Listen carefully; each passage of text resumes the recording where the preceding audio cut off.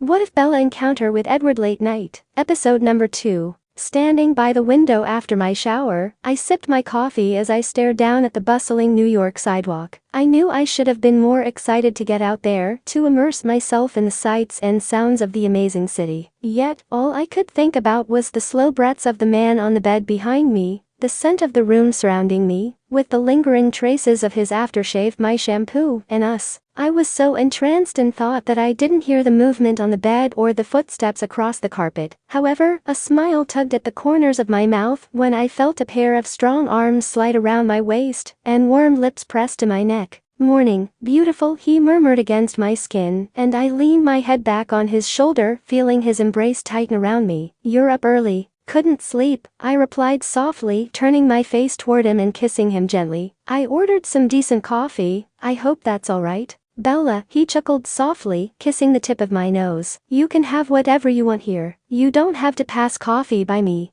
I gave a small laugh, my eyes falling down to my mug, taking a sip, and then glancing out the window again. "So, what do you want to do today?" he asked, his cheek pressing against mine as we rocked gently in place. "If it involves leaving this room, nothing," I replied honestly, setting my coffee on the table and resting my hand on the terry cloth covering his arm, hugging it against my middle. "There's nothing out there that could interest me more than what I have right here." "Baby, what's going on?" he asked worriedly, turning me slowly in his arms and linking his hands behind my back. I shrugged slightly, staring at his chest and tracing the light dusting of hair where his robe parted with my fingers. He gently tugged my waist, and my eyes rose to meet his, sighing when I saw his eyebrows raised questioningly. "I just don't want to waste any of the time I have here with you," I said softly, my arms sliding around his neck and bringing his lips to mine, kissing him urgently. His arms tightened around me, his lips parting in responding to the kiss, and I moaned against them. I felt his hardened length against my abdomen, and I pressed my body more firmly to his, raising up on my toes to bring myself closer to him. "Bella," he mumbled against my lips, his hands moving to rest on my sides, and I reluctantly broke the kiss. "We're not going home tomorrow, and I have no intention of leaving your side any longer than necessary for the next 6 days. But if we spend all week thinking about Saturday, we're going to miss out on a lot, so let's not think about it until the time comes, alright?"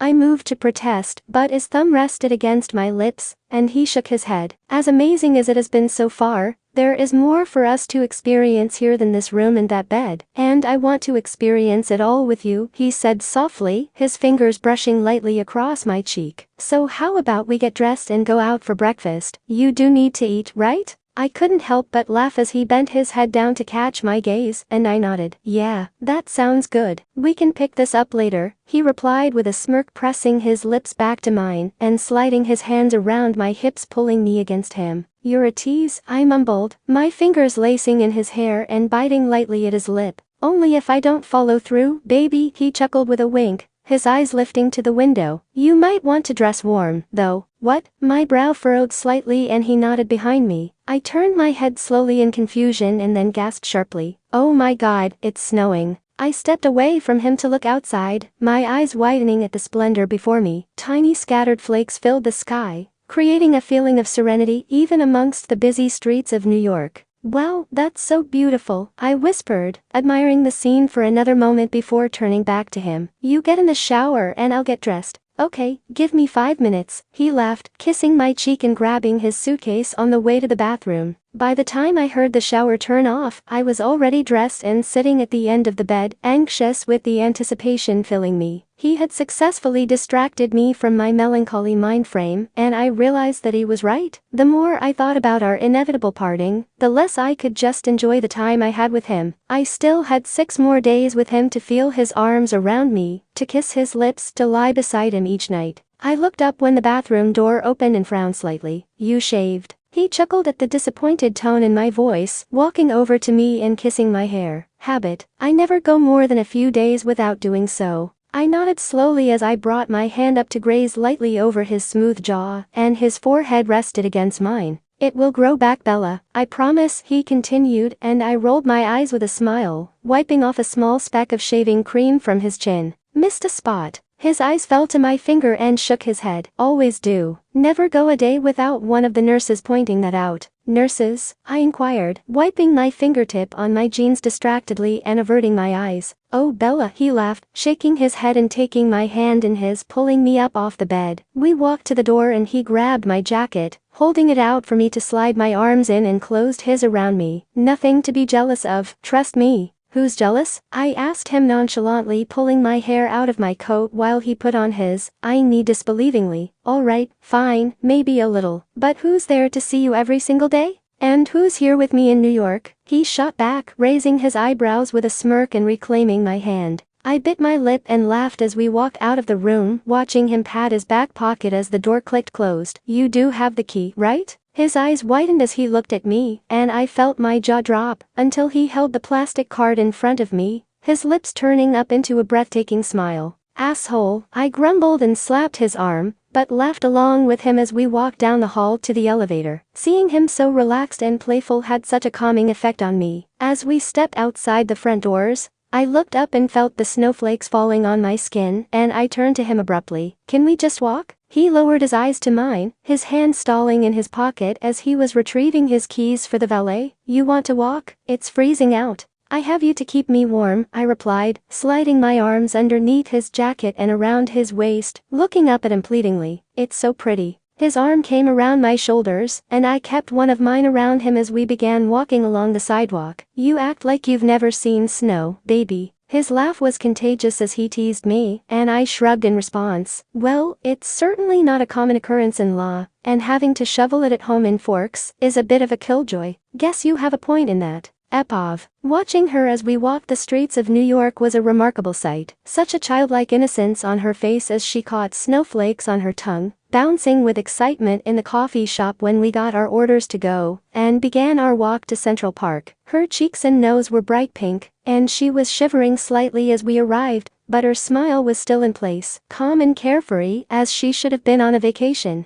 Seeing her like that was a relief after the way the morning had started. The despair in her voice and face was unmistakable, as I could almost see her already counting down our time together. I couldn't bring myself to even think about the temporary nature of it all, and judging from the look on her face as we walked hand in hand through the massive expanse of the park, I could see that it was the furthest thing from her mind at the moment as well. I've always wanted to see this, you know, she spoke suddenly, breaking me out of my spellbound daze. Central Park covered in snow. It is quite beautiful, isn't it? I replied and she looked at me, letting go of my hand. Well yes, it is. But not for that, she said with a mischievous smirk, bending down to grab a fistful of snow, and packing it between her gloved hands. You wouldn't, I gasped with wide eyes. Want to try me? She giggled as she began walking backwards away from me, and then tossed a loose snowball at my chest. I gasped slightly in surprise, glancing down to the splattered snow on my jacket. My eyes rose slowly with a raised brow to catch the playful glint in hers. Okay, Miss Washington, you've had it, I teased, grabbing snow into my hand and stalking toward her slowly. You don't mess with a Chicago boy when it comes to snowball fights. She shrieked a laugh and began running as I hurled it at her, striking the seat of her jeans. Ah, shit. We continued throwing and dodging each other's hurdles, receiving numerous stares from the other visitors to the park that day, but I barely noticed. I hadn't felt that relaxed and happy in so long, and it only increased by the sight of Bella's smile and the sound of her laughter. Never, in all the times I'd seen her over the previous couple of months, had she looked so beautiful. No, Edward, don't, she squealed as I caught her around the waist with more snow in my hand. Do you surrender? I murmured in her ear, brushing my lips lightly against her skin. Yes,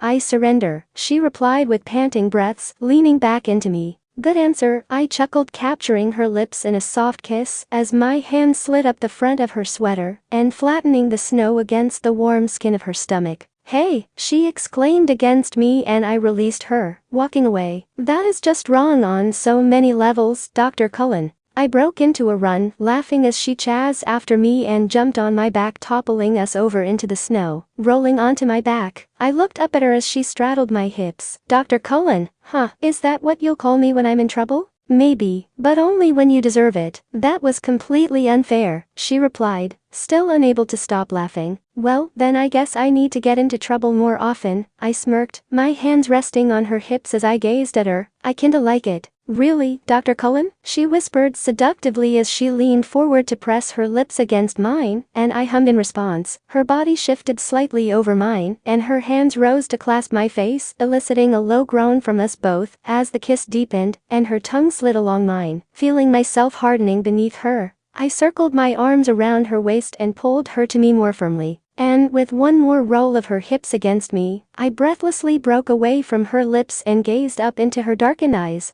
I ran my hands along her sides and gently kissed her again, attempting to calm us both. We should probably get back to the hotel for some dry clothes and to warm up. I think I would have to agree with you. I'm freezing, she laughed against my lips, but her voice still held that trace of arousal. Standing up with me, she began brushing off the snow from her clothes and looked up to me again. Hypothermia might put a damper on things, huh? I wrapped my arm around her, holding her close to my side as she shivered against me, yet her smile remained in place all the way out of the park, and through the whole ride back to the hotel, not once protesting against my insistence on a cab. See, we should have taken my car. She shook her head and looked up at me, sliding her arm around my abdomen. I couldn't do this if you were driving. Her lips rose to mine and her leg draped over my lap, kissing me gently but passionately. I wove my hand into her dampened hair, tilting my head slightly to deepen the kiss, until the cab driver cleared his throat. Looking up, I saw that we had arrived at the hotel, and I released Bella, retrieving my wallet to pay him. She began giggling as we walked away from the car, continuing while we waited for the elevator. What's so funny? I asked with a slight chuckle in my own voice, though mine was slightly confused. Think about it, Edward, she started and took my hand. We just got called on making out in the back of a cab like a couple of teenagers, after having a snowball fight in Central Park. What's not funny about that? I rolled my eyes with a laugh as we stepped into the elevator, pressing the button for our floor. You started it, both times. I didn't hear you complaining either time, she replied at my juvenile response, placing her hand on my cheek and pulling my lips to hers. I groaned softly as her arms slid around my neck and her body pressed firmly to me,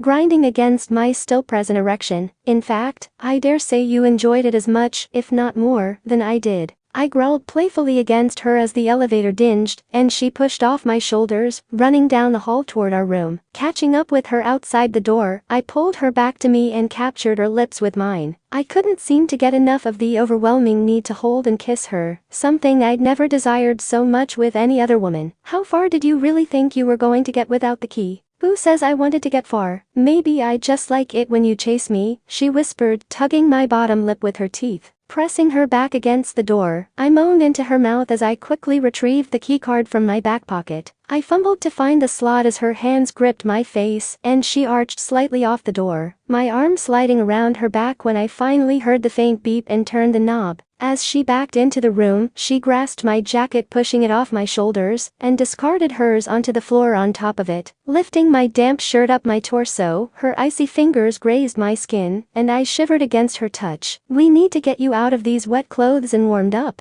I'm working on that, she mumbled against my lips, and then gasped as my hand met the still chilled skin of her back. Holy shit, your hands are freezing. So is your skin, I replied, removing her shirt and lifting her up into my arms, her legs wrapping around me as our kiss grew more heated. I carried her into the bathroom and reached into the shower to turn the water on, feeling her hands leave my face and reach behind her to unhook her bra. Tossing it aside, her feet lowered from around me to the floor, and her fingers hurriedly unfastened my pants. The steam from the shower began clouding around us as we both worked each other out of our remaining clothing and stepped under the pulsing streams. Her nails dragged along the skin of my shoulders as our lips met again in a hungry kiss. My need for her was becoming excruciating with each passing second as her body pressed against my erection. Sliding my hand between us, her moan resonated off the walls as I massaged her clit, and her hips bucked against my touch. Take me, Edward, she growled, gripping my hair tightly with a feral look in her eyes. Her lips parted as my fingers thrust inside her, and I smirked at her frustrated groan. Fuck me, now. Turning us with my back to the stream, I spun her in my arms and grasped her breasts in my hands. Taking her lower lip between my teeth, I pressed my erection against her, and she ground her ass back. Like this, baby? Yes, she panted, reaching her hand back to grip my hip.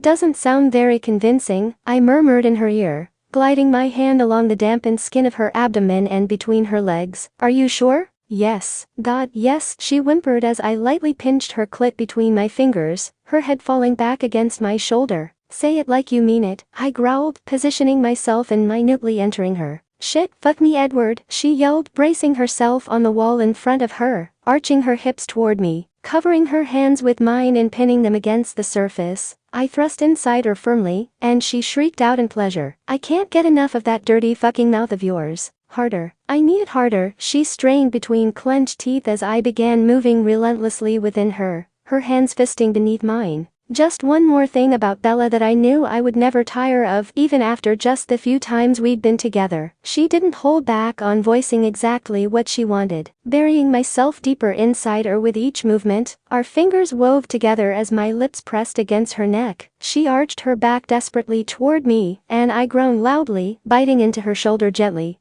Yes, yes, yes, yes, she cried out tightly with each thrust, and I felt her beginning to clench around me, her legs trembling. Come, Bella, fucking come, I growled, gripping her hands securely with mine. Oh fuck, shit, she screamed, leaning her forehead against the tile, until her body went rigid and she came around me, panting heavily with each wave, her fingers splayed on the wall while mine tightened in restraint. As her orgasm began to subside, her head fell back against me and turned to kiss me firmly. Her tongue grazed my lower lip before biting down on it lightly, and I groaned in response. Fuck, Bella, turn me around, she growled insistently, and I opened my eyes to look at her. Her wet hair clung to the skin of her face and neck, and she gazed at me with a fire in her eyes I had never seen before. I released her hands and stepped back from her, turning her to face me again. Now kiss me. Sliding my arms around her waist, my mouth descended to hers, and I felt her foot running along my calf. Her hands held my face as our tongues met, and a soft whimper sounded in her throat as I pulled her against my aching length. Tugging gently on my lips, she broke the kiss and opened her eyes to gaze into mine. There's something I want to do, she said in a deep, sultry tone, her fingertip running seductively along my cheek to my neck, her eyes lowering to my lips and licking her own. She looked so raw and sexy as her hands slid between us, down my chest and abdomen until I felt it wrap around me, gliding it slowly along the skin. I got mine, you get yours.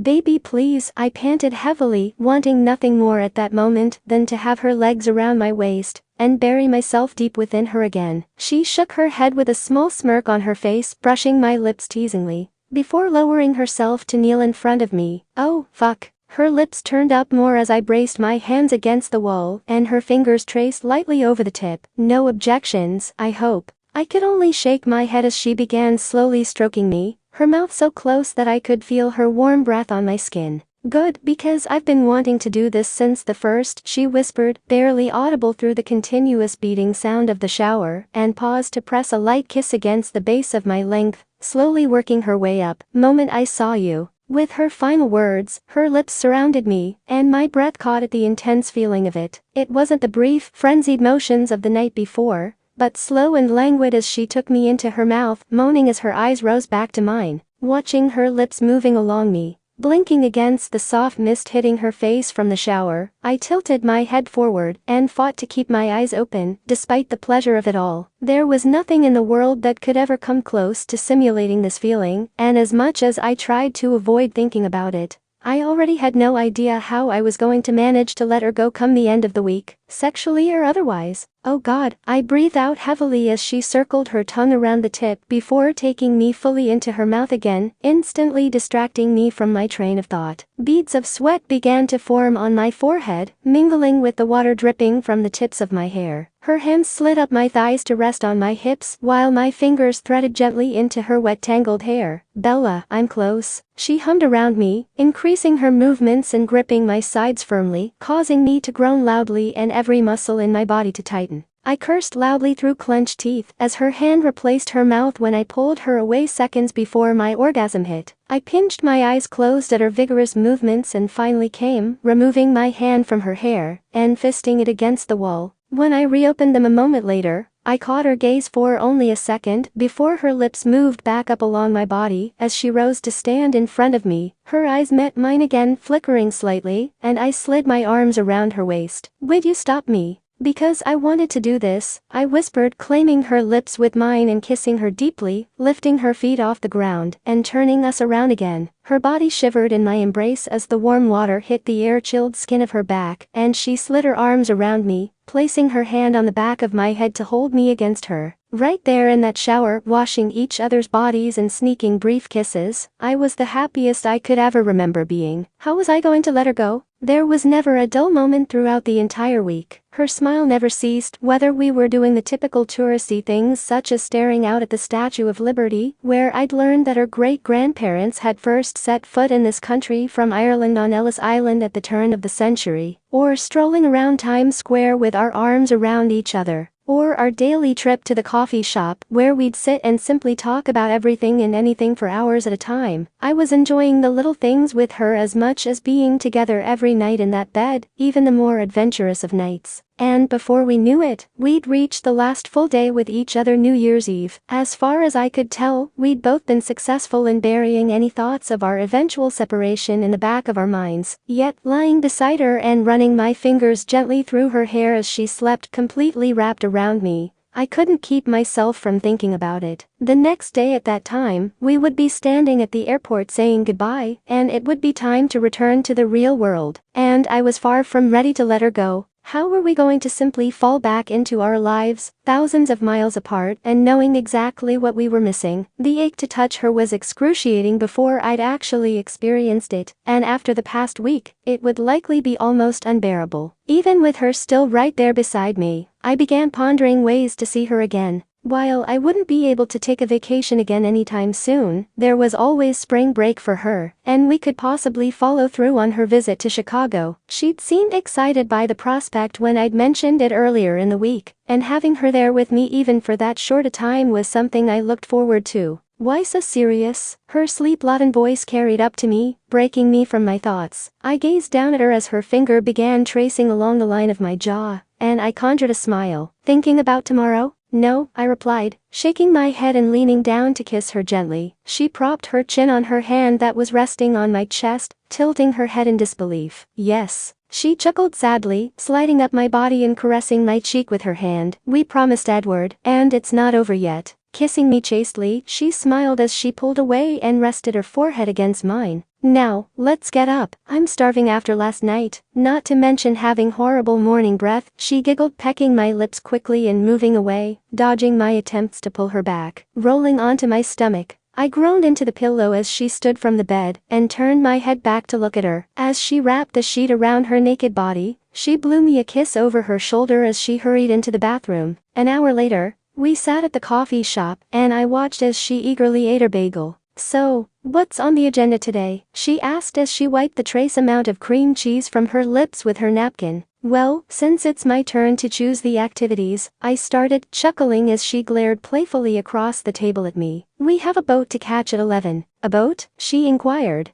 her forehead wrinkling in confusion. "Yes, now come on, we don't want to miss it," I replied, standing up and taking her hand. "You realize it's freezing out, right?" she argued, and I looked down at her, quirking an eyebrow. "Don't even start on my sleeping habits." I stood behind her at the railing, my arms around her waist and my chin resting on her shoulder, as we gazed at the incredible view of Manhattan. The cold wind blew against her face, causing her nose and cheeks to redden, and her eyes closed as she rested back against me. "You want to go inside?" I asked quietly, pressing my lips against her shoulder. She shook her head slowly and opened her eyes, but didn't look over to me. Instead, her gaze remained locked on the scenery in front of her. She was silent for several minutes, running her gloved hand along my arm, and then pressed it more firmly against her. "I don't want to go back," she spoke suddenly, leaning her head to the side to rest against mine, while still keeping her eyes forward. "We have to, baby," I whispered as I raised my head, pressing my lips against her hair. "You have school and I have work, all waiting back home for us. We'll see each other again soon, I promise." She finally turned her head to look at me, her eyes gazing intently into mine. "Getting on that plane doesn't end this." Her tone as she spoke surprised me. It wasn't a question, nor was it a demand. Soft, yet firm. It was a request for affirmation from me. No, getting on that plane doesn't end this. I agreed, and her hand reached back to my cheek, guiding my lips to meet hers. A huff from behind us reminded us that we weren't alone, even though the kiss was exceedingly innocent in comparison to what we were capable of even in public. Glancing back, we saw an elderly woman quickly look away and move to the railing several feet down. Bella turned to lean her back against the metal bar, sliding her arms around my waist and gazing up at me. This view is far more appealing than a bunch of buildings.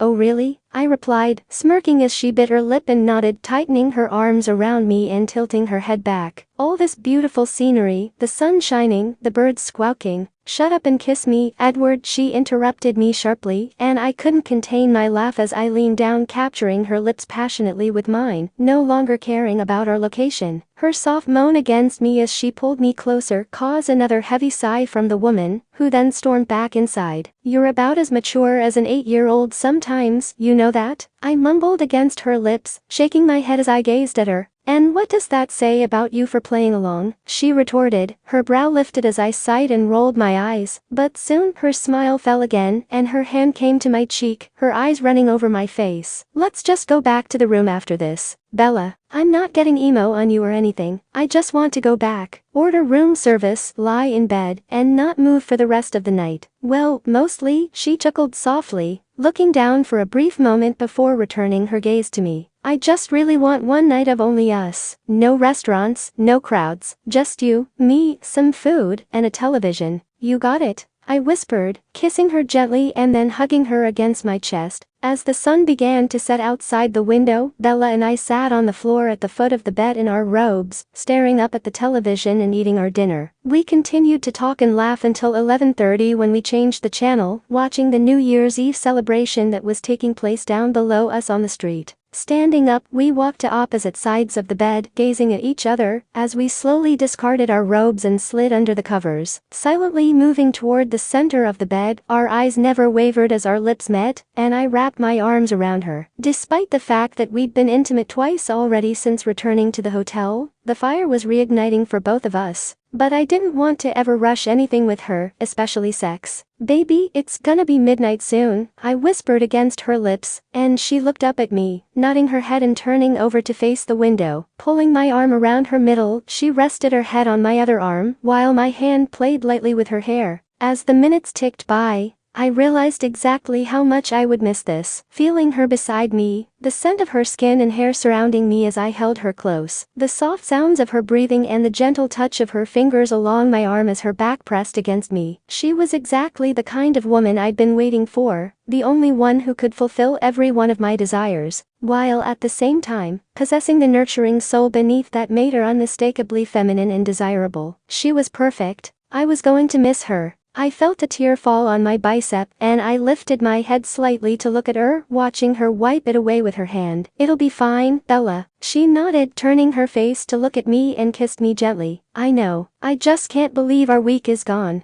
I pressed my lips to hers, pulling her back against me more securely, and her head rested back on my shoulder. I felt her fingers in my hair as her tongue slid between my lips, grazing mine and anxiously returning my kiss. Our breaths became heavy and our bodies heated quickly, and we parted with our foreheads resting together. Come to Chicago for spring break. Her fingernails traced lightly down my neck as her eyes searched mine, slowly twirling a piece of my hair. You're serious? Extremely, I whispered, brushing her lips lightly with mine and gazing into her eyes again. Will you at least think about it? Yes, she replied distractedly with a slow nod, her hand halting on my neck before she blinked and shook her head. I mean, yes. I'd love to. I'll be there. I smiled, burying my face in her neck and holding her against me, feeling her lips press against my hair. One condition, she said, and I brought my eyes back to hers. I buy my ticket, since there's more notice next time. Deal, I laughed with a nod. 10-9-8-7-6. The countdown began on the television and her fingers laced with mine underneath her head while her other hand traced my cheek. 5-4, she whispered softly, inching closer to my lips. 3-2, I continued, feeling her gentle breath ghosting over my skin. 1, Happy New Year, we said in unison and our lips sealed together in a passionate kiss. Happy New Year. My heart was racing as those last few seconds passed, my breath staggering as our lips inched closer. I didn't want midnight to arrive, regardless of how tempting his lips were, or how much I ached to feel them against mine. With it came the dreaded day I wished would never come. Friday, January 1st, 2010. Turning in his arms, I melted into his kiss and pulled my body closer to him, desperate to feel him against me once more. I couldn't close my eyes even if I'd wanted to, my subconscious determined to soak up every last moment I had left with him. We only had 7 hours before we had to be at the airport, and then he had the long drive back to Chicago before returning to work on Saturday morning. We needed to get some sleep, but I couldn't let him go yet. The entire week had flown by in a flurry,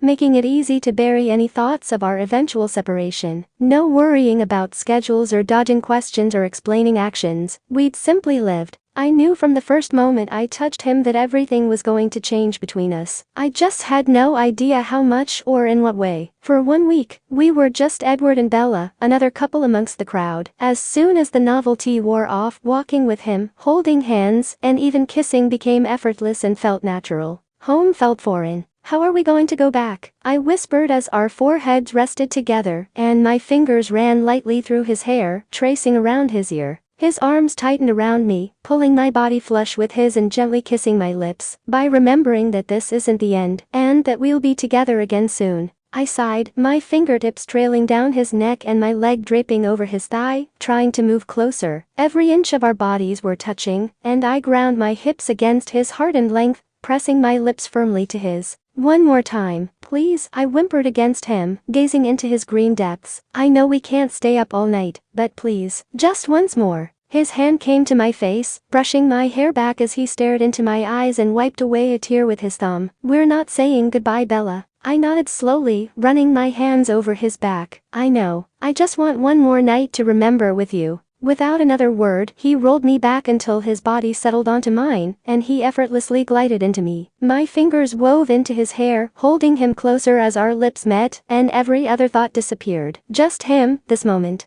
I had changed so much in that week. I'd never felt as close to someone as I felt with him. He was everything I could have wanted in a man. He was sweet and tender in moments when I just needed to feel him with me, passionate when I needed my wildest fantasies fulfilled, light and fun-loving when I simply needed to relax. And I found that I couldn't help myself. I'd fallen deeper for him than I'd ever thought I could. My eyes pinched closed, and I kissed him deeply as his body moved against mine, working me closer to orgasm with every thrust. I was in love with him, and the following day, I had to let him go. Sitting in his car at the airport, I felt frozen in my place. My hands shook, and the tears fell freely down my cheeks with the weight of my realization from the night before. More than ever, I simply wanted to remain in that car and leave with him, never setting foot in law again. I'd felt true happiness for a full week, something I knew that a telephone or even a webcam could never replace. Baby, you need to check your luggage, he said softly as his hand reached over to cover mine, giving it a gentle squeeze. I nodded distractedly,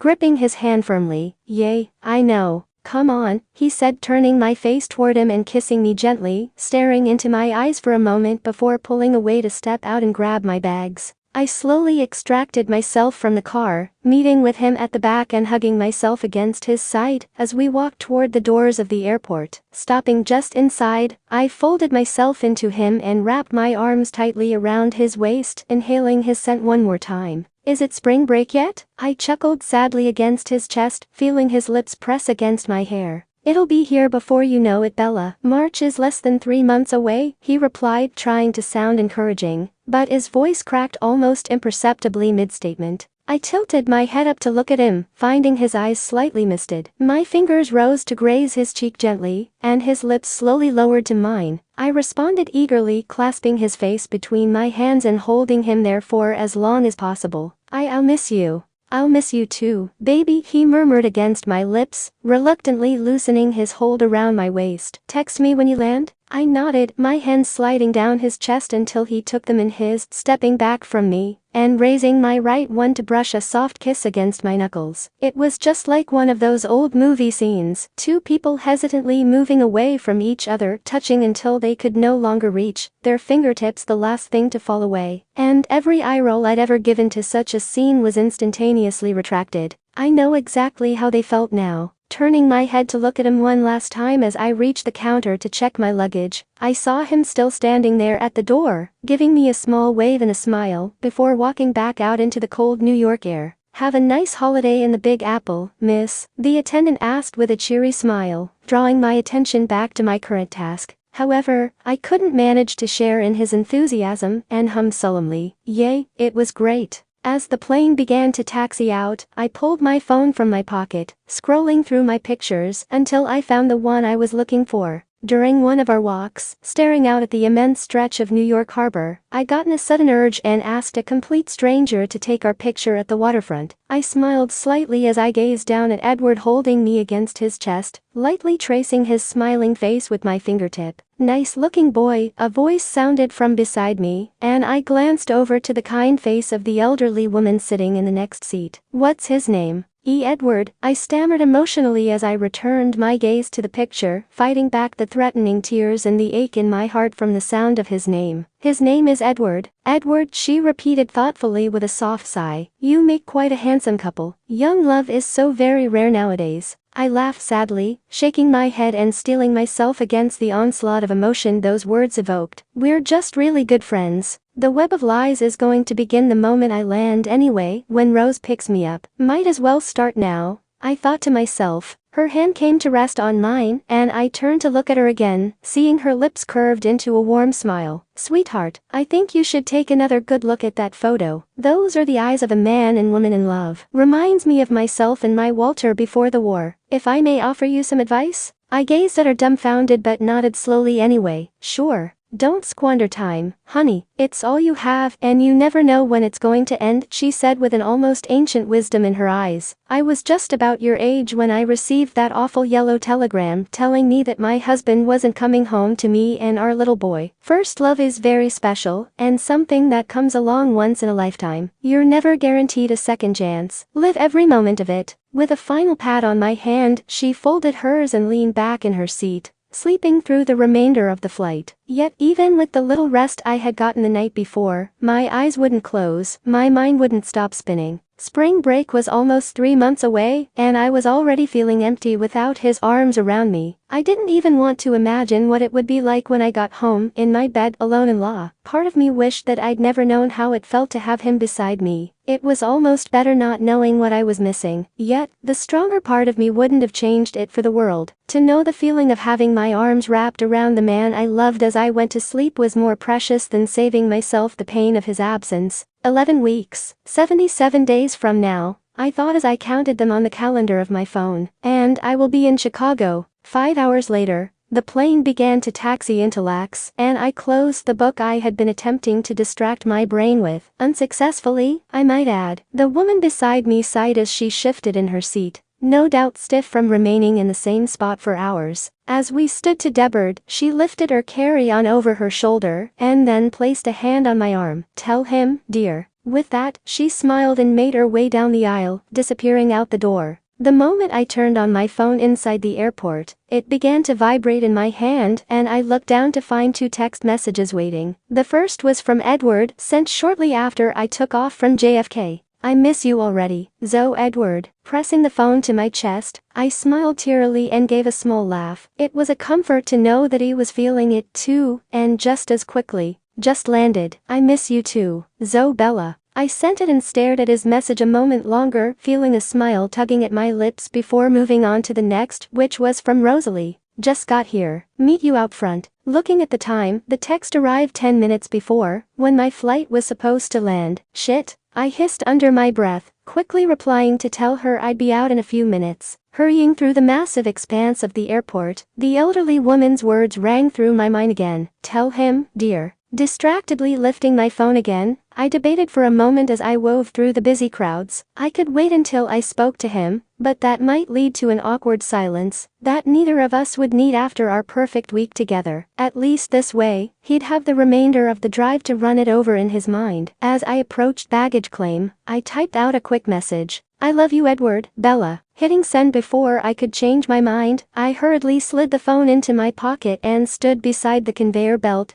bouncing impatiently with the knowledge that Rose hated to wait. Bella. I heard my name called and my head shot around, looking for the source until I spotted the unmistakable blonde locks of Rosalie coming toward me. So, how was New York? My eyes widened as one of her perfect brows lifted, and her arms folded expectantly over her chest. I took a deep breath and forced a smile. What are you talking about? First of all, Bella Swan, you are a horrible liar, and I'm not even sure how you got away with it for this long. Second, the most recent flight in from Seattle landed over 30 minutes ago, and I was waiting over there, while you are over here under a sign for a New York flight. And third, she paused, pulling her phone out of her jacket and holding it up to me. Who the fuck is Edward? I gasped and my hands rose to cover my mouth, as clearly displayed before me was my last message, meant for Edward. You have some secret boyfriend or something? She exclaimed, sliding the phone into her pocket and resuming her interrogative stance. I felt my face burning as I lowered my eyes, collecting myself as my worst nightmare took shape. No, not exactly. Alright? So, what exactly is it? You just went traipsing off to New York with some random guy then? She snapped angrily, and I shushed her as people began to stare. This is going to give your father a heart attack. No, it won't. Because my dad is never going to know about this. Neither is Alice. And it wasn't just some random guy either. I replied stiffly, my posture tensing as I turned my gaze to the conveyor belt and looked for my bag. Okay, so not only do you want me to lie to your father, but now Alice too. She whispered harshly, her hands resting on her hips. Who the hell is he? I'm not asking you to lie. I'm asking you not to say anything at all. And can we not discuss this right now, in the middle of the airport? I replied brusquely, glancing at her from the corner of my eye. She huffed heavily and pursed her lips, turning on her heel and calling back to me over her shoulder. I'll be out front with the car. As soon as she was out of sight, I released a long shaky breath and dug my phone out of my pocket, dialing the only person that I knew could calm me. Edward, I'm in trouble. Epov. As I pulled into the rest stop just over the border of Ohio to grab a coffee, my phone buzzed in my pocket with a message from Bella. Just landed. I miss you too. Zoe. Bella. I smiled at her simple words, allowing them to fill me with relief. She was home and safe, and already missing me, as well. Nothing had changed or disappeared just as we promised. However, while I stood in line for my coffee, my phone sounded again, with her ringtone filling the air. Hey baby, I said softly, not expecting to hear her voice again until I got home, but quickly realizing how much I needed to. Edward, I'm in trouble. Her trembling tone instantly sobered me, and I felt my body stiffen in worry. Bella, what's wrong? I asked urgently, clutching my phone tightly in my hand as a million different scenarios began racing through my head. What could possibly cause her to sound this way? Had no one been there to meet her? Was she hurt? My train of thought was broken as she let out a shuddering breath. Rose knows. I could hear the tears in her voice and my eyes closed, wishing more than ever that I could be there to comfort her, while also relieved that she wasn't actually hurt. Rose knows what, baby? Everything, about you, us, everything. She spoke so quickly, her voice was shaking more with every word as she ran out of air. Okay, take a deep breath, Bella. It's going to be alright, I replied calmly, attempting to relax her. No, it's not. You don't understand. There's no way I can explain this to her that will make it alright. Then I'm going to have to tell Alice. And my dad. Oh my god, my dad. She panted heavily, on the verge of hyperventilating. I wasn't ready for this yet. I have no idea what I'm going to say. Listen, I said softly, taking my coffee and began walking out to my car. She doesn't need to know the exact details of how we met. Just tell her that we met online, we've been talking for a few months, and leave it at that. That won't make it any better. She'll think I'm even more insane for running off to meet a guy I found online. She sighed heavily, and I could picture her hand running into her hair and clenching it tightly in her fist, the way she always did when she was exasperated. It's not that uncommon anymore, baby. People do it all the time, I replied as I leaned back against the hood of my car. Obviously, I'm not some psycho, since you're safely back home. You're a grown woman. What more could she possibly say? Yeah, people, not me. And she knows this, she huffed into the phone. And believe me when I tell you that Rose can always think of something to say. They were going to have to find out sometime, right? If we plan to continue this, I asked, silently dreading that she now might be regretting everything between us. That reality had caught up with us already, and we hadn't even been apart for a full day yet. How did she find out anyway? The line was silent for a moment, and I thought the call had dropped until I heard her sigh. There was no flight in from Seattle when she arrived to pick me up, and I accidentally sent her a text that was meant for you, because I'm a massive fucking idiot trying to text while in a hurry. What did you say? I asked, genuinely curious as to what she could have sent that would alert her friend in such a way. I can't exactly remember. It wasn't important, but it had your name in it. Bella, you don't even fib well. I laughed slightly at her stammering voice and shook my head, hearing her sigh heavily through the phone. Just don't worry too much. Everything will work out, and I'll be home later tonight if you need to talk, okay? I'll call you if it's not too late. Just call. I don't care what time it is, she said, and I heard her grunt faintly as she no doubt lifted her suitcase. I want to hear your voice before I go to sleep, since I can't have you with me. Alright, baby, I'll call, I replied in a calm voice, and I could almost hear her smile as she breathed out slowly. Wish me luck, she said nervously as the sound of voices moved around her. Good luck. I'll talk to you tonight. I said and heard her soft bye before the call disconnected. Tossing the phone into the passenger seat, I lowered myself into the car and made my way back onto the highway. As I set the cruise control, my thoughts wandered again to all that had happened over the last week. I just had the most amazing time of my life with the incredible woman who was again thousands of miles away from me. It had taken everything in me to get out of bed that morning, her naked body pressed firmly against my side from our passionate encounter the night before. I'd had every intention of making love to her one last time before we had to go to sleep, but the imploring look in her eyes urged me on even more. As I entered her, we both released soft sighs as our gazes met just before our lips did. It was the most intense feeling I'd had all week with her, knowing this would be the last time I'd touch her this way for almost 3 months. Feel her breath on my skin and her fingers in my hair, softly moaning my name as I filled her again and again. Oh God, Edward, I heard her strained voice in my ears even now, as if she were sitting right next to me, or we were still in the haven of that hotel room. Her body convulsed beneath mine as her orgasm ripped through her, a guttural groan rumbling deep in her throat, and her hands moved to grip my shoulders tightly. She felt so good around me. I hadn't wanted it to end. However, I couldn't hold back anymore either, and I bit lightly into her neck as I came, her back arching in response and gasping with each thrust. I shifted in my seat, feeling myself harden at the mere memory of that last time with her, and the faint mark on her lower neck that I'd noticed that morning when I woke up. Not now. I still have over 7 hours left in this car. Think of something else. That woman had come to mean everything to me. Every one of my thoughts and actions revolved around her, and I couldn't deny that similar thoughts to hers had crossed my mind as well. Regardless of how much I tried to calm her when she'd questioned me the night before, I couldn't help but wonder the same thing. How were we simply going to go back to the way things had been before New York? Before we knew how good we were together, how easy things had been between us? Were things now going to be awkward once we returned to our old rituals? Aside from that, I began to wonder exactly where we stood now. Were we still only exclusive internet lovers? Through the entire week, I hadn't thought once about that aspect, but at that moment, it wouldn't leave my mind. She was so much more than that to me. Leaving her at the airport had been the most difficult thing I'd ever done. I forced a smile when she'd turned to look back at me, and then had to walk out that door quickly before I ran back to stop her, begging her to come to Chicago right then and there and never let her go. I wouldn't allow myself to think of how easy it would be for her to transfer to UOC for her last semester, and we'd never have to be apart again.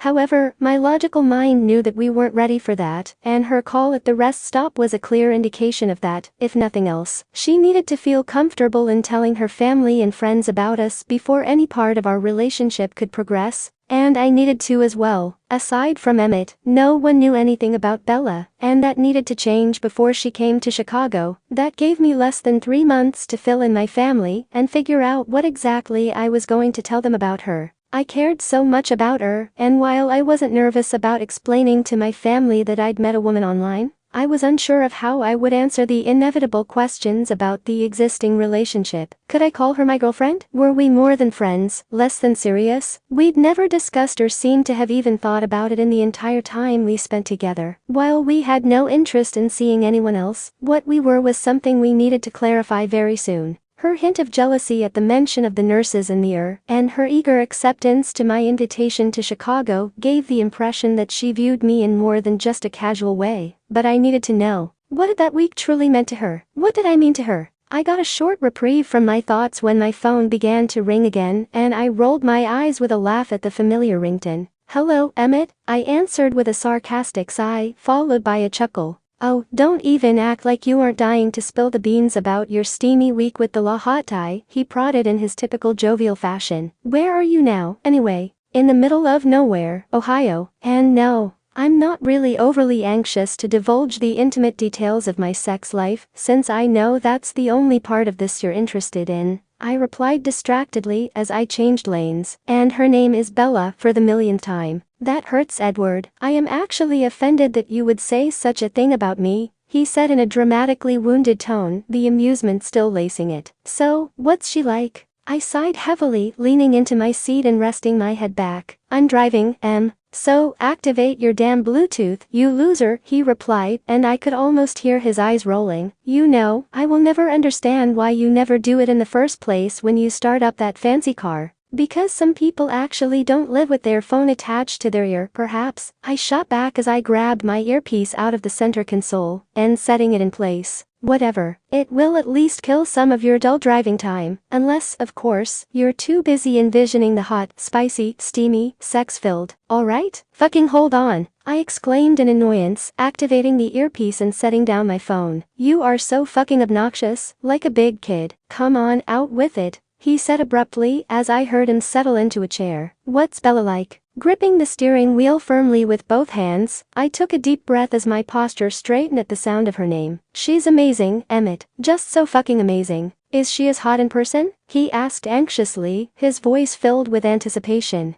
"Damn it, Em," I groaned in irritation. I really needed to quit falling prey to these things with him. "Dude, she didn't send you a picture of someone else, did she?" "Shit, I read some fucked up stories on that type of thing on the net, and I saw her through a webcam. Numbnuts. Kinda hard to doctor that." I shut back, interrupting his absurd statement. "Holy fuck, never took you for being into that kind of freaky shit." "Nice," he chuckled, and I could see the Cheshire grin on his face in my mind as he spoke. "Keep your mind out of the gutter," I growled warningly. "Too late, man. Already there and rolling in it," he laughed loudly, and I drove my hand into my hair. "So, quit dodging. Was she hot?" "No, she wasn't hot, she was fucking beautiful," I corrected him. "Whoa, someone's a little touchy there. I take that as meaning it was a good week?" he asked, his voice lowering slightly. "Yeah, it was a phenomenal week," I replied distantly as the memories of it bombarded me again. "Best week of my life." He was abnormally quiet, with only the sounds of his breathing coming through the phone, until he suddenly broke the silence with a boisterous exclamation. "Holy fucking shit, man, you really like her, don't you?"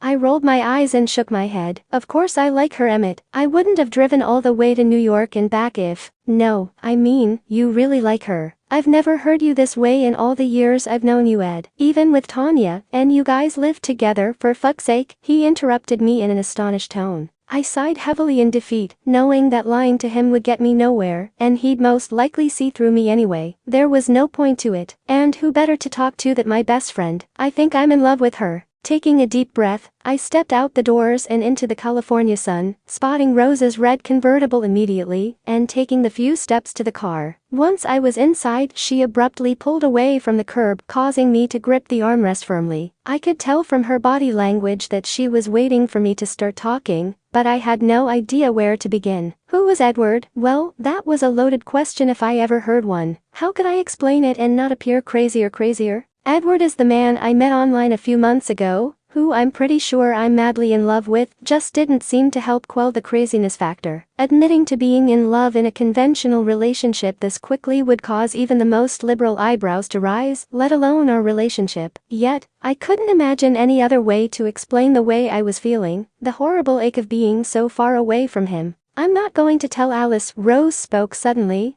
her eyes fixed on the road in front of her, "or your dad. It's not my place." "But Bella, why didn't you just tell us? It's like you're ashamed of it or something, and that's not the least bit reassuring." I glanced over at her briefly before gazing back out the window. On reflection, I realized that was exactly how I'd acted, both in the past and at the airport. However, of all the ways I'd imagined anyone finding out about Edward, a misdirected text messages was not one of them. I'd wanted to be fully prepared to face it, not blindsided by an abrupt confrontation, and having it happen with Rose probably wasn't the best case scenario. I'm not ashamed. It's just hard to explain, I replied, hugging myself tightly around the waist. Why don't you try me? She retorted tensely through clenched teeth, finally looking over to me for the first time. Because you'll freak out and I'd rather not do it while you're driving. I tried to reason with her to buy me at least a little more time to collect my thoughts. I'm not the freak-out queen. That would be Alice. And why would we freak out, anyway? We've been trying to get you out there meeting people forever now, she rambled, pressing her palms against the steering wheel, as her fingers flexed. Rip the band-aid off, Bella. I kinda met him online, I said quickly, giving a slight yelp when her hands abruptly gripped the steering wheel, and her horn blared as her thumbs hit the buttons. No freaking out, remember?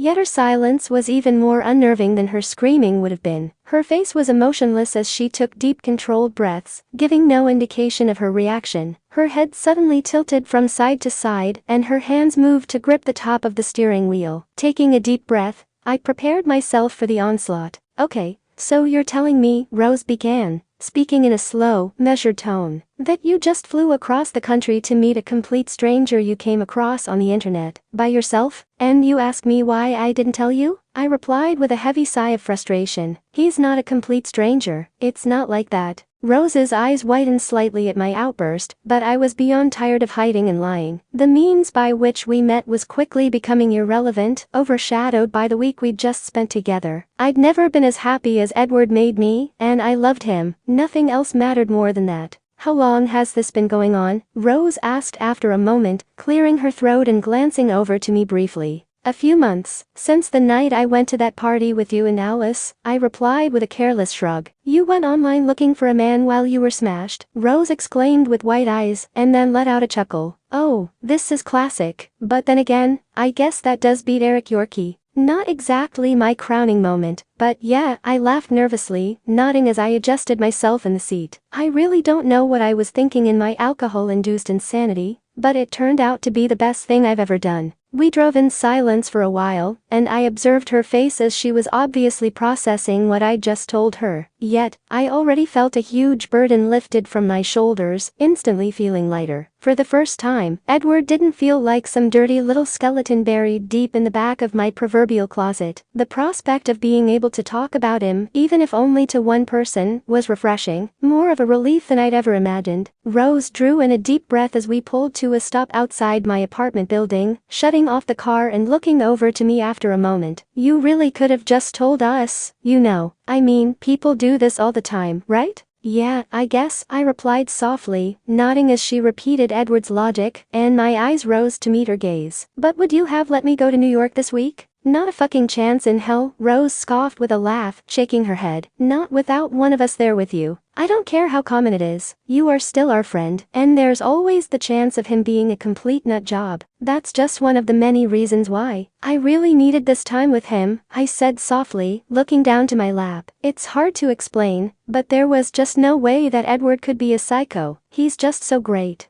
Well, how about we go upstairs, make some coffee, and you can tell me all about this great Edward, before I have to go meet Alice, she replied, reaching into the back seat for my carry-on and exiting the car, before I could even respond. Here goes nothing. Holy shit, Bella, Rose exclaimed from the couch as I poured 2 cups of coffee in the kitchen, her white eyes locked on the screen of my phone. I think I'm gonna need a link to that website if there's men like this on there. I think I just got lucky, Rose, I laughed nervously, praying that she wouldn't press the matter. And you've never had problems in that area, unlike some of us. Yeah, right, she scoffed as I settled beside her, folding my legs under me as I took a sip of coffee, and she held the phone out to me. Did I mention holy shit? Glancing at the screen, Edward's smiling face stared back at me. My heart constricted from missing him, but the corners of my mouth lifted slightly as I gazed at him, while also amused by her reaction. The picture doesn't do him justice, believe me. Well then, be still my beating heart because he is fucking gorgeous. And a doctor at that? She replied, turning the phone back to her and shaking her head in disbelief. Guess I'd want to keep him all to myself too. That wasn't why, but yeah, I was pretty speechless myself when I first saw him. I smiled shyly, setting my mug on the table. And even that was through a webcam, which never gives a truly accurate display. Webcam, huh? Rose smirked suggestively, handing my phone back to me, and I felt the heat building in my face. So, what the hell is he still doing in Chicago? Or better yet, How did you even get on that plane? If that was in New York, believe me, I would not be 3,000 miles away. I'd still be tapping that. Rose, I groaned, burying my face in my hands while she laughed beside me. Suddenly, it seemed as if maybe Alice would have been the better person to find out about this. Taking a deep breath and compassing myself, I let my hands fall and glanced over to her again. It's only been a few months. We can't just uproot our lives yet. I still have another semester left of school, and he's got his job. It's not that simple. Bullshit. You love him, right? She replied, and I took a deep breath, nodding slowly. And he loves you? I don't know. I mean, we haven't really discussed anything like that, I mumbled, shaking my head with my eyes downcast, picking at a loose thread on the couch. Wait a minute, she exclaimed sharply, turning in her seat to face me fully. That text was the first time. Yeah, kinda. Are you crazy? She asked, smacking her hand on her forehead. You best thank your lucky stars that it went to me instead. Then, that is the absolute worst way to tell someone how you feel. Why didn't you just tell him in New York? I sighed heavily, tears forming in my eyes as I realized that she was right. If Edward had actually received that text, I would have appeared like the biggest coward in the world. I wasn't thinking, Rose. I guess I was scared. I've never felt this was about someone before. He's just so amazing. I don't want anything to ruin it. I know he cares about me, but what if it's not like that for him yet? Rose pressed her fingers to her temple and closed her eyes, taking a long draw of breath. Okay, so, you've met this amazing man, who brought you to New York on a moment's notice for New Year's Eve, no less. Treated you like a fucking queen for an entire week, from the sounds of it. She paused, opening her eyes to look at me, and I nodded in agreement. And in your words, gave you the most incredible time of your life, and I don't think we're just talking about skipping through the tulips here. And you're really worried about how he feels about you, now. It's kinda fast, isn't it? Even if we'd been dating face to face all this time, we would still be in the epic male freak-out stage of our relationship, I replied with wide eyes, slightly astonished by her response. Bella, there's no set timescale for these kinds of things, they just happen. And if you really love him, he deserves something much better than an impulsive text message, she said pointedly, her eyes gesturing to my phone sitting between us. A man like that certainly wouldn't need to travel halfway across the country for sex. Rose, I gasped, my eyes widening even more and my cheeks flushing. Do you really think I'm stupid? I can't imagine that you spent night after night in a hotel room with this sinfully handsome man, playing checkers, she replied, rolling her eyes dramatically. Besides that, it's so obvious. What? How? When was the last time you got laid before this, Bella? I rest my case, she said before I could reply, and I rested back heavily on the couch. You have been so uptight since the day I met you, and now you're just different. You're far too relaxed, especially given this situation here. Telltale sign of a woman who's had her body properly worked. So, what's your point, Rose? I sighed exasperatedly in an attempt to sway her away from that particular topic. My point is, she started, leaning her arm on the back of the couch. If that was all he wanted, he could have easily gotten that in Chicago, without the expense of a last-minute trip to New York during the holidays. You need to tell him, Bella. You two are planning on seeing each other again soon, right? Yeah, well, I mean, I'm hoping to get out to Chicago for spring break, I replied, trying to shrug it off casually. Oh no, that won't do. You need to clear this up before then. Can you call him? Looking down at my watch, I shook my head and ran my free hand through my hair. No, he's still got a few more hours on the road, but he's supposed to call when he gets home. Perfect. Gives you time to prepare then, Rose smiled, lifting herself off the couch and grabbing her purse. What, tonight? I exclaimed, watching her as she walked toward the door. Grab the bulls by the horn, Bella. You were ready to tell him in that text, so what's the problem? She replied over her shoulder, and I rose from the couch to see her out. Stepping out into the hallway, she paused momentarily and turned back to face me. But don't you dare think you are going to Chicago alone. I'm going to meet Mr. Wonderful and see with my own two eyes the man who successfully swept my best friend off her feet, where so many others have failed. Rose, I groaned in a warning tone. Don't worry, I am quite positive they have hotels in Chicago, she retorted sarcastically, rolling her eyes. I may be glad you're finally getting some, but I do not want to listen to it. Epov. Once I got Emmett to shut up about my sudden revelation, I was finally allowed to focus on the task at hand, getting home to call Bella. Although I was slightly nervous about the frame of mind she would be in following her talk with her friend, I was also anxious to hear her voice again. Em had told me, in no uncertain terms, that I was an idiot for allowing her to board that plane, without telling her how I felt about her, and I honestly couldn't have agreed more. I had 3 months before I would have that opportunity again, and I wasn't sure that I could wait that long, nor should she have to.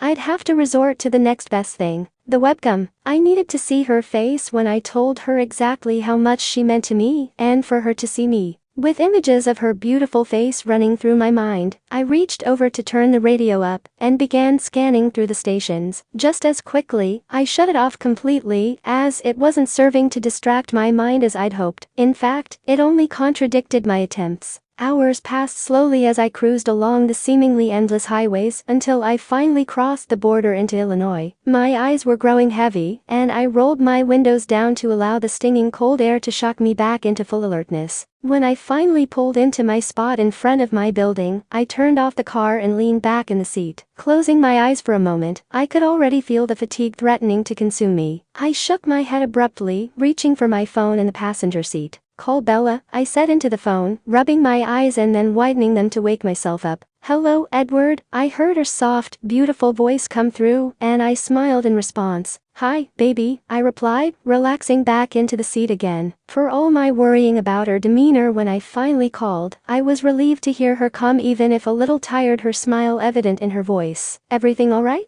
"Yeah, it's great." She was surprisingly laid back about it, especially for Rose. Once the initial shock of it all wore off, she chuckled, and I couldn't help but return it. "Good, I'm glad. I told you everything would be fine," I said calmly with a smile. "Yeah, I know," she groaned playfully. "Rub it in a little more. Son of a bitch," I exclaimed as the alarm of the car parked beside me began wailing, and I reluctantly opened my door. "Edward, where are you?" she asked in an amused tone. "I was in my car," I replied with a wince as the sound reverberated off the aluminum cover above me. Quickly grabbing my bag from the trunk, I headed into the welcome silence of the building. "Couldn't wait until you were inside," she teased, and I rolled my eyes. "I'm glad. I miss you." Her voice softened even more and took on an almost sad tone. My heart clenched in response as I entered my apartment and tossed my bag to the side. There was nothing I could really do to comfort her or take her mind off how far apart we were. I was finding difficulty doing so for myself as well. "I miss you too, Bella. I hope the next few months pass quickly." "Same here," she sighed heavily, and I heard the distinguishable creak of her settling onto her bed. Kicking my shoes off, I laid down myself, still fully clothed and unwilling to expend the energy to change. "I have no idea how I'm going to sleep tonight. You've ruined me." We both laughed simultaneously and my eyes closed of their own volition, stifling a yawn behind my hand. As I rested my arm over my face, I could still smell her on my sleeve from holding her that morning in the hotel room. It had barely diminished in all the time since I'd left New York, and I inhaled deeply, enjoying the small amount of comfort it brought me. Even with her thousands of miles away, she was still soothing me. "We have some damn good memories together, though."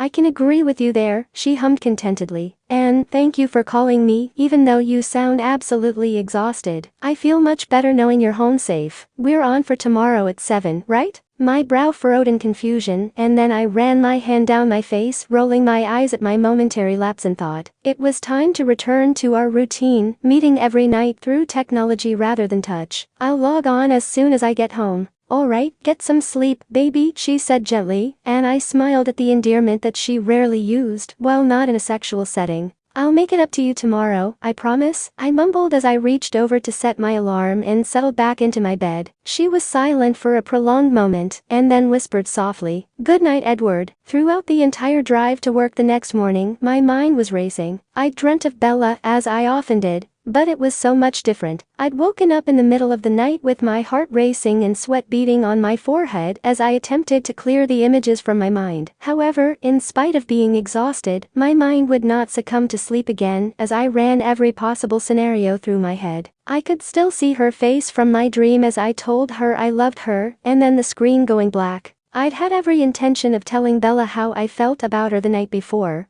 but the idea of telling her that I loved her for the first time in that exhausted state seemed wrong. I wanted her to know that it wasn't just some mindless declaration. Yet, particularly after the dream, I began wondering if it was too soon. If it would actually frighten her and cause me to lose the best thing that had ever happened to me. Glorious as it might have been, we'd only been face to face that one week. And I still wanted to be certain of what this meant to her before uttering the 3 seemingly simple words that would effectively change everything one way or the other. As I walked toward the doors of the I spotted Emmett standing beside them with his arms folded over his chest and a wide grin on his face. "Welcome back, Doc. Did you bring me anything?" he called out to me as I approached, his smile broadening more. "So what did she say?" I rolled my eyes as I passed him, moving inside to begin my day. "Good morning, Emmett."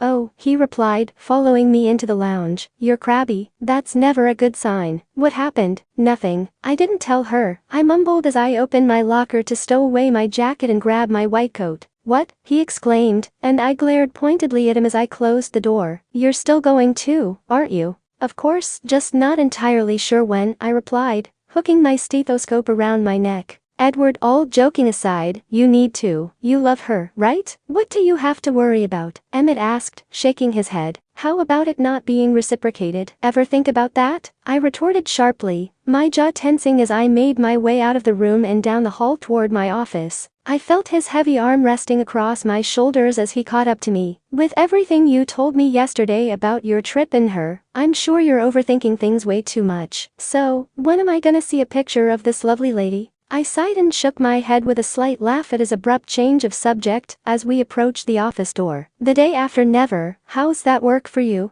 "I'll get it out of you someday," he laughed, smacking my arm and continuing past the door. "Have a good day, Doc." Walking into my office, I settled back in my chair and stared at my desk as I powered up the computer. For the first time, I realized just how bare it actually was. Nothing personal on it that would distinguish it as mine from any other desk aside from the thin brass plate at the front, the red Dr. Edward Cullen MD. Emmett's mention of the picture made me realize just how much I would enjoy even a small frame with her face staring back at me from it. To still have her there in some way. A reminder that she was actually part of my life, outside of a computer. Before catching up on the emails I had missed, I glanced at the clock on the wall. It was only 5:30 in California. Calling her was out of the question. Therefore, I opted for an email. "Good morning, beautiful. Hope you have a good day, and can't wait to see you tonight. Miss you. Edward. P.S. Could you email me the picture from your phone when you get a chance?" As I began to scan through the numerous emails that had accumulated during my week away, 5 more arrived in my inbox. However, the only one that stood out for me was one from Bella with an attachment. "I can't tell you how many times I've looked at this myself. Have a good day. Miss you too. Bella." Opening the attachment, the picture filled my screen and a smile crept across my lips as I gazed at her face. I could almost feel her arms around me and her head resting against my chest as I had that day, both comforting and making me ache from missing her even more, all at once. After setting it as my background, I returned to my inbox to reply, "Thank you, baby. What are you doing up so early?"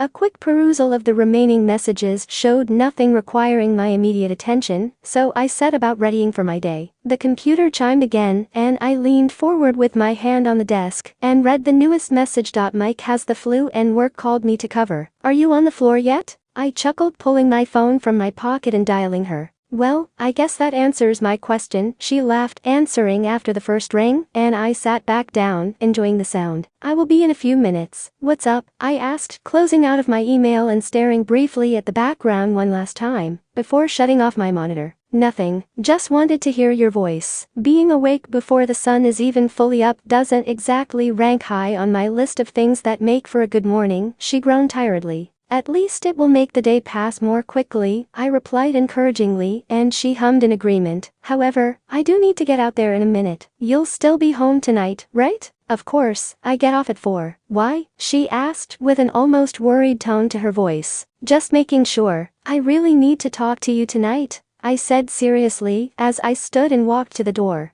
"Okay," she replied hesitantly, and I heard her draw in a deep breath. "Is everything alright?" "Yeah, everything is fine," I sighed as the conversation I needed to have with her began bombarding me, finding myself hoping more fervently that she felt this longing that I did, that she needed me even a fraction of how much I needed her. "I'll call you when I get home." "Okay. I'll talk to you later," she replied nervously. "It's nothing to worry about, Bella," I said gently, knowing that she was probably running every worst-case scenario through her mind as we spoke. "Bye, baby." The day seemed to take an eternity to pass before I was finally able to leave for the evening, leaving plenty of time for my thoughts to wander. How was I going to approach it with her? We'd already had a similar conversation several weeks before, and in many ways, it seemed as if we would just be rehashing everything all over again. However, a lot had changed since then, as well. Not only had we physically touched, but also, I'd had emotions evoked in me that I had never experienced with any other woman. I was in love with her. There was no doubt in my mind about that. And with that came the accompanying fear, as my subconscious had clearly delineated in my dream the night before. Many conflicting thoughts had been racing through my mind all day long. There were countless moments over the course of our week together that I had seen hints of her feelings for me. Her adoring gazes, her beautiful smile as she looked at me, and even her tears as we said goodbye. However, the devil's advocate part of me kept insisting that while she may miss and care about me, it didn't necessarily mean that her feelings matched the depth of mine. And the last thing I wanted was to push her away. My heart began racing as I stepped into my apartment, staring across the room at the computer. Looking down at my watch,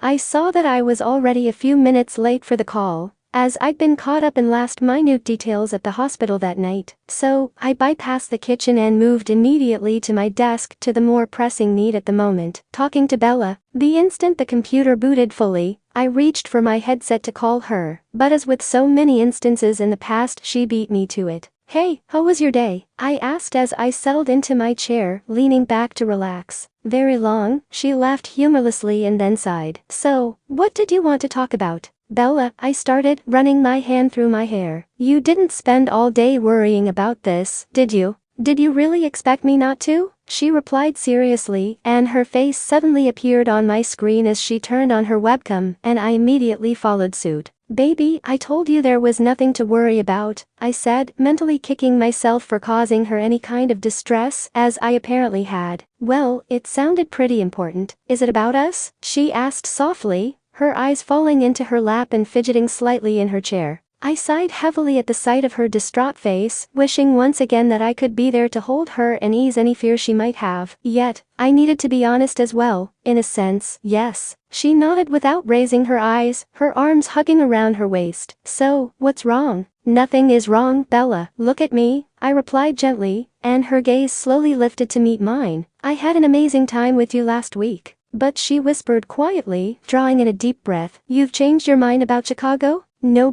and I definitely have not changed my mind about Chicago. I just did a lot of thinking while I was driving home," I continued, and she remained silent as she gazed at me expectantly. "New York changed a lot for me, and I'm hoping it's the same for you, as well." I ran my hand over the back of my neck nervously. "I guess what I'm trying to say is that I think we need to discuss where we are now." She let out a heavy breath and ran her hands over her face. "God, you scared me. That was definitely not what I thought this was about, but I've been thinking along the same lines." "Have you?" I asked in surprise, and she nodded with a soft laugh. "And what exactly have you been thinking?" "That I never thought it was possible to miss someone this much. That this won't be enough for you now," she replied, biting her lip gently. "That I've never been as happy in my life as I was this last week with you, and now, I'm even more terrified of losing it, of losing you." I released a heavy breath of relief as she echoed every thought I'd had in the last 24 hours. At the very least, we were on the same page there. "You're not losing me, baby. I can't even begin to imagine my life without you.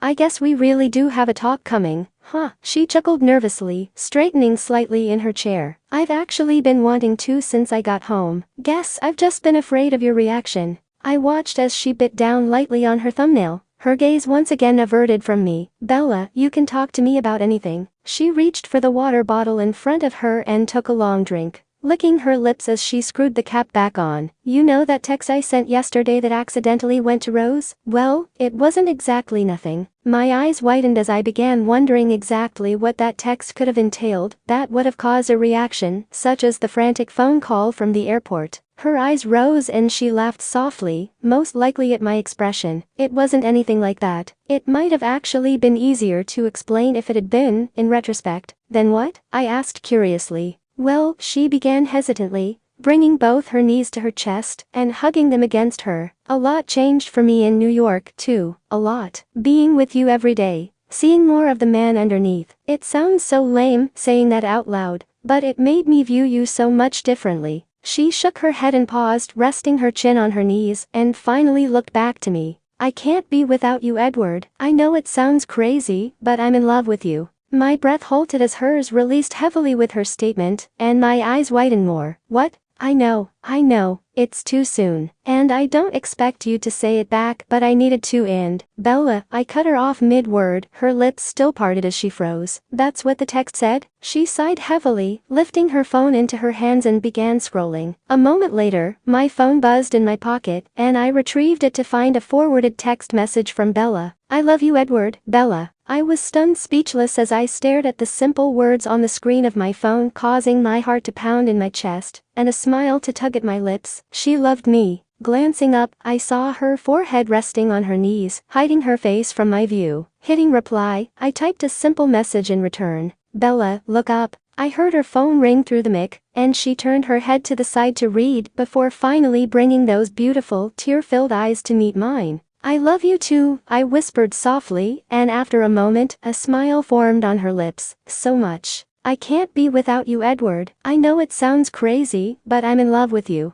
I'd said the words and there was no taking them back. I released the breath I'd been holding as I took in his expression, his face frozen and unreadable, and I felt my stomach flip nervously. I know, it's too soon, and I don't expect you to say it back, but I needed to, and I rambled as I attempted to preserve whatever dignity I had remaining. Bella, he stopped me suddenly, and I couldn't even bring myself to breathe in again. His expression was still devoid of any emotion other than shock, and my throat tightened in anxious anticipation. That's what the text said? I gazed at him for another moment before releasing a heavy sigh and grabbing my phone off the desk. I couldn't look at him anymore without risking the traitorous tears that were threatening to fall. My eyes moved to the screen of my phone, scrolling through the numerous texts from Alice that had filtered in throughout the day, apologizing for missing lunch, yet again, until I came across the misdirected text to Rose. I love you, Edward. Bella. I stared at the 4 words displayed on the screen before swallowing nervously and forwarding it to the intended recipient. Wrapping my arms around my bent legs, I rested my forehead against my knees to hide the tears that had now fallen over my lids, as I heard Edward's phone buzz with the incoming text. His silence that followed unnerved me, and I refused to look up, dreading what I might see in his eyes. I knew Edward well enough to know that he would never intentionally do or say anything to hurt me, and that knowledge gave me a slight respite from the overwhelming fear. The only thing that scared me was the awkwardness that was bound to arise between us with my revelation, if the feelings were in fact one-sided. However, I couldn't bring myself to regret telling him how I felt, either. I'd spent the entire night before kicking myself for chickening out when I finally spoke to him. I'd come so close when we were saying goodnight, but he'd sounded so tired after his long drive, and I knew it wasn't something that could be left dangling in the air as we said goodbye. The thought that I might have missed my chance with his words on the phone that morning plagued my mind all day. The infamous "we need to talk." I couldn't focus on anything else throughout the day, often catching myself staring off aimlessly behind the counter as the lines of waiting customers formed. How would I manage my life without him, especially since he'd become such an integral part of my life? I ran dozens of random moments of our week together through my mind, remembering his smile,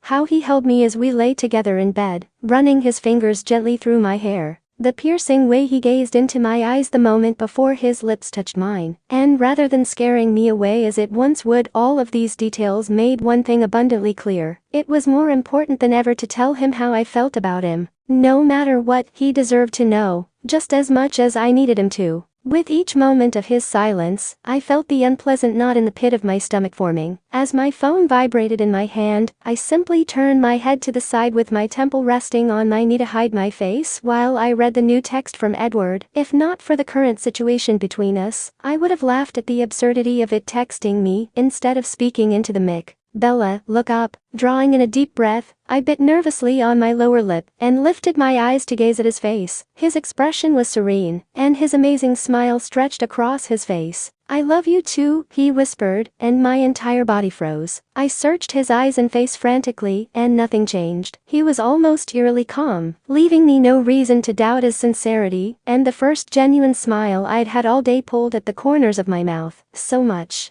Really? I asked before I could stop myself, and an almost girlish giggle escaped my lips. I lowered my legs and rested my elbows on my desk, covering my face with my hands. All the energy I'd wasted throughout the day worrying about that conversation caught up with me all at once, and my body began trembling with the tears that began relentlessly falling from my eyes. "Bella, are you alright?" he inquired softly, and my hands abruptly fell, and I nodded. Not exactly the reaction I was expecting. "Why are you crying?" I gazed at the worried expression in his eyes, and I shook my head with a smile. "I don't know. I'm just relieved, I guess. That, and I wish you weren't so far away. Isn't this supposed to be a seal it with a kiss moment?" He released an uncomfortable laugh, and his eyebrows rose as he bobbed his head from side to side in thought. "I guess so. But the only other alternative would have been to wait until March." Yeah, that wasn't an option at all. I would have exploded by then. I chuckled in response, shaking my head and lowering my eyes, running my finger distractedly along the edge of my desk. "I'm pretty sure I would have too," he said quietly, and when he didn't speak again after a moment, I looked back to him, noticing that the nervousness had reappeared on his face. "So, where does that leave us now?" "Well," I started and waited for his eyes to raise back to mine questioningly. "I don't think the label of exclusive internet lover is exactly appropriate anymore." "Yeah, that does sound a bit tacky for this, huh?" Edward nodded in amusement, folding his arms over his chest and leaning back in his chair. I chuckled nervously, tucking my hands inside the sleeves of my shirt to keep myself from biting my nails. "I guess that would make you my girlfriend?" My smile grew and I felt my cheeks heat with excitement. "Girlfriend, I like it." We continued to talk for hours, and for once, sex was the furthest thing from my mind as I gazed at him. I was completely wrapped up in the moment with him, wanting every memory of it to be absolutely perfect, and it was, right down to the first "I love you" from each us before we said goodnight. When I finally forced him to go to bed, I grabbed my phone and called the only person I could share this with. "I have a boyfriend, Rose.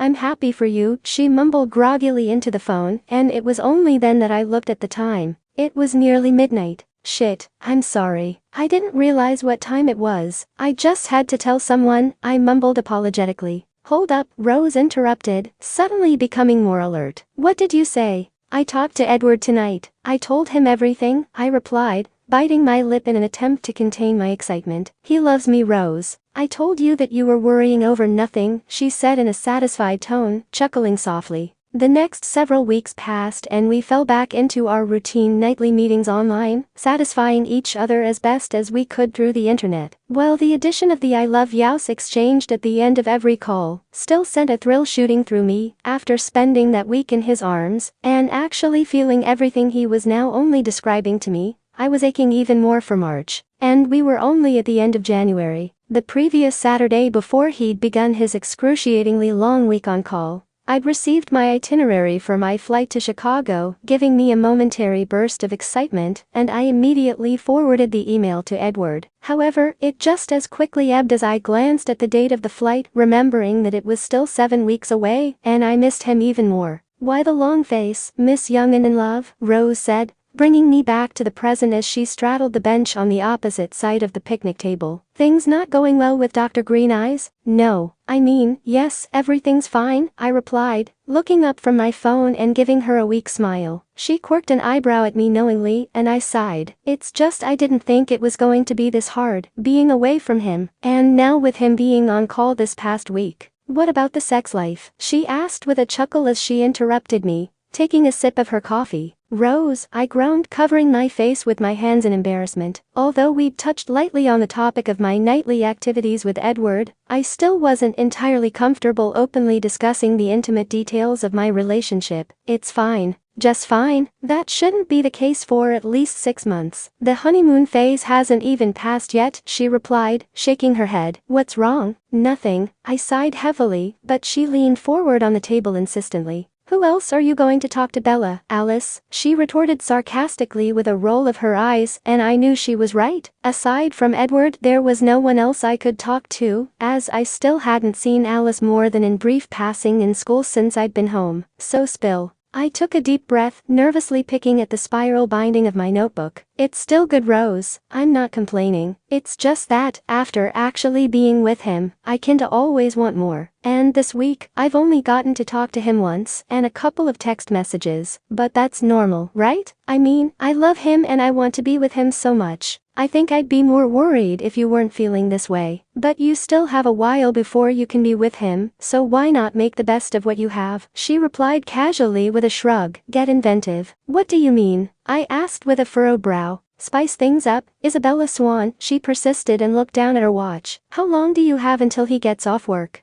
I glanced down at my phone and brought my eyes back to Rose. 6 hours, why? Okay. Pack it up, we're going shopping, she said quickly, reaching across the table to gather my books. What? Grabbing my elbow and bag, she pulled me up from my seat. You heard me. Take a break from studying, it's Sunday, day of rest and all that, and we don't have time to waste. But Rose, that's due tomorrow, I replied fruitlessly as she aimed us for the parking lot. Epov. The past week had been hell, and it was still 3 hours from finally being over. The last time I'd had a free moment to even text Bella was the night before, and it had been 3 days since I'd actually spoken to her. I'd definitely underestimated how difficult the week would be until I'd actually experienced it. It was my first week on call since returning home from New York, and if I'd thought it was unbearable before that trip, I'd been entirely mistaken. After having Bella beside me almost constantly for an entire week, feeling her lips against mine, her body writhing both above and beneath me, real life was the unbearable part. Just as I was reaching for my phone to send her a quick text while I ate, it began vibrating in my pocket, and I instantly smiled. Knowing it was probably Bella just getting home, I pulled it out and glanced down at the screen, and subsequently let out a heavy sigh. Knew that would get ya, lol. My eyes rose to find Emmett laughing at the entrance to the cafeteria. I attempted to disguise my hand gesture by discreetly running it through my hair. As I placed a chip in my mouth with the other hand, I lifted the phone again to text Bella, and once again, it began vibrating. Come on, Doc, don't be that way. Taking a slow, deep breath to calm myself, I hit reply. Only have 10 minutes left. Haven't talked to her all day. No sooner did I send it, and the phone buzzed in my hand again, causing me to close my eyes and growl in frustration. One simple text, that's all I'm asking for. Damn it, Emmett. What? His voice sounded in front of me, and I opened my eyes to find him standing at my table. You seem a little bit testy there, Edward. Think you might need some relaxation techniques when you get home tonight.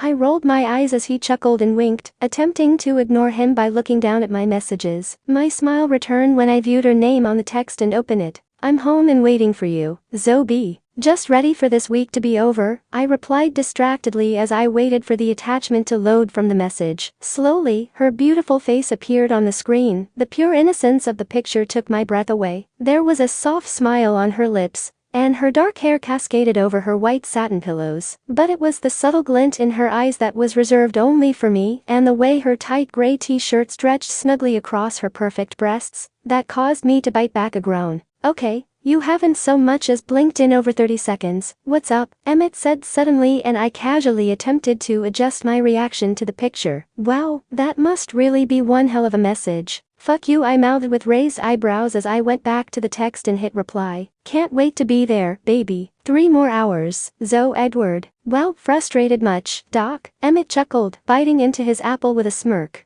I sighed heavily, opening the picture again and glancing down at it. The only other picture I had on my phone that was appropriate to show him was one I had taken of her in New York. As she slept against my chest, we'd laid down in the middle of the afternoon after a busy morning of walking around the city, and almost the instant she curled herself against my side, she was fast asleep. It was nothing sexual at all, just the simple comfort with each other and the peaceful moment. And because of that, it was far too personal and intimate. However, Emmett had been nagging at me for weeks about seeing what Bella looked like, so I scanned through my email to find the one she'd sent me. When I finally found it, I opened the attachment and held out my phone to him. If you were stuck here and had this waiting at home for you, wouldn't you be frustrated too? Emmett's eyes widened as he took in the image, grabbing my phone from my hand for a closer look. Damn, this is what you left behind? Shit, I can see why you're so damn edgy. Yes, now give me back my phone, I said urgently as I heard it buzzing in his hand, but he kept dodging my attempts to reach it. Emmett, seriously, I'm on limited time here. I have to get back to the floor soon. Emmett shook his head, gazing at her picture for a moment longer before handing my phone back to me. I honestly don't know how you do it, man. If I had someone like that almost 2,000 miles away from me, I'd be on the next fucking flight to Lax. I do it because I have to, I replied tensely as I glanced down at the screen again to read the incoming text. Hope you're not too tired. I have a surprise for you. Rose took me shopping. What a crock of shit. They have hospitals in law. You know, Emmett blurted as my thumbs moved over the keys to respond. I ignored him as well as I possibly could, certainly not needing him to point out things that I'd already thought about myself. If logistics were the only problem, we wouldn't be having this conversation. There's no snow in California either, he said suddenly, and my brow knitted together as I looked up to him, and then glanced out the window he was pointing at and grimaced at the sight. Endless sheets of Chicago snow blanketed the view, and had begun to accumulate along the bottom ledge over the course of the afternoon. Sighing heavily, I added to my text before sending,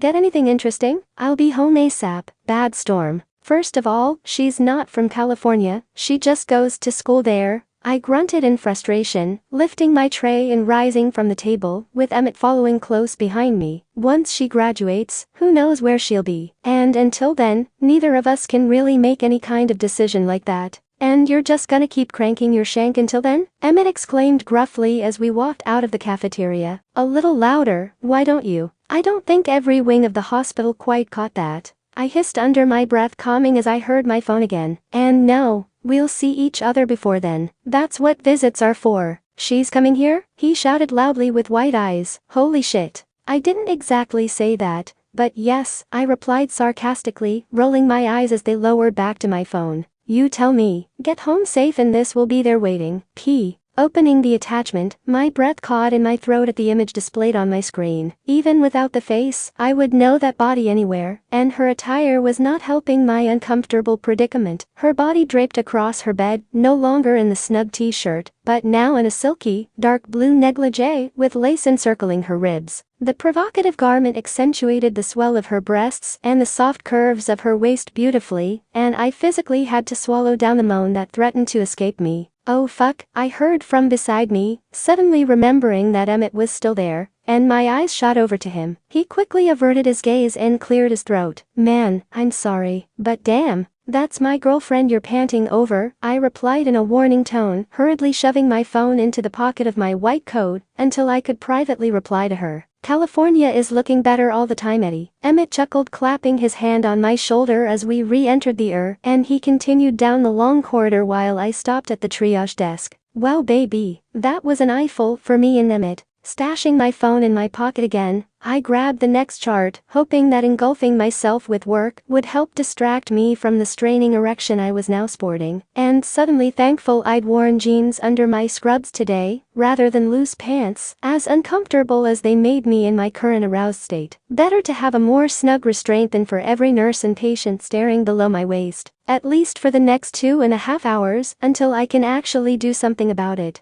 3 patients later, I checked my phone again to discover yet another picture message from Bella. Oh, she was going to be the death of me. Did he enjoy the show? Hope we're alone now. My eyebrows rose at her initial statement, stunned by the boldness of it. Outside of our private conversations together, Bella still tended to be more reserved. This part of her actually excited me a bit. Scrolling down the attached photo, my heart began pounding in my ears more so than with the last. She was propped against her pillows in a deep purple, sheer negligee, clearly displaying the outline of each of her perfect breasts and her taut stomach, leading down to the matching panties. How am I going to make it through the last couple hours of my shift if she keeps doing this to me? I thought to myself. Someone is in a mood tonight. Think he enjoyed it a little too much. Glad I was alone for that. Gotta get back to work. After stitching up the finger of an adorable 3-year-old little girl, who subsequently insisted that she was going to marry me when she got big, I stepped back out into the hall to find that the air traffic had significantly increased, and took one more look at my phone to find 5 new messages from Bella. Well, he can always watch, just can't join. The only one that can ever touch this body. A smile teased at my lips as I read and then scanned through the next few messages, each containing another picture of Bella in various negligees. Biting the inside of my cheek to suppress the moan that was building, as each one was progressively more provocative than the last, I quickly replied to her. Damn baby, you are killing me. This shift can't end soon enough. Can't wait to see you. Love you. Finally stepping out of the 2 hours later and into the frigid Chicago night, I sighed heavily at the sight that greeted me. The snowfall had only increased in ferocity, and the plows could barely keep up. I got to my car as quickly as possible, anxious to get home to Bella and see exactly what she had in store for me. On my way. Be there soon. As I started my car, my phone buzzed again and I glanced at the message before backing out. It was a good thing I wasn't already driving, because the picture that was attached to the message was epitome of innocence when it came to underwear. It was just the edge of her hip showing a hint of the white lacy fabric, and thereby making it almost sexier than everything previous. That was my Bella, which of course caused my erection to return. I didn't even reply to her, simply threw my car into gear and made my way out of the parking lot as quickly as possible. All of the teasing she had done that night was driving me crazy. I had to get home to see her. It had been too long for both of us. The calls and texts just weren't cutting it anymore. I had to see her, even if it was just through the webcam. Considering the amount of snow on the streets, I made it home fairly quick and pulled my phone out of my pocket, needing to hear her voice. You are such a dirty tease. I could hear her laugh softly on the other end, and I could begin to feel the tension releasing from my shoulders, even as I trudged through the heavy snow. I had missed that sound so much and could hardly wait to get upstairs. Well, if you are going to complain about it, then maybe I will take everything back, including your surprise. My only response was to growl at her as I ascended the stairs, shaking out my key ring to grasp the one to my apartment.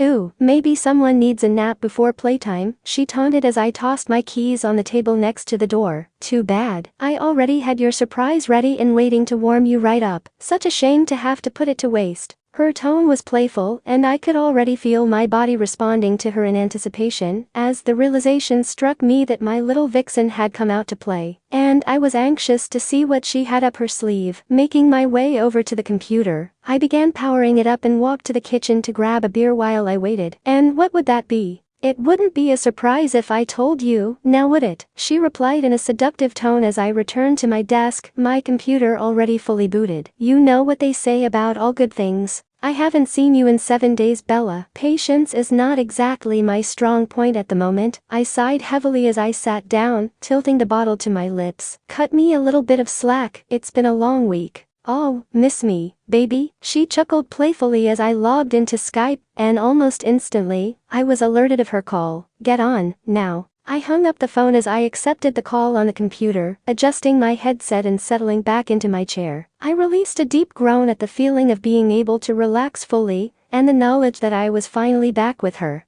God, you have no idea, I breathed out. Even I hadn't been able to anticipate the immensity of how much I would miss her until I'd experienced it. The difference between our separation before we'd actually been face to face and now after we had physically touched and kissed was something I'd never imagined. I needed her more than ever. Oh, I think I might have a clue, but I am pretty sure I can make it up to you, she replied, her voice dropping an octave, and I adjusted my weight in the chair, as I felt myself harden even more. Now, turn on your cam and close your eyes, Bella. Just do it, she whispered, and I opened my webcam for her. Hello handsome, long time, no see. Come on, baby, I groaned and heard her giggle in response. Not until you close those gorgeous green eyes, she replied teasingly, and I sighed in exasperation, reluctantly following her instruction. Now, do you remember way back in the beginning when we talked about role-playing? A deep rumble echoed in my throat, and I gripped the arms of my chair, recalling the exact conversation to which she was referring, both of us expressing an interest in experimenting with it, but had never done so with anyone else. And the closest we'd come with each other so far was our experiences of my dominance over her, which she'd made no secret of how much she'd enjoyed that. However, it wasn't a topic we'd addressed again since. Of course, I answered, my head nodding as I spoke. Well, since you've never broached the subject again, you've left me no choice but to rely on my own resources, she chided, and I could hear the clicking of her mouse buttons. Now don't open your eyes until I tell you to, alright?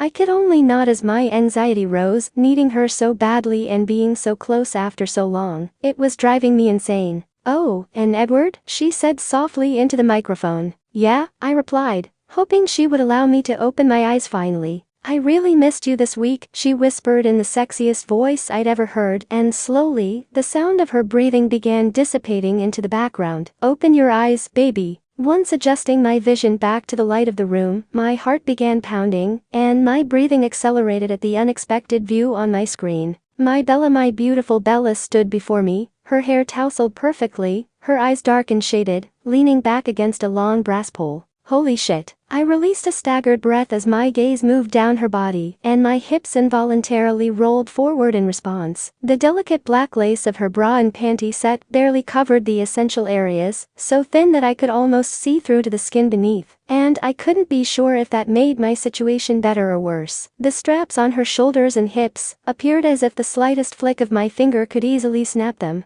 In addition, black thigh-highs sheathed her long slender legs, leading down to the high-heeled shoes, causing them to appear just that much longer. My erection throbbed at the sight, and I ached even more to touch her. "I have rules, Dr. Cullen," she began in a deep, sultry voice, as she slowly circled the pole. "Even if this is a private showing, there is a level of decorum required. There is absolutely no touching of any kind, I'm entirely off limits. And if I notice you touching yourself inappropriately in any way without my consent, I will stop immediately. Understand?" I groaned and nodded, unable to remove my gaze from the sensuous woman before me. This wasn't Bella, she was completely in character, and it was one of the most arousing things I'd ever seen. "Good. However, I'm going to bend the rules a little because, well, I can," she said with a mischievous smirk. "In my favor, of course. Because you have got to be, without a doubt, the most sinfully gorgeous man I have ever laid eyes on. I want to see everything you've got, the effect I have on you."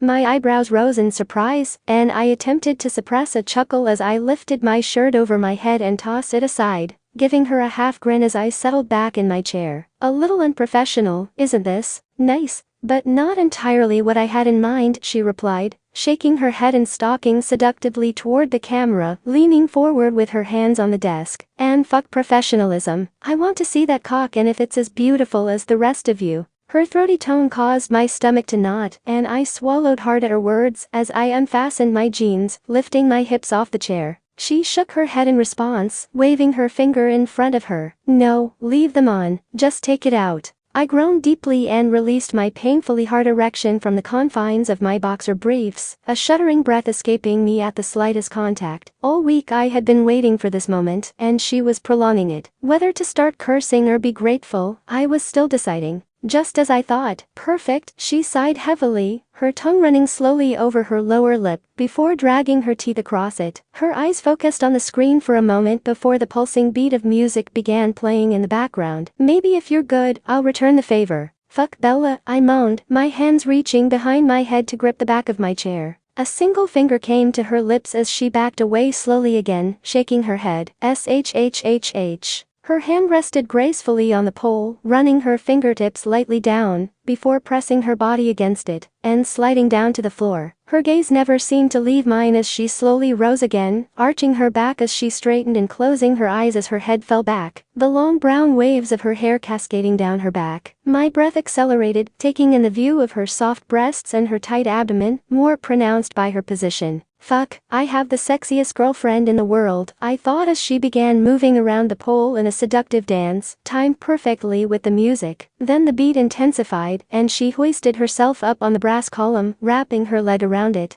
and slowly swiveled down it until her entire body draped along the floor. "What would you like to see first, Dr. Cullen?" she asked, her fingers dancing over her breast and down over her skin to the thin straps of her panties. "The top. Take the top off." I grunted softly, my hands lowering to the arms of my chair again, gripping them firmly. A small smile appeared on her lips as her hand trailed back up to the delicate strings of her bra at a torturous pace, moving it aside along her shoulder. "You sure about that?" "Yes, fuck yes." "Well, doctor, you have quite a mouth on you," she chuckled teasingly, lowering the lacy fabric from one breast, exposing it to me. "I think I like it." After lowering the other side as well, her back lifted off the floor, and she reached underneath her to unclasp her bra. Her eyes returned to me as she dangled the garment from her fingertips, and she smirked as she let it fall to the floor. "Tell me what you want," she spoke sultrily, her head lolling to the side toward me. My grip on the chair tightened, my fingers itching to reach through the screen and brush over her taut nipples. "Stand up and let me see you."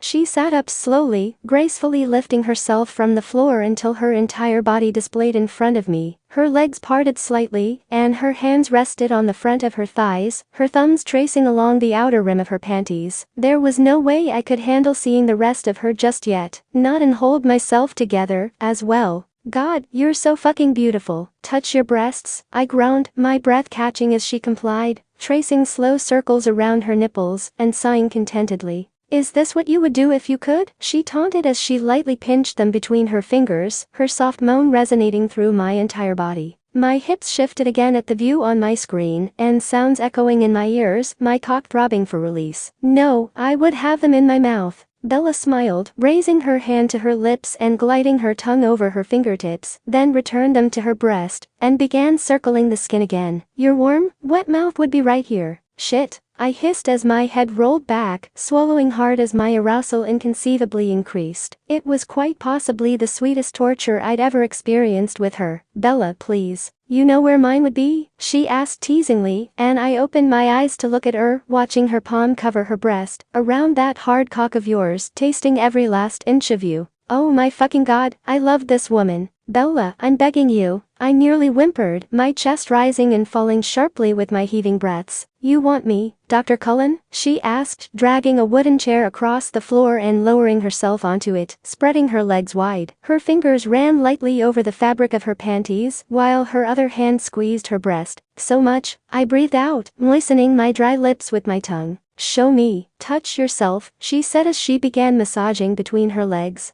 I thought this was against the rules, I mumbled. No one needs to know, and I want to see those fingers wrapped around that long, hard cock, she replied in a commanding tone, and I brought my hand to my erection, groaning as I squeezed it gently. Now, slowly move your hand. I don't want you to come until I can feel you deep inside me. My eyes shot open to gaze at her again to find her standing, slowly lowering her panties down her legs, and lifting one foot at a time to step out of them. Her skin was completely bare, as she knew I liked it, and I slowly began gliding my hand along my entire length. You want me to fuck you, Edward? She whispered, using my name for the first time, her hooded eyes gazing at me wantonly. God, yes. She sat back down on the chair, her hand traveling up her inner thigh, until it rested between her legs, and began teasing her clit. Close your eyes and feel me taking you inside me. I did as she instructed and brought my hand to the tip, slowly sliding it down my cock, and envisioning her settling onto my lap. As I reached the base, she let out a loud moan. God, you feel so good. Now open them and watch me fuck you, she panted, and I looked at her again and nearly came at the sight. Her head thrown back and between her legs on the chair was the end of a dildo attached to the seat. Her eyes met mine as she rose and slowly lowered herself back onto it again. Fuck, what are you doing to me, Bella? I mumbled incoherently as my hand moved more rapidly over me as she began thrusting her body down onto it. Fucking you. Now, make me come, she growled, never ceasing her movements, and I could see that she was just as desperate for release as I was. I watched as the firm muscles of her thighs flexed, her hands gripping her knees, but it was the rapturous look on her face that nearly had me coming undone right then and there. Her eyes had closed, her brow furrowed in concentration, and I knew she was focusing just as intently as I was to make it as real as possible. Ride me harder, baby, I commanded, and her moans filled my ears as she moved her body more urgently. My own grunts joined hers as my orgasm quickly began to build. Touch yourself, Bella. Come on my cock. Her fingers moved briskly over her clit, and her breasts were heaving dramatically, her teeth clenched. I'm coming, Edward. Oh, fuck. As her head flew back, my own release ripped through me so intensely that my throat tightened, muting any sound from escaping my body.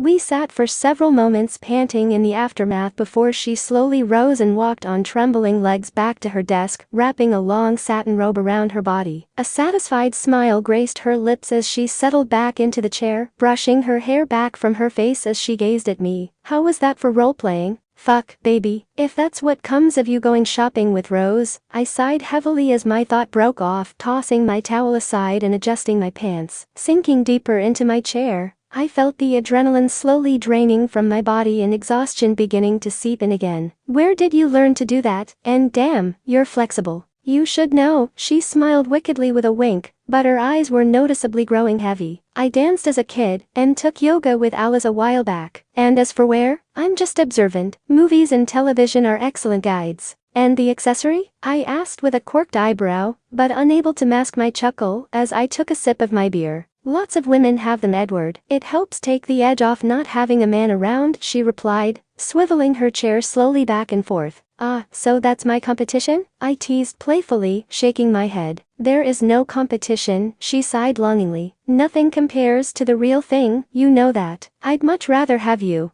I know, baby. Not too much longer, I replied as her tone saddened slightly, and her smile fell from her face. How much? She groaned and rolled her eyes as my grin returned slightly. 6 weeks, 5 days, 15 hours. I laughed softly at the adorable pout on her lips as I drained the bottle, setting it back on the desk, as my attention returned fully to her. She'd been counting down this way since she'd received her itinerary for her flight to Chicago in March. And unbeknownst to her, so had I. March 20th, 2:04 p.m. O'Hare International Airport. Details that hadn't left my mind once in over a week, mentally ticking off the minutes until I would have her in my arms again. To feel her and inhale her scent as it surrounded me. To be able to tell and show her exactly how much I loved and needed her. To make love to her again and take one more step toward integrating her into my life completely. She was going to meet Emmett and my parents. What? No minutes and seconds? I shot back with a chuckle, bringing my focus back to the present, and she narrowed her eyes in a glare at me. Alright, baby, I think we could both use some sleep. I'll catch you in the morning before you leave for work. Get some sleep. I swear if I see your name on my caller in the morning, I'm cutting you off for another week. I can talk to you after work when you're well rested, she replied firmly, scolding me as she often did when I attempted to deny myself the basic necessities of eating or sleeping for a few extra minutes with her. I love you.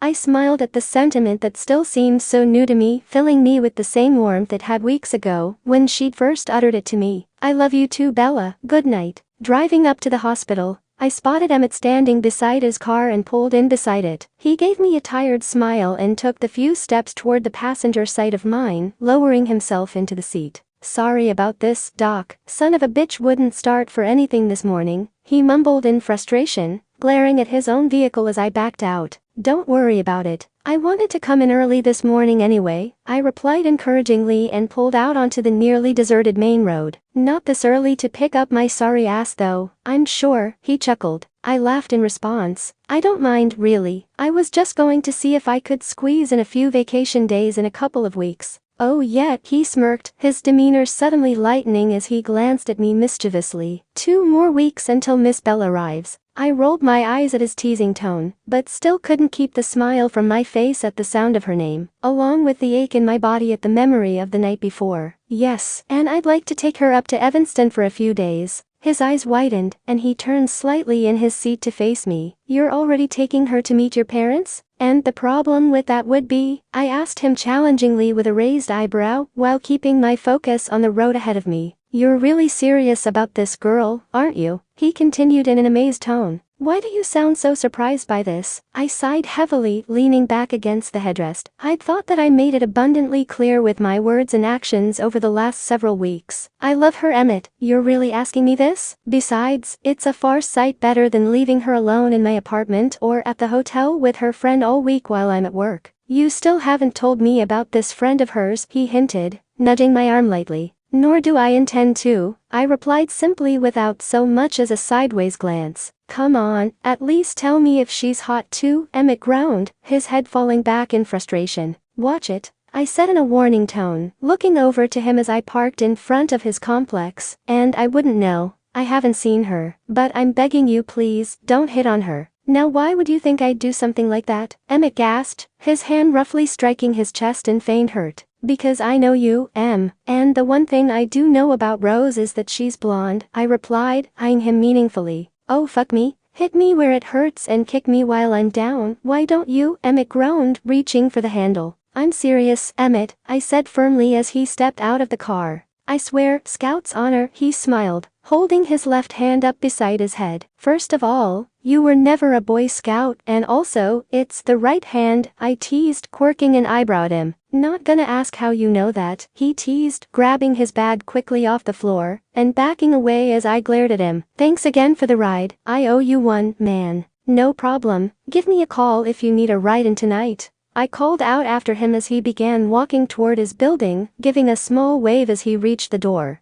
On the drive back, I refocused my mind to the task at hand, figuring out my schedule to make the most of my time with Bella. The wait had become more excruciating with each passing day. On more than one occasion, I had considered taking Emmett's suggestion and booking the next flight to Lax. Yet, I also knew that it wouldn't help and might even serve to make me miss her more, if such a thing were possible. To fly out for a day or two over the weekend only to come right back home all too soon would be torture. Letting her go in New York had been difficult as hell, and I knew watching her leave after the coming visit would be equally hard if not worse. I wasn't sure how many times I would be able to be in that position and pull myself out of it as well. We'd made it this far, and now we only had 2 more weeks to endure. I could wait that long, especially if we continued to have nights like the previous one to tide us both over. Settling into my chair upon my arrival, I flipped on my screen, and her beautiful face stared back at me, my smile returning at the sight. I instantly opened my email, sending a request to my supervisor for my accumulated vacation time and the schedule for that week. 20 minutes later, there was a knock at my open office door, and he stepped inside. "Edward, do you have a moment?" "Of course, Dr. Molina," I nodded, standing as he entered and gesturing to the chair on the other side. "I received your request, and if I may ask why?" he asked as he sat across from me, and I lowered back into my chair slowly in confusion. "I know that you rarely request time off, and I'm hoping you don't have plans for that week." "Actually, sir, in fact, I do. My girlfriend is flying in from law that week, and we've been planning this for months," I replied, attempting to remain calm as my heart began pounding in my chest. "I'm sorry, Edward, but I'm afraid I need you in Las Vegas on the 18th for the Medical Business Solutions Convention," he stated apologetically. My breath froze in my throat and my eyes widened, unable to believe that this was happening. These conferences could last anywhere from 3 days to a week, and either way, I wouldn't be back in time to meet Bella at the airport. After collecting myself for a moment, I cleared my throat before responding. "With all due respect, sir, is there no one else who could attend in my place? I'm an physician, not on the business end. Surely, there's someone more qualified." "Edward, I need someone I can trust to represent the hospital. And no one is more qualified than you are, in my opinion. You're the youngest chief resident we've ever had here, and why do you think that is?" he asked, leaning forward and folding his hands in front of him on the desk. I sighed heavily and leaned back in my chair, shaking my head. "It wasn't just the work you've done with those hands of yours. People respect and listen to you, along with possessing one of the brightest minds I've come across in my entire career. I'm counting on you for this." Her plane lands on the 20th.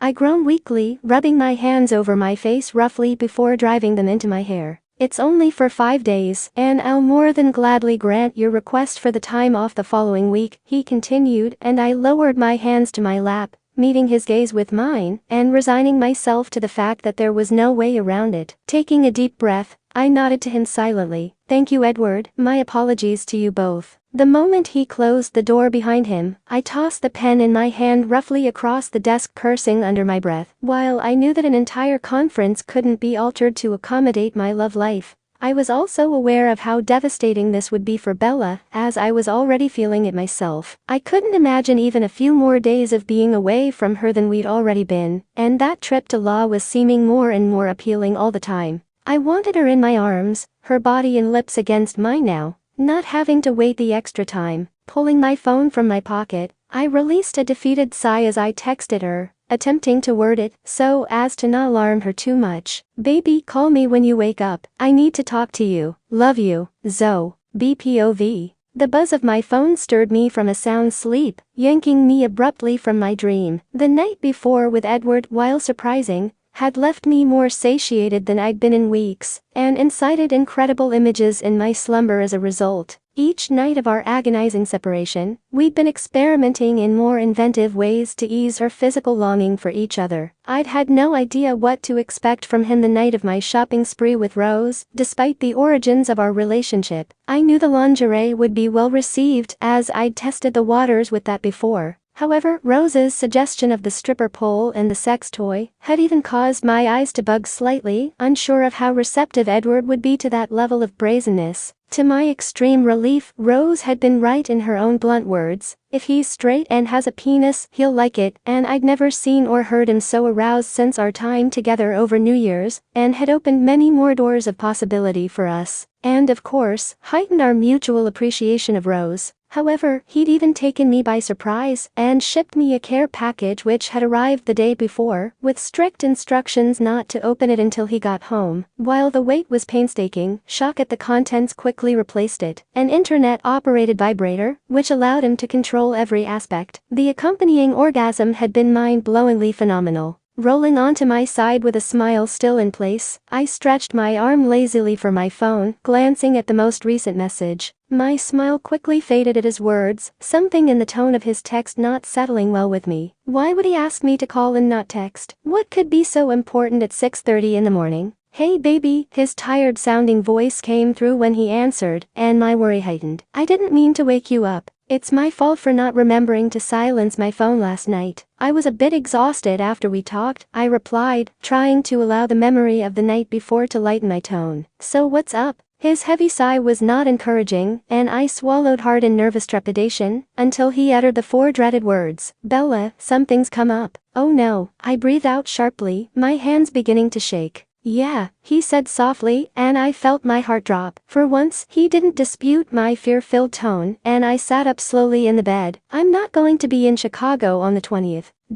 What?" I gasped in shock, my hand coming to my throat. "Edward, we've been planning this for months. Rose and I already have our tickets. How can you not be there?" "I know, baby. Believe me, I know." He groaned and released another sigh. "My boss came to my office this morning, and I'm needed at a conference in Las Vegas until the following Monday." "Las Vegas?" I exclaimed, swinging my legs out of the bed and standing up. "Can't you tell him that you already have plans that week?" "I did, Bella, but I can't get out of this." His voice was strained, and I could hear the tension lying beneath. "I still want to see you. We'll just have to change your flight and just lose half our week together," I replied, waving my arm out in frustration, feeling the tears burning in my eyes. "I don't like it any more than you do, but it's either that or cancel the trip altogether," I mumbled sadly, my eyes falling to the carpet. "Actually, what I was going to say," he replied with a small chuckle, and I felt my forehead tighten in confusion. "How would you like to meet me in Vegas?" My eyes widened in surprise at his statement, and I was rendered momentarily speechless. I thought about just flying out there for a weekend before, but it still wouldn't make up for much, and I figured we could at least have the evenings together and then we could all fly back to Chicago from there. "You really want me to come to Las Vegas with you?" I asked softly in disbelief, gripping my phone to my ear.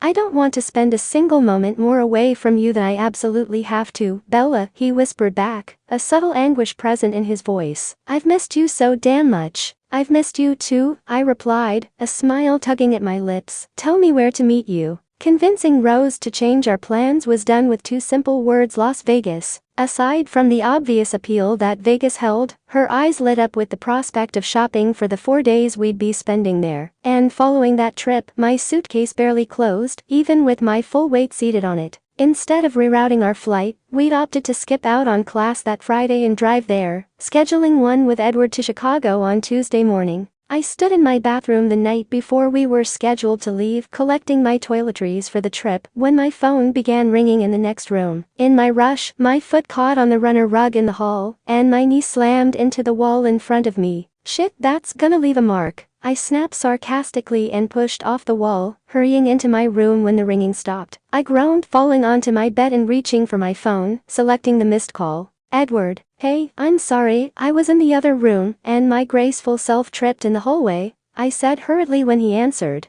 Thought you might be avoiding me." He chuckled and then let out a heavy breath. "You alright?" "Yeah, I'm fine. Just gonna have one hell of a bruise on my knee." "That's sexy?" "Huh," I replied, rolling my eyes and shaking my head. I turned over and stared up at the ceiling, feeling the muscles in my back releasing after the hectic packing I'd been doing all evening. "But why in the world would I be avoiding you?" "I don't know. Cold feet? Sneaking off to the beach for spring break instead?" he said jokingly. "If I didn't get cold feet before New York, I'm pretty sure you've got nothing to worry about now that I actually know what I'm missing," I murmured in a soft tone. And as tempting as a week on the beach sounds, in a bikini I wouldn't be caught dead in, and my lily white skin blinding everyone in sight, I think I'll pass. There's no Edward Cullen there, so that squashes any appeal of that little scenario. "God, I miss you so much right now," he sighed, his voice losing all hint of amusement. "You sound so tired, baby," I said softly, wishing now more than ever that I were already there beside him. "Are you okay?" Yeah, I just hate these damn conferences, he replied, frustration evident in his voice. I can't wait for you to get here. Soon. I'll be there soon. And then the last thing you'll be thinking about is that conference, I teased, lowering my tone. You'll be way too busy concentrating on the borderline illegal things I plan on doing to that body of yours. Oh really? Care to elaborate? He asked, a lightness returning to his demeanor, causing me to smile in relief. That would just take all the fun out of it, though you are free to use your imagination all you like, I teased with a soft giggle. Oh, you are such a little minx, he reprimanded me jokingly, releasing a soft laugh. So, what time are you getting in tomorrow? I laughed, rolling onto my side, hopefully around 2 or 3 traffic permitting, but I'll be there waiting for you when you get back to the room. Okay? I'll have Emmett meet you out front around then, and if I can manage to slip away from the conference sooner than 5, I will, he replied. I still can't believe that Emmett is coming with you, I chuckled nervously, shaking my head. He's anxious to meet you, but don't worry. I've told him to be on his best behavior, vacation or not. It was part of the agreement, he said with slight tension in his voice. I'm not worried, Edward, and Rose can hold her own and plans to spend most of her time at the slots anyway, I smiled, hearing his stifled yawn through the phone. Baby, you should get some sleep. No, I'm fine, he replied stubbornly, his voice strained as if he were stretching. I'd rather talk to you. Edward, I said firmly as I sat up on the bed, bending my leg up to my chest. You need your sleep. You might not be getting much tomorrow night. Only might? He laughed. Okay. You definitely won't, and you'll need all your reserves, I chuckled in response. Well, when you put it that way, he trailed off and I heard the click of the light switch. Good night, Bella. I love you.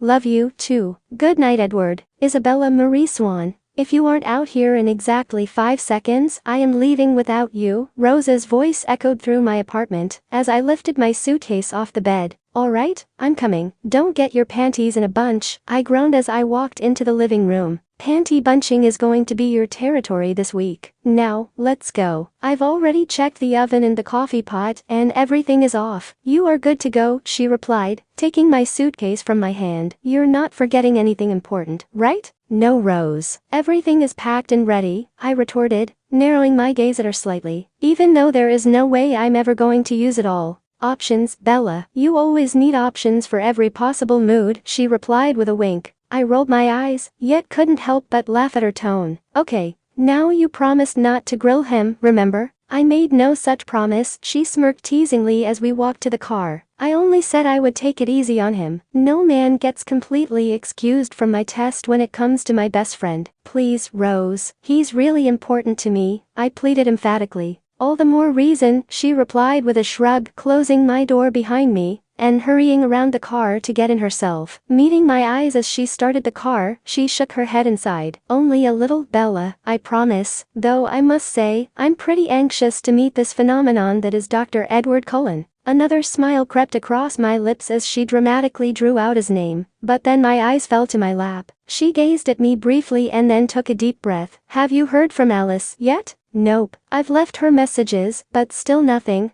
I sighed heavily and shook my head. Since Alice had begun dating Jasper, we'd been hearing less and less from her, until she finally even stopped coming to classes. To say I was a bit concerned was understating the facts, but I also hadn't been able to tell one of my best friends about Edward, though it had served to bring Rose and I closer. Reaching over to my lap, she took my hand and gave it a reassuring squeeze. Alice will come around, you know how she gets sometimes. She lets herself get all wrapped up in these new relationships, and it's all she thinks about. It's been months, Rose, I replied sadly, still not raising my eyes. Do not let this ruin your time with your man. Just focus on him and we'll deal with Alice when we get back, alright? She stated firmly, securing her hold on my hand, and I nodded silently. I knew she was right, and I leaned back in my seat, focusing solely on the fact that within hours, I would be back in his arms, the one place I'd longed to be since the moment I left them in January. As we crossed the border into Nevada, my stomach began fluttering even more in anticipation. I was officially in the same state as Edward was finally, and when the first signs of Las Vegas appeared in front of me, my leg began bouncing excitedly.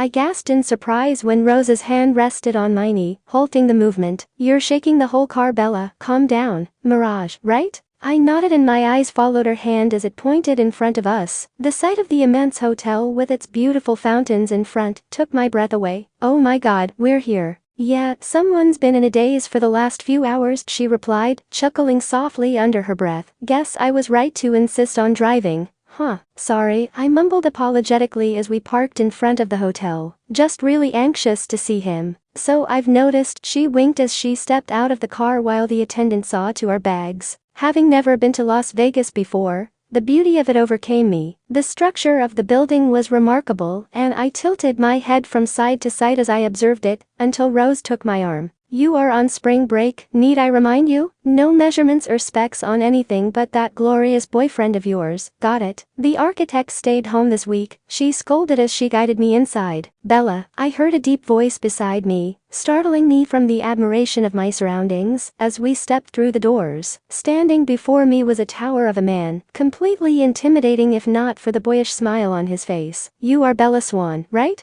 "Oh, yeah," I chuckled in embarrassment. "I'm guessing you're Emmett?" "The one and only," he replied, his smile broadening and engulfing me in a hug. "Nice to finally meet you. And this lovely lady must be Rose." His eyes fell on my friend beside me as he pulled away, and she nodded. "Actually, it's Rosalie. Rosalie Hale." His eyebrows rose along with mine as I gazed at her in disbelief. She hated to be called Rosalie, and her stiff posture displayed an evident discomfort that I'd never seen on her. "Rose. It's nice to meet you, Rosalie," he said, shaking his head at me and extending his hand to her, which she curtly shook. Turning to the attendant, he handed him the keycard. "Tower suite on the 27th. I'll let you ladies settle in." With that, he walked away and I turned to Rose, gaping at her. "What the hell was that all about?" "I didn't come to Vegas to be hit on," she retorted and began following our bags toward the elevator. "Rose, he was just being nice," I hissed under my breath as I caught up to her. "Please," she scoffed sarcastically, rolling her eyes and folding her arms over her chest as we stepped inside. "Do not be deceived by those dazzling baby blues or the schoolboy charm, or that sweet little smile. That man is hornier than a college frat boy, obviously flirting, and I couldn't be less interested." "Yet, you notice the color of his eyes?" I mumbled under my breath. "Kinda hard not to with the way he was staring." She huffed and remained silent for the rest of the ride up to our floor, until we stepped into our room and our eyes widened at the sheer grandeur of it. Holy shit.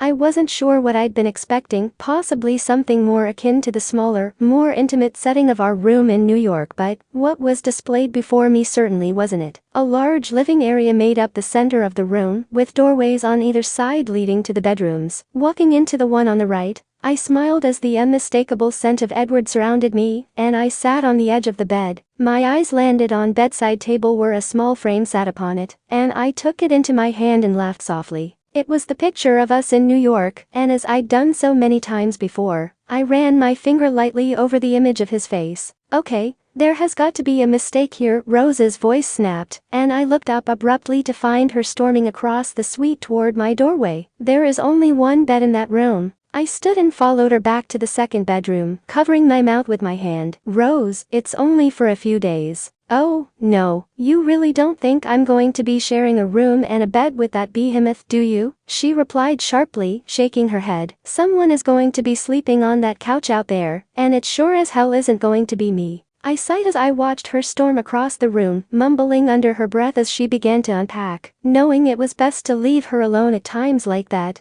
I retreated back to my own room to do the same. The 2 hours after Rose left to go to the casino seemed to drag on. As I sat impatiently waiting for Edward, I lay down on the bed and inhaled the scent of his pillow, closing my eyes and picturing his face in my mind. Even with the aid of his picture that I'd comforted myself with during the long weeks of our separation, I knew that seeing him again face to face would be so much different, and I had changed as well. I'd gained a few pounds and even cut several inches off my hair, though it still fell well beyond my shoulders, and I hoped he liked what he saw. "Bella," my eyes shot open as I heard his anxious voice carry through the suite, springing off the bed and racing out of the room. His smile stretched across his face as he spotted me, while my breath caught in my throat at the sight of him. His suit jacket was draped over his arm, and his tie was loosened, the first few buttons of his shirt undone. He'd never looked sexier. "Get over here." I shrieked slightly at his relieved sight, surprising even myself as I ran to him, and he tossed his jacket aside, catching me in his arms. and hugging me fiercely against him. He pulled away slightly to look at me, smiling before capturing my lips with his, and I moaned softly against them. Sweeping me into his arms, he carried me into the bedroom and kicked the door closed, laying us down on the mattress, and brushing his lips gently against mine once more. I never realized exactly how much I've missed you until just now. Me either, I murmured against his lips, my fingers tracing the contours of his face, relishing in his presence. No dinner reservations this time? He lifted his head to look down at me, grinning as he shook his head. Room service, later. I like the way you think, Dr. Cullen. I smirked before claiming his lips with mine again, tugging his tie free, and tossing it to the floor. The room around us filled with the heavy pants of our breathing and the soft whimpers of our moans as inch by inch we discarded our clothes until he began kissing down my body. His lips felt like heaven against my skin as his fingers lowered the last remaining garment between us down my legs, stopping at my right knee. His eyes met mine as he brushed a soft kiss against the bruised skin there, before bending it slightly to remove my panties from my ankle. Sliding his body along mine to bring our faces level again, he reclaimed my lips heatedly, and I embraced him tightly around his shoulders. His hardened length glided along my slickened skin as my hips lifted from the bed, and we both moaned into the kiss, one of his arms slipping beneath me. Bella, I can't, he panted heavily against my lips, his hand running along my thigh. I don't want you to, I replied breathily as my body arched against him. Please just take me, Edward. Slowly, he pressed inside me, and I whimpered against his lips while my fingers gripped his shoulders. His hands moved to rest on my hips as his thrusts began and my eyes closed, my lashes fluttering with the sensations coursing through my body. My breath caught in my throat. It felt so surreal to be with him again, like this, almost too good to be anything but a dream. Yet when I opened my eyes, he was still there. His movements increased in urgency, and I finally released the breath I'd been holding in a sharp, abrupt sigh, and then clenched my teeth tightly, as my orgasm began to taunt me. Please, it's been too long since, oh fuck, I heaved, my eyes burning with tears from the heat coiling in my stomach, feeling as if my body were about to burst. With a final, deep thrust, a groan resonated from my chest as his release actually sparked mine, and our lips met passionately. As our bodies began to calm, our kiss slowed and deepened, our hands gently caressing each other's skin. Looking into my eyes, he brushed my slightly dampened hair from my face, and a smile returned to his lips. I love you, he whispered, and tears welled in my eyes again, bringing my hand to rest on his cheek. Pressing my lips softly to his, I sighed against them from the feel of his breath ghosting over my skin for the first time as he spoke those words. I love you too. As we lay entwined with my chest pressed against Bella's back, my fingers traced along her hip. Her head leaned back on my shoulder as she hugged my arm around her, my lips brushing lightly along the skin of her neck. We hadn't spoken a word since I'd covered our bodies over with the blankets, unwilling to relinquish the euphoric finally feeling of her against me. Yet neither one of us seemed overly anxious to break the silence either. We'd already said everything that mattered in that space and time. Suddenly, I felt her body shift in my embrace and my eyes lowered to her face, smiling at the hint of a smirk I found there. What? Nothing, she replied softly, but her smile grew, taking my face in her hands and brushing her lips lightly against mine. Just absorbing the fact that you're actually here, and I'm not dreaming this time.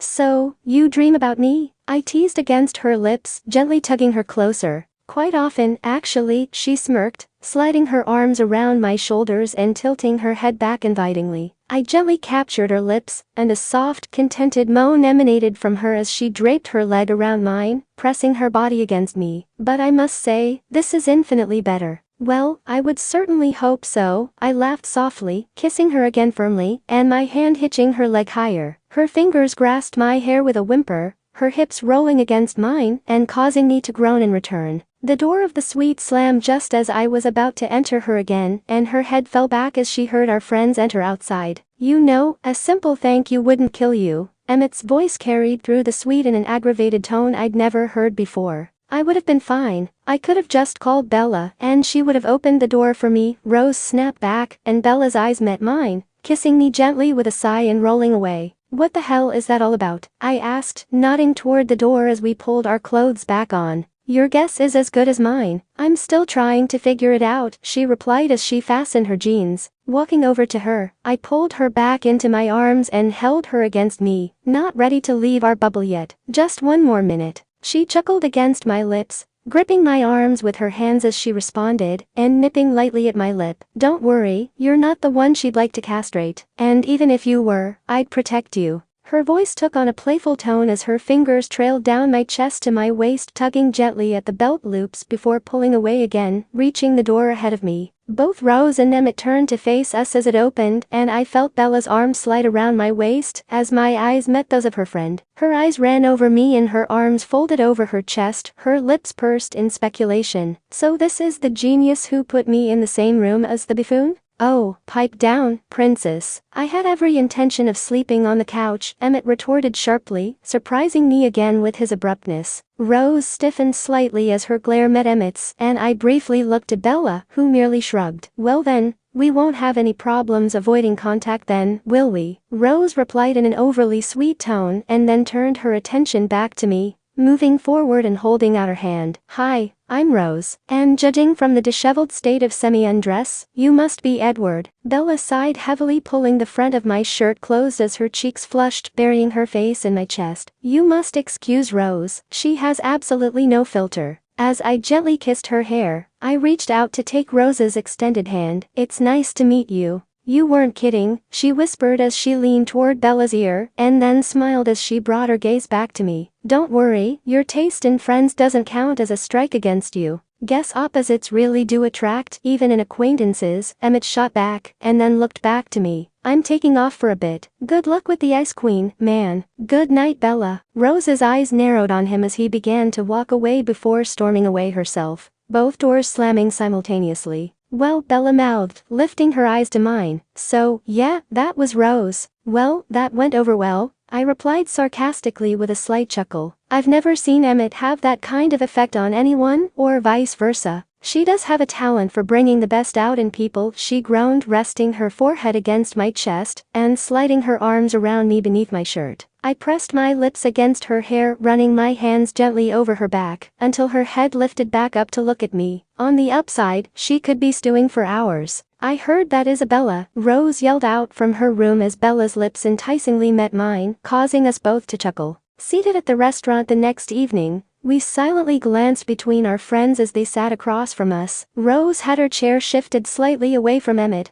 her lips pressed in a hard line, and gazing up at the chandelier as she took a sip of her wine. Meanwhile, tension etched through his jaw and shoulders, gripping the beer in front of him so tightly, I was sure it would smash between his massive hands. So, Rose began suddenly, breaking the silence and bringing her gaze to me, causing a sudden rise in my anxiety. Bella tells me that you're a doctor? I briefly glanced over to Bella and felt her hand rest gently on my knee. Laying mine on top of it, my fingers slid between hers as I took a deep breath, drawing strength from her, as the long-awaited questioning began. Yes, that's correct. And a fairly prominent position at that, for such a young man? She continued, folding her arms over her chest and raising a singular brow at me. Bella cleared her throat and her fingers tensed between mine, shaking her head silently at Rose. What? It's an honest question, she stated nonchalantly, shrugging at Bella and then looking back to me. Yeah, I guess you could say that, I replied nervously, my brow pulling together in confusion.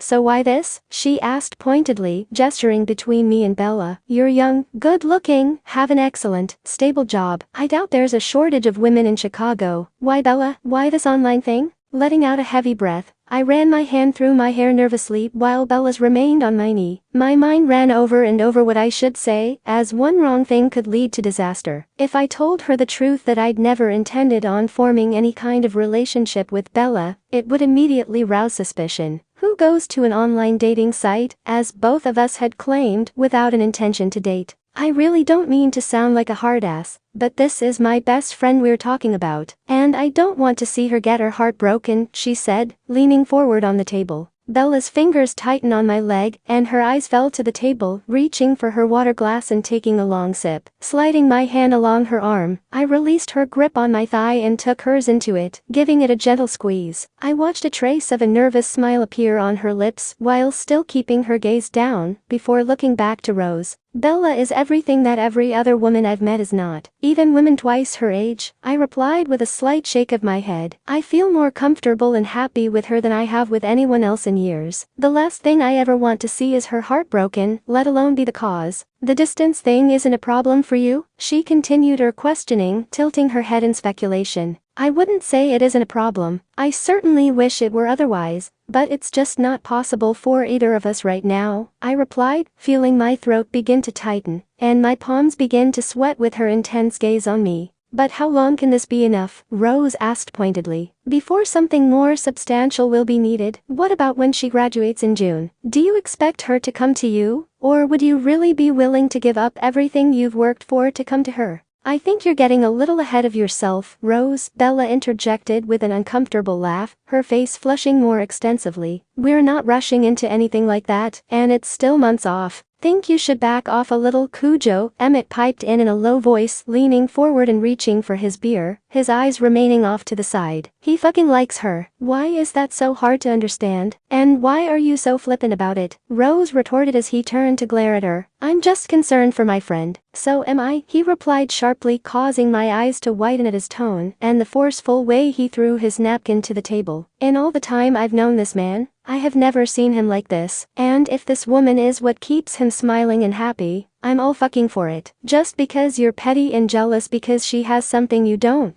doesn't give you the right to interrogate him like a criminal. He loves her, she loves him, and regardless of distance or how they met, they are both consenting adults. Let that be enough. Bella jumped slightly beside me when he pushed roughly away from the table and stormed away, and I reached to take her hand again. However, my gaze was transfixed on Rose, baffled by the sudden shift in her demeanor. Despite the tightness of her jaw and the stiffness of her posture, the hint of tears began welling in her eyes that she insistently attempted to blink away. She started, her voice cracking slightly as she took a deep compassing breath before her napkin met the table as well, and she grabbed her purse. Excuse me. Her hasty departure from the table left us both behind in a daze, stunned by what had transpired within the last few minutes. The venom lacing Emmett's voice, even with the sentiment behind it, was something that honestly unnerved me. Handling my carefree, obnoxious friend was easy and routine after all these years, whereas I had no idea how to deal with this new side of him. I think separate rooms might be in order, Bella stated in an astounded voice, releasing a long-held breath. Somehow, I don't even know if that would be enough, I replied, shaking my head distractedly, until I felt the backs of her fingers gently brush against the side of my neck. Turning my head to look at her, I slowly began to feel the ease settle over me as I gazed into her eyes. I leaned forward to kiss her gently, and her hand cupped my jaw, holding me against her for a moment before we parted. My arm slid around her waist and I smiled as I pulled her closer. I've got an idea. I have dessert waiting for us up in our room, so how about we let Rose and Emmett fight their own battle, and just focus on you and me? Her beautiful smile lit her eyes, and she nodded, pressing her lips to mine in a brief kiss. That's the best thing I've heard all night. You're right, they can sort it out themselves, or else just stick it out for a couple more days. I don't want to waste a single minute that I have with you. I motioned to the server, requesting the check and retrieving my card from my wallet, eager to have Bella alone again. And from the constant feel of her touch, it seemed that the feeling was completely mutual. Brief, stolen kisses and adoring, yet suggestive glances filled the walk to the room. Even with the experience of New York behind us, it still amazed me how easy it all was for us, how natural, how simply we fell into step with each other from the moment we said hello. Her body tensed slightly as we reached the door, and I brought my fingers to her chin to turn her face to me, gently brushing my lips on hers. You and me, baby, that's it. Taking a deep breath, she nodded and hugged herself against my side as I unlocked the door, stepping inside to find the main room empty, with no sign of Emmett and Rose's door shut. I led her through the suite, stopping only for a moment at the mini fridge for the container I'd placed in there while she was in the shower before dinner, and closed the doors behind me as she sat on the end of the bed. When you said dessert, I must admit, I did not think you were referring to actual food, she teased with a mock pout, slipping off her heels and tossing them onto the floor. Sliding herself up the bed, her mischievous smirk reappeared on her lips as she laid her head back on the pillows. It's a shame, since you like this so much in New York. Her deep purple dress rode up her thigh as she bent her knee, while eyeing me intently as I set the container on the mattress, crawling onto the bed to lie beside her. My lips met hers gently as my hand rested on her thigh, groaning softly when her fingers encircled my wrist and guided mine to settle between her legs. Her smirk grew against me as my fingers ran along her bare skin, nipping playfully on my lower lip. "You play dirty," I mumbled against her lips, causing her to giggle and pull me closer. "With Rose and Emmett there? I could have played much dirtier and clued you in before dinner," she replied as her foot glided along my calf that now rested between her legs. But how could I resist? "I don't think I've ever seen you sexier than that first night in New York. Like you were going to devour me." With a muffled moan, I kissed her firmly as I felt her arms slide around my shoulders and pull me closer, my hand traveling back down her thigh. I gave a gentle squeeze before parting my lips from hers, pressing my fingertips against them instead. "Don't rush, baby."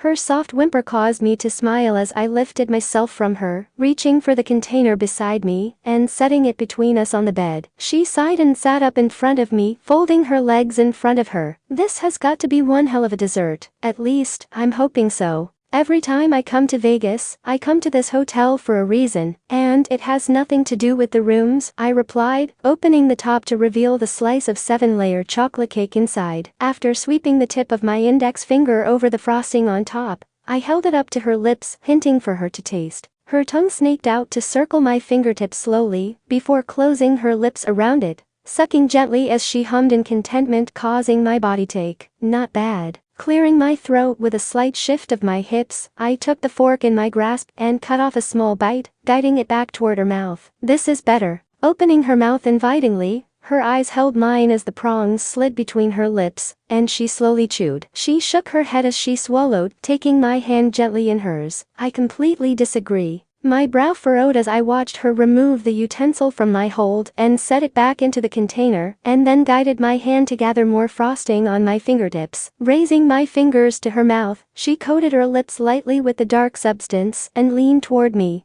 "I think I prefer this," she continued in a sultry tone as her tongue flicked my fingertip. As I took her bottom lip between mine and sucked at it gently, she rose to her knees in front of me and held my face in her hands. I raised mine to the side of her neck, smearing the remnants of frosting remaining on my finger along her skin, and her head tilted back invitingly with a soft sigh. Trailing kisses from her collarbone to her ear, I felt her body shiver as I grasped her hips, pulling her closer to straddle me. Her breasts pressed firmly against my chest when her back arched, as my tongue drew small circles just below her pulse point, my lips sealing over it to feel the racing of her heart. I brought my eyes back up to meet hers, and my fingers slid around to her back, lowering the zipper of her dress and easing it off her shoulders. Returning my hands to her thighs, I slowly inched the fabric up her legs and torso, lifting it over her head. "I think we've had enough dessert for now." Her eyes noticeably darkened and her lips met mine feverishly as she began loosening my tie, pulling the two ends free and dropping it on the bed. As her fingers rose to unbutton my shirt, I reached around her to unhook her bra, an impatient whimper escaping her throat as she paused to pull her arms through the straps before resuming her task. Pushing the fabric over my shoulders, her kisses moved along my neck as I shrugged it off, her hands slipping between us and pressing against my heart in erection, stroking me slowly through my pants as her lips met my Adam's apple. "Oh fuck, baby." My fingers gripped her hips as I felt her unbuckle my belt and make quick work of the button and zipper, her teeth dragging lightly over the skin of my neck. Her hands grasped mine and removed my touch from her, smiling wickedly as she slid off my legs and pulled me to kneel in front of her. Her lips brushed against mine teasingly as she lowered my pants and boxers and then dipped her finger into the frosting. "I don't think I'm quite done with dessert yet." My turn. Tapping her fingertip against my chin, her lips closed around the small dab she left there, repeating the action all the way down my chest and abdomen, causing my breaths to increase significantly. She trailed what remained on her finger along the underside of my length, followed by her tongue dragging slowly and tortuously to the tip, before taking me into the warmth of her mouth. My head fell back as she moved along me, her fingernails running lightly over my thighs and causing a pleasurable shiver to course through my body. Suddenly, her mouth left me, and she kissed her way back up my chest, my hands gripping her sides as she knelt in front of me and kissing her passionately. "What the fuck? Get out of my room." Rose's voice screeched through the suite. Bella's shoulders fell with a sigh, and she began to pull away, but I held her firmly, raising one of my hands to weave my fingers into her hair and turn her back to face me. No. Just you and me tonight, remember? Nothing exists outside of this room, just for tonight. I whispered against her lips as I lowered her to the bed, settling my body on top of her. As I kicked off my pants, her hands slid around my back and gripped my shoulders, our kiss deepening as she pulled me against her. As I slowly entered her, every other sound disappeared with her soft moan filling the air around us, our lips parting and gazes locking. Her hips lifted to meet mine more firmly, pressing me deeper, and causing me to breathe out shakily. "Make me forget everything else, Edward," she murmured softly, her fingers tracing lightly over the back of my neck. Beginning a slow pace, I watched her face as her eyes closed and her lips parted, exhaling a soft breath each time I filled her. When she began arching her neck, I lowered my lips to the exposed skin, kissing up to her ear, and feeling her body tremble in response. "How's that? Getting blurry?" She panted breathlessly as her hand weaved into my hair to hold me in place. She gasped abruptly as I bit lightly at her neck, followed by a resonating groan. "Blurrier." Removing myself from her hold, I sat up and took her hands, pulling her off the mattress, and silently motioned for her to turn around. She kissed me gently and complied, her hands gripping the top of the headboard tightly as I slid back inside her, my hands taking hold of her hips. My thrusts resumed at a slightly quickened pace, and her head rose sharply, sending her long, brown locks cascading down her back, one sight that she knew drove me crazy. Leaning forward to press my lips to her shoulder, my fingers slid around her stomach and lowered between her legs, massaging her in time with my thrusts. "And now, gone, completely gone," she cried out in a strangled tone, bringing one hand back to grasp my hair again while her body rocked back anxiously against me. Her grip gradually tightened on my hair, and her knuckles began whitening on the headboard, the soft whimpers emanating from her clearly indicating how close she was. "You ready, baby?" I whispered, brushing my lips against her jaw, and she nodded quickly. "Tell me, Bella, let me hear you." Her teeth clenched as her muscles began to tighten, her pants escaping as hisses until a growl rumbled from her throat, and her head flew back against my shoulder. "Oh fuck, yes." My arm wrapped tightly around her waist as her body began to shake, my other hand continuing to move briskly against her. She cried out incoherently as her orgasm claimed her, and I sucked lightly at the skin of her shoulder with a deep moan as mine joined hers a moment later. Releasing her hold on my hair, she collapsed onto the bed, rolling over to gaze up at me with a satisfied smile. I slowly lowered myself onto her again, claiming her lips with mine softly, as I felt her arms circle back around my shoulders. Our friend's tirade continued to echo through the doors, but it faded into the background once again as I gazed down at the woman beneath me. Her skin still held a slight flush, but it was the look in her eyes that spoke volumes. A radiance held there that I only saw when we were together like that, moving only to share a brief kiss or touch, the rawness of our encounter melting seamlessly into the tender passion we felt for each other. Then suddenly, her fingers slowed as they traced through my hair, and her gaze shifted to a more serious appearance. "I really do love you," she spoke softly, but the intensity of her eyes as they held mine rendered me speechless. Pulling my lips to hers, she inhaled deeply through her nose as her arms clung tightly around me and held me against her, catching me temporarily off guard. "Bella baby," I managed to mumble against her lips before she finally broke away, opening her eyes again to look at me. "I love you too, but what's wrong?" She sighed heavily before placing a smile on her face and shaking her head. "Nothing, I'm fine. I just wanted to tell you I love you," she said, pushing me gently onto my back and brushing my lips with hers. "Be right back." Before I could stop her, she lifted off the bed and ran into the bathroom, leaving me more than a little confounded. I sat up, removing the cake box from the bed and setting it on the bedside table, then slid my legs under the covers and leaned back against the headboard. While waiting for her to return, the look in her eyes and sudden change in her demeanor would not leave my mind. I could only hope that she wasn't already dreading the end of the week again, as she had in New York on our first morning, when we hadn't even made it to Chicago yet.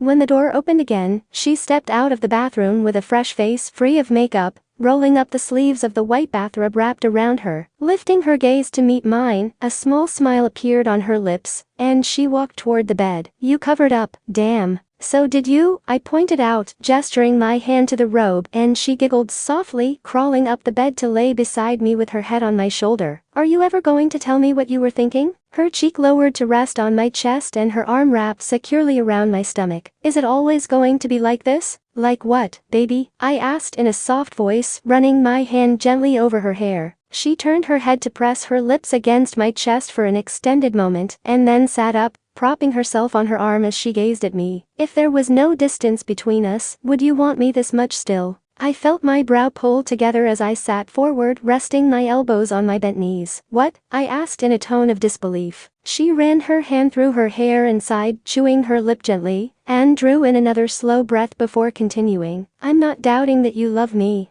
I know you do. But something Rose said tonight really got to me, and probably not even in the way she intended." Brushing my fingers along her cheek, I attempted to coax her into looking back at me, but she closed her eyes. "Bella, what? Do you think if we were closer and could see or touch each other whenever we wanted," she paused, swallowing hard before bringing her eyes back to me again, "that you would still look at me the way you do now? You make me feel so beautiful and sexy and desirable before you even touch me. I never want to lose that. I love the way you see me, and I don't want that to change." "Oh, God," I breathed out heavily as her eyes lowered again, cupping her face with my hand as I slid closer to her and kissing her gently. "Baby, I'm always going to want you this much, whether there's 2,000 miles between us or 2 feet. I still rush home every single day just to see you and hear your voice. You're part of me, Bella." She leaned her cheek into my palm and lifted her hand to cover mine, never taking her eyes off me. "I just never want to become ordinary to you." Sliding my arm around her waist, I laid back and pulled her on top of me, brushing her hair from her face. "There hasn't been an ordinary thing about you since the first night I talked to you. You never ceased to amaze me, and if I had any doubts about us, I might have still invited you to Chicago, but never to meet my family. I haven't done that with anyone since college." "No one, Tanya?" she asked, her brow furrowing more as she spoke, and I shook my head silently. "Wow, now I'm really nervous." "Don't be," I replied with a smile, rolling us over to hover over her. "They're going to love you just as much as I do."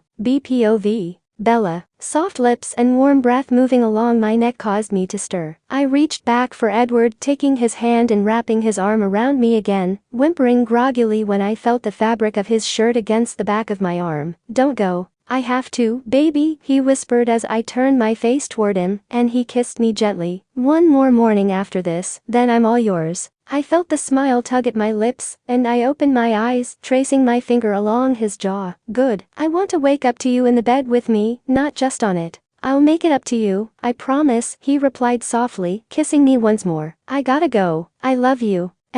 Love you too," I mumbled sleepily and pulled the covers tightly around me again as he stood to leave. As I nuzzled back against the pillow, I had every intention of falling back asleep, passing at least another hour or two while Edward was gone. However, without his body beside me, I suddenly felt cold and sleep wouldn't claim me. I rolled over and pulled the blanket that had been covering his body all night to my face, inhaling his scent deeply and smiling. The way he'd made love to me the night before, once he shed my robe and I slid into bed beside him, was indescribable. It was unlike anything I'd ever felt, even with him. The passion between us practically radiated through our skin. The look in his eyes as he gazed down at me, as if I were his entire world, was intoxicating, as well as enlightening. I couldn't be without him. Slipping out of the bed, I reached for the robe on the floor and wrapped it around my body as I stood, glancing down to the blinking light on my phone. When my screen illuminated, I smiled at the text waiting for me from Edward, sent over an hour before.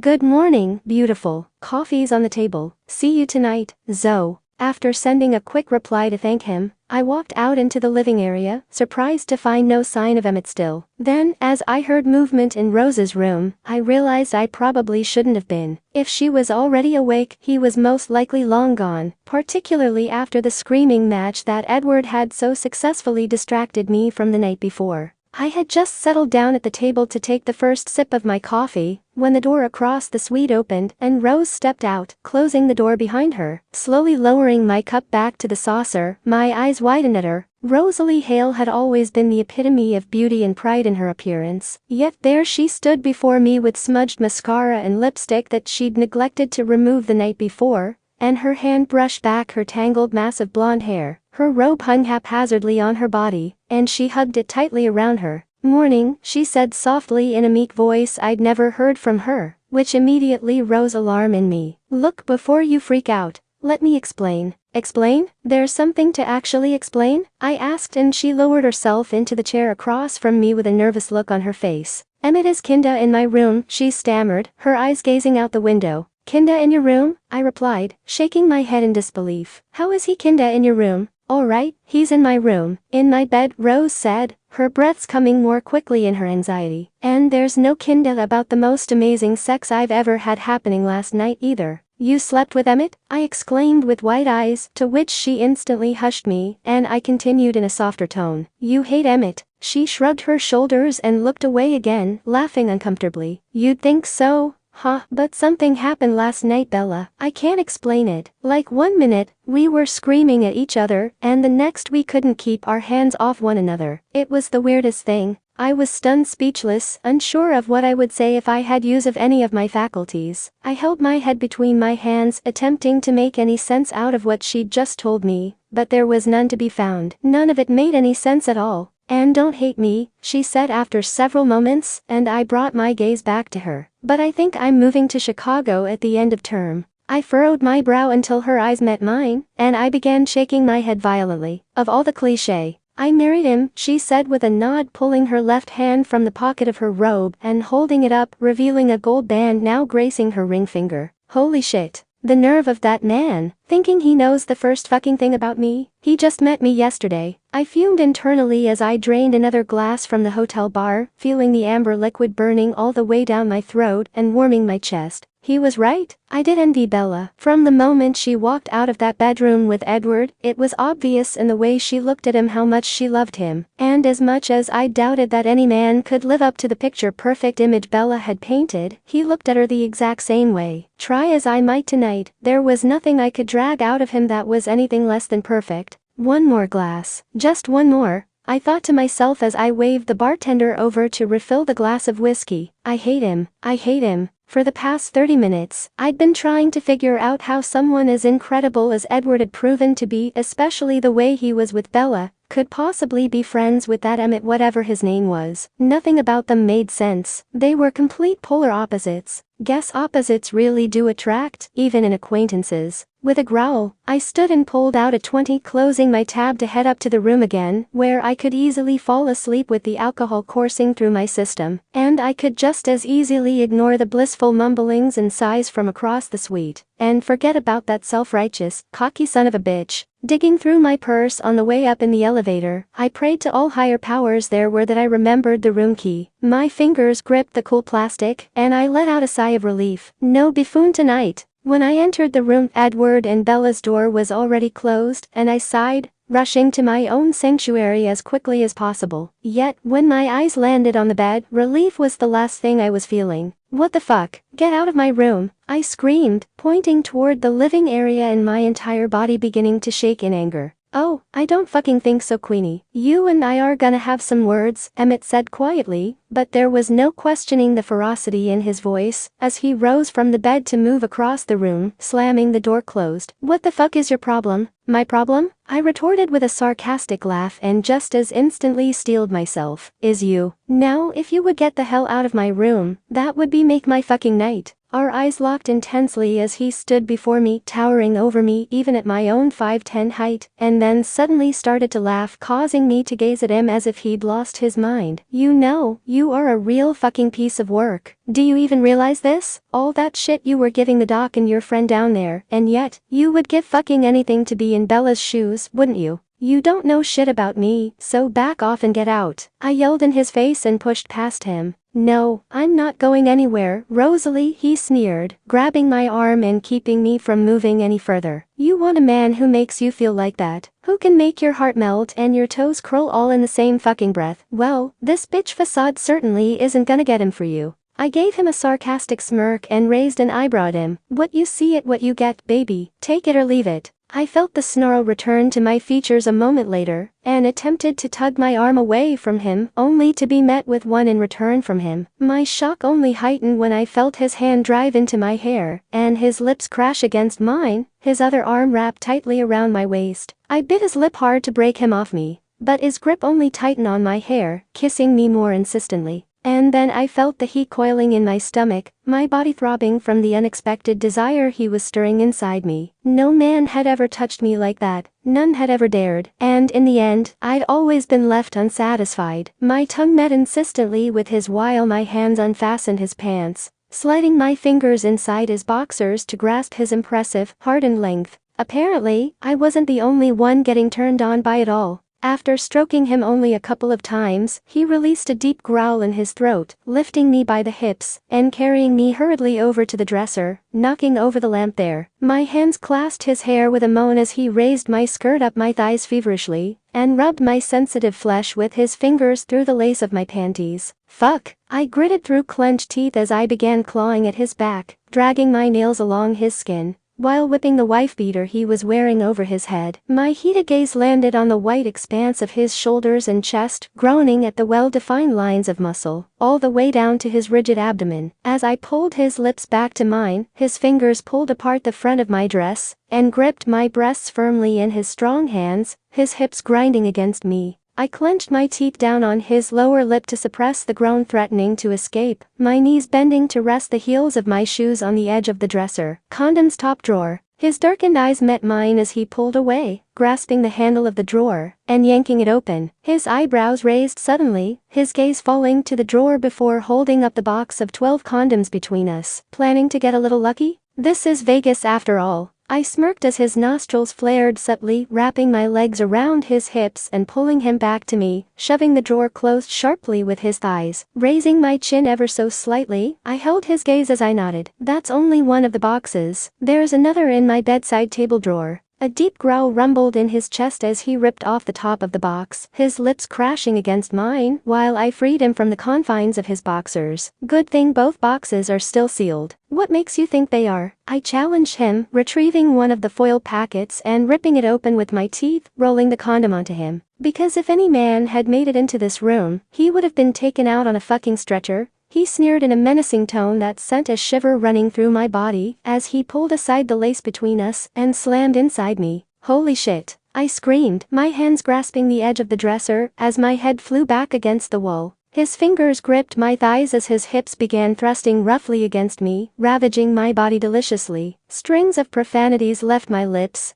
and my heels dug into his ass, causing him to hiss in response, though his intense gaze and tightened jaw displayed only uninhibited pleasure. Could any of them make you feel like this? His lips devoured mine as our labored breaths fell in rhythm with our movements, and I felt as if I'd been lit on fire. I don't know. I didn't get a chance to find out. He growled at my response, and his fingertips pressed almost painfully into my thighs. And you won't need to after tonight. I clenched around him with the tremor his words incited, causing him to curse against my lips as he moved within me. Lifting me off the dresser, Her carried me to the bed and dropped me roughly upon it. My body throbbed with the loss of him, writhing on the mattress anxiously as he pulled my thong free from my body and shoved his pants and boxers over his hips. His hands landed sharply on either side of my head, holding my gaze as he thrust back inside me, and a deep resonating fuck passed over his lips. "Don't say it, do it." I grunted as my head lifted off the mattress and glared up at him, my hips meeting each one of his movements and pressing him deeper. A frustrated groan escaped him and his pace increased, causing my head to loll back, and my arms reached over my head to grasp the blanket in my fist. "That good enough for ya?"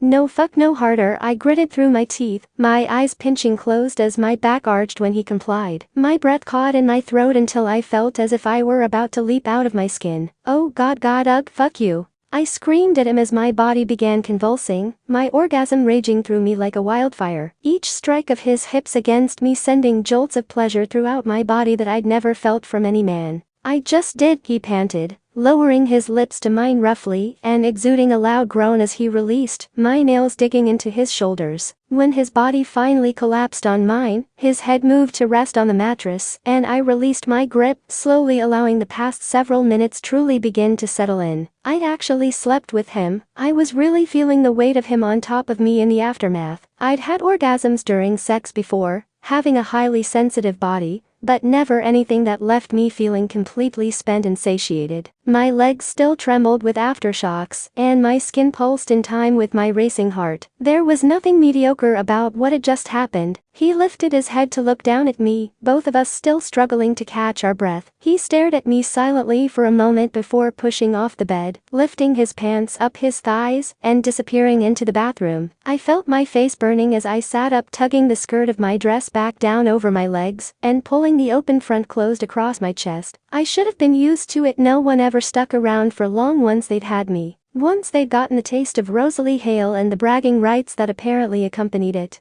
there was no need. The difference was, it actually bothered me that time. Instead of relief that it was over, I felt regret, satisfied, yet still hungry for more, and he was done with me. When I heard the movement in the bathroom, I smoothed my hair back away from my face and assumed my proficient mask of indifference. Sliding off the bed, I made my way to the closet to change. I needed to get out of here, to remove myself from the humiliation. We still had another 2 full days, and the morning after that remaining before we left for Chicago. Things were going to be really awkward, not only for myself and Emmett, but for Bella and Edward as well. When the door finally opened, I couldn't bring myself to look up, instead waiting for him to just grab his shirt and leave. Marry me. My eyes widened at the sound of those 2 words, and my head shot up to look at him over my shoulder. He was leaning against the doorframe with his arms folded over his massive bare chest. I swallowed hard at the seriousness in his gaze and voice, and I shook my head with a laugh as I slid the bathrobe around me. Admirable, but not necessary. I spoke as nonchalantly as my voice would allow, turning my eyes back to gaze into the closet. Obviously you haven't stolen my virtue or anything, so no harm done. Why are you like this? He asked without any of the hostility I'd become accustomed to since the moment we met. Instead, his tone came through with a sigh, stripping me of my comfort zone and dealing with him. Like what? This is just me.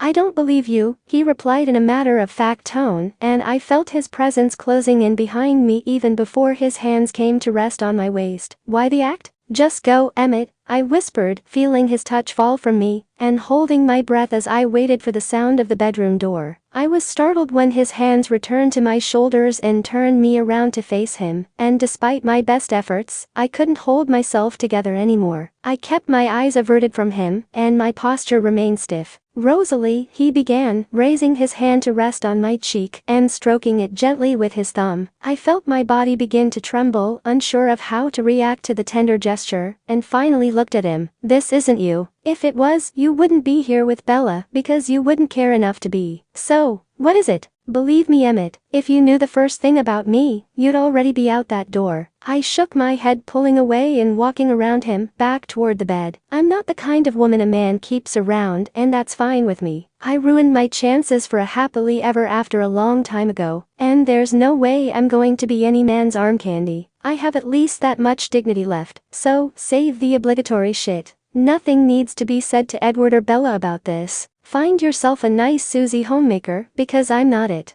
He drew in a deep intake of breath, and his silent, looming presence was beginning to make me nervous, until I heard him chuckle. I turned quickly to face him, my eyes narrowing, but it had no effect on him. He actually began moving closer. I was wrong. You aren't just a piece of work, you're a fucking masterpiece. I felt my forehead wrinkle in response as he sat down on the bed, leaning back onto his elbows. So, now you've gone from asking me to marry you to insulting me? I couldn't have bruised your ego that much. Who's insulting? He replied, waving his hands out casually. I was just making an observation. You carry that tough as nails bitch routine pretty fucking well, I'll give you that. But I know for a fact that I wasn't far off the mark tonight. You'd give anything to have something like what Bella has with Edward. My lips pressed together in a hard line, and my temper boiled inside of me, my fists clenching at my sides. The man was infuriating the living hell out of me. Even if I did, which I don't, that would be none of your damn business. Fucking my brains out doesn't give you the right to make judgments on me. For the love of God, will you stop? Emmett exclaimed, sitting up abruptly. Are you even listening to yourself? You're flipping from hot to cold so fast, you're making me dizzy. For once in your rich, pampered, valley girl life, be fucking real. Pampered valley girl? I seethed, my jaw clenched so tightly that I thought for sure my teeth would shatter under the pressure, and angry tears burned in my eyes. Get out. Why? Is honesty that hard to come by with you? Been playing your little part so long that you don't even know what's real anymore, he yelled as he sprung off the bed, taking me by surprise once again.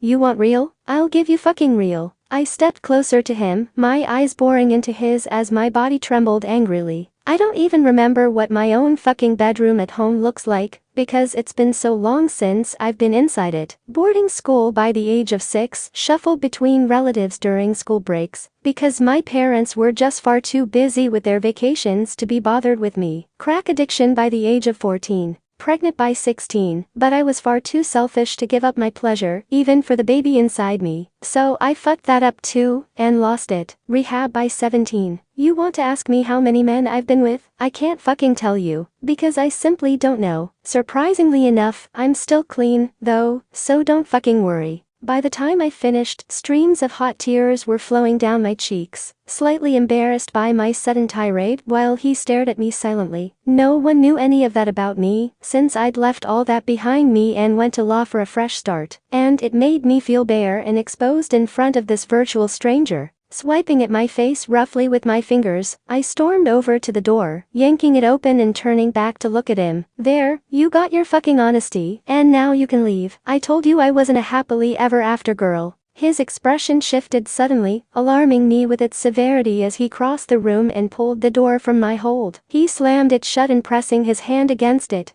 glaring down at me as my fingers returned to the handle to attempt to reopen it. You think I care about any of that? Everyone makes mistakes and has flaws. No one is fucking perfect. His loud, deep voice bellowed at me, and I was just about to snap back at him when he continued. I was a foster kid until I was 14. I made every home I lived in hell on purpose, just to see how far I could push them. I dropped out of med school. I drank too much at times, and I always swear too fucking much. Does that make me undeserving of happiness? And for once I had nothing to say. My eyes lowered to the ground and my back rested back against the door, shaking my head in response. He turned and placed a palm on either side of my head, and I closed my eyes as his lips brushed lightly against my cheek. Then why should you be? The soft, tender tone of his voice returned, and I brought my gaze back to him, staring into his gorgeous blue eyes. Because I'm really fucked up. No man wants to deal with all the baggage I've got. You barely know me, Emmett. So, just cut your losses now. I attempted to lower my chin again, but he caught it with the crook of his finger, slowly lowering his lips to mine and kissing me gently. Marry me. Why?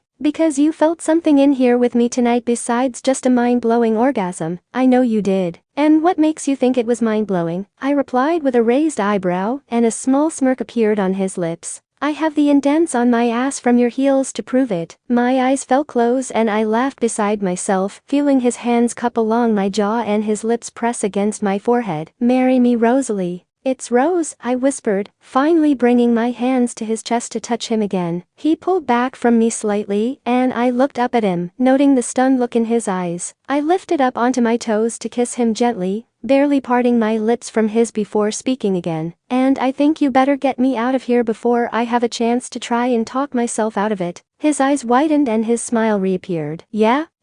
One question though, I asked, my brow tightening, and he nodded. What is your last name? You mean you're not gonna make me take yours? He replied in a burst of laughter, and I growled in an attempt to push him away. But he pressed my body back against the door with his and kissed me again. It's McCarty. Well, Mr. McCarty, let's get rings on our fingers and our asses back in that bed. I intend to thoroughly enjoy my wedding night. I murmured against his lips, feeling the heat in my body rise at the thought of feeling him again. Viva Las Vegas, baby, he said with a laugh, sliding his arms around my waist and lifting me off the floor, spinning me once before he carried me back to the closet. My head rose and fell with the movements of his chest, and I felt his arm tighten around me as he slept. Even after 2 more hours of him completely ravaging my body upon our return to the room from the small Las Vegas chapel, my eyes still would not close. Instead, they watched my fingertip as it traced along the lines of his chest and abdomen, never losing sight of the simple gold band that now graced my left hand. My husband, he'd really married me. After everything I'd said and done over the previous 24 hours, he actually wanted me. And for the first time in as long as I could remember, I didn't want to be alone in the bed. He could have easily run from me. I'd given him every opportunity to. Yet, he was still there holding me, feeling his body against mine as I curled against him and brushing my lips on his chest. I'd never felt so safe in my life. Despite the irrational and spontaneous manner of our actions, every part of it felt right. Was this what Bella felt with Edward? That everything just simply made sense and fell into place? If so, I could completely understand. I could already feel the anguish of what it was going to be like to say goodbye, to let him go. And I didn't know how Bella and Edward did it, with the connection already in place with each other, to knowingly walk into a hello only to have to say goodbye. How am I ever going to explain this to them after the hell I've put them through? Emmett shifted slightly beneath me, and I felt his lips press against my tangled hair. I looked up at him and our lips met. Not in the heated way they had earlier, but soft and gentle. His thumb gently brushed across my cheek, and it was only then that I noticed that tears actually streaked down them. Having second thoughts? He asked in a husky whisper, and I opened my eyes again to look at him. I shook my head and pressed myself closer to him. No, I just can't believe this happened. Any other man would have run away screaming after tonight. Why didn't you? Isn't it obvious? Emmett replied and smiled, rolling me onto my back and kissing me gently. I'm not just any other man, Rose. Well, that much is obvious. Marrying a woman you barely know after 24 hours of nothing but fighting. I laughed quietly, and then my face fell serious. But what's going to happen once we go back home? We'll figure it all out, I promise. The backs of his fingers brushed along my face as he stared into my eyes intently. Marriage is something very serious for me, Rose. Something I never intended on doing until I knew I found the right woman. How do you know I'm that woman? I asked nervously, my fingertips running distractedly along his bicep. I think I knew the moment I met you. And that's not just some cheap line. You've got so much fire and passion inside you. You give as good as you get. I'm sure we'll do a lot of fighting. Because we're both always right, he whispered with a laugh, kissing me gently as I smacked him in the shoulder. The more we fight, the more we can make up. I smirked against his lips, wrapping my leg around his and pulling him closer. See, he replied, brushing his lips against mine as he settled his body on top of me. Great minds think alike. We're soulmates, Rose. My only response was a moan as he entered me again. Edward sat with his elbow resting on the arm of the chair, inhaling slow, deep breaths as he pinched the bridge of his nose. The bouncing of his foot propped on his knee had been the only sign of reaction from him since returning to the room that evening to the news of our friends eloping. Rose gave Emmett a nervous glance and then briefly looked over to where I stood by the window when Edward still made no motion to speak. My gaze turned back outside, unsure of how to react to it myself, and I'd had all day to absorb it. Just the previous evening, they'd been exchanging death glares over dinner and verbal daggers back in the suite as Edward successfully distracted me in the sanctuary of our room. But from the moment Emmett emerged from Rose's that morning, no one would have been able to guess that they were the same people from the night before.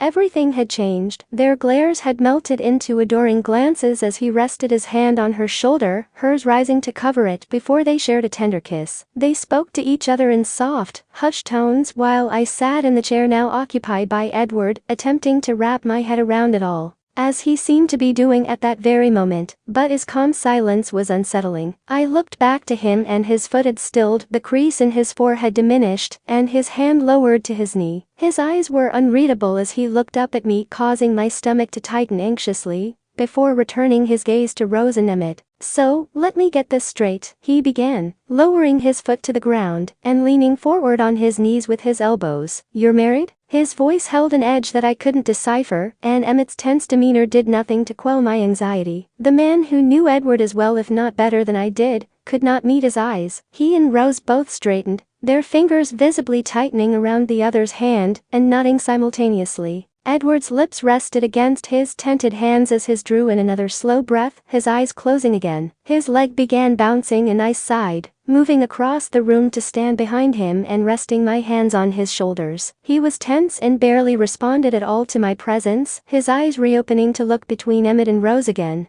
Edward, can I talk to you for a sec? Edward interrupted me, motioning his head to the side toward Rose's room and standing. Emmett breathed out slowly, visibly relaxing and nodding with a smile, rising to follow him toward the door. Hold on, Rose spoke up, standing abruptly from the couch and taking Emmett's arm, causing both men to turn and look to her. "Why can't you talk right here?" Emmett moved back to her and kissed her temple, whispering something softly into her ear. I watched as she calmed slightly with his hushed words, leaning into him for a moment and brushing her lips against his. My eyes moved to Edward, hoping for some answers, but he remained stoic as he waited for his friend. As Emmett pulled away from Rose, he looked back to Edward and began walking toward him again. "You gonna cuff me, too, Doc?" Edward gave the hint of a smile and rolled his eyes while Emmett passed him, taking one last glance back at me and Rose, before following him into the room. The moment the door closed, Rose returned her gaze to me and hugged her arms around herself, as if expecting the onslaught to begin from me as well. I walked back to the window, pulling aside the curtains to look out over the flashing lights of Las Vegas. "Say something," her tense voice sounded behind me. "What do you want me to say?" I asked without even a glance in her direction. "That I understand when I don't? That this doesn't worry me at all?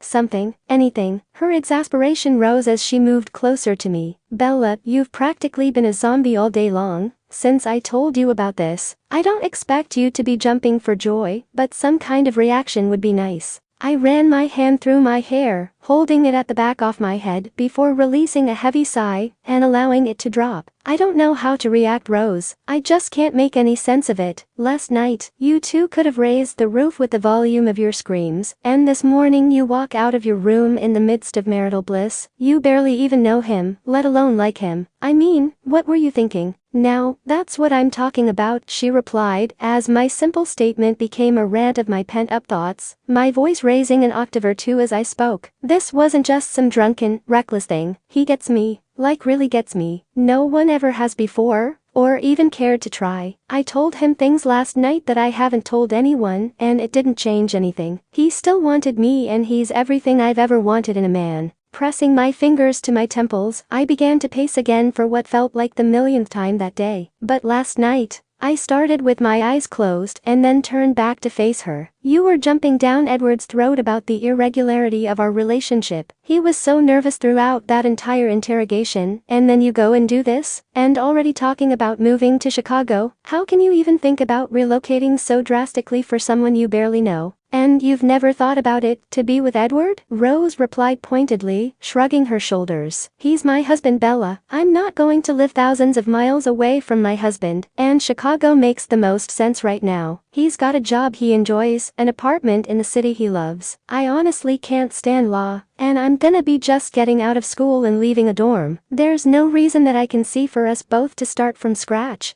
I sighed, glancing again at her left hand to the simple gold band resting there. Rose was married. Emmett was her husband, and hearing it from her lips struck a chord deep inside me. Between Rose, Alice and I, we always thought that I would be the first to get married and Rose would be the last. Her distaste for the male population, outside of an occasional one-night stand, gave no indication that marriage was anywhere near her thoughts or aspirations. Alice tended to lose interest within months of a new relationship, and me before Edward, I hadn't given relationships much thought at all, focusing more on school. Yet deep down, I knew that someday, it would be something I wanted. Rose stepped closer to me after an extended silence and took my arm, bringing my attention back to her. "If anyone could understand my situation right now, it's you, Bella. I've never been happier in my life than I was last night with him, and when I woke up this morning and he was still there, I knew I'd made the right decision. I didn't regret it, and I felt safe. I've never known what it's like to feel safe, until I felt his arms around me like that.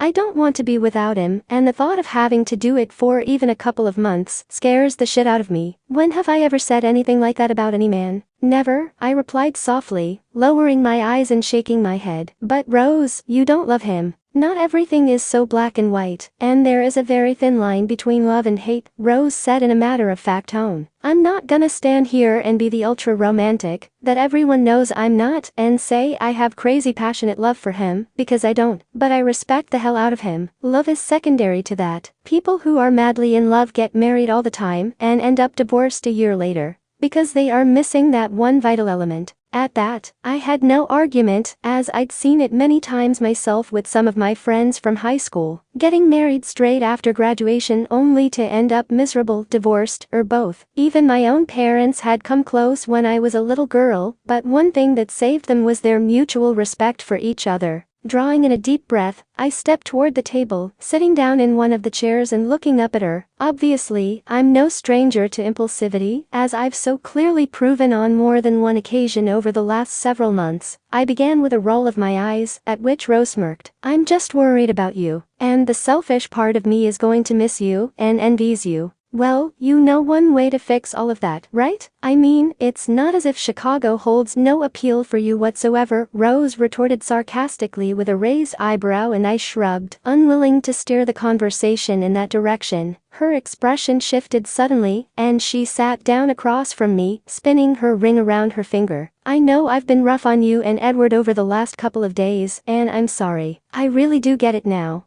I'm not expecting you to forgive me or even understand this thing with Emmett and me. I'm only hoping that you can be happy for me. I am happy for you, Rose. I really am, I replied softly with a nod. If you're happy, then I'm happy. It's just a lot to take in. Rose smiled slightly and then turned her eyes to the bedroom door, her bottom lip pinched between her teeth. What about him? My gaze joined hers, and my thoughts returned to Edward. It was times such as that I realized, even with everything I knew about him, it was still only a fraction of the man as a whole. What was he thinking? Was he angry? Apprehensive? Just plain confused, as I was? I had no answers, and that scared me more than just a little. When she looked back to me, I forced a smile and reached across the table to rest my hand on hers. I'm sure he's fine, just a bit taken off guard. Rose shifted uncomfortably, tapping her manicured nail on the tabletop and glancing back across the room from the corner of her eye. Finally, she stood abruptly and shook her head. This is driving me crazy. I have to know what's going on in there. As I rose to stop her from moving toward the door, it opened and the two men emerged from inside. Edward gave Emmett the hint of a smile and patted his shoulder with his hand. Just give me 5 minutes to change and we can head out for drinks. When he turned to face us, his expression was once again unreadable, and I watched Rose visibly stiffen. He stepped toward her and gently kissed her cheek, causing her eyes to widen. Congratulations, Rose. He's a great guy, he said softly, and then moved around her to head toward our bedroom, closing the door behind him.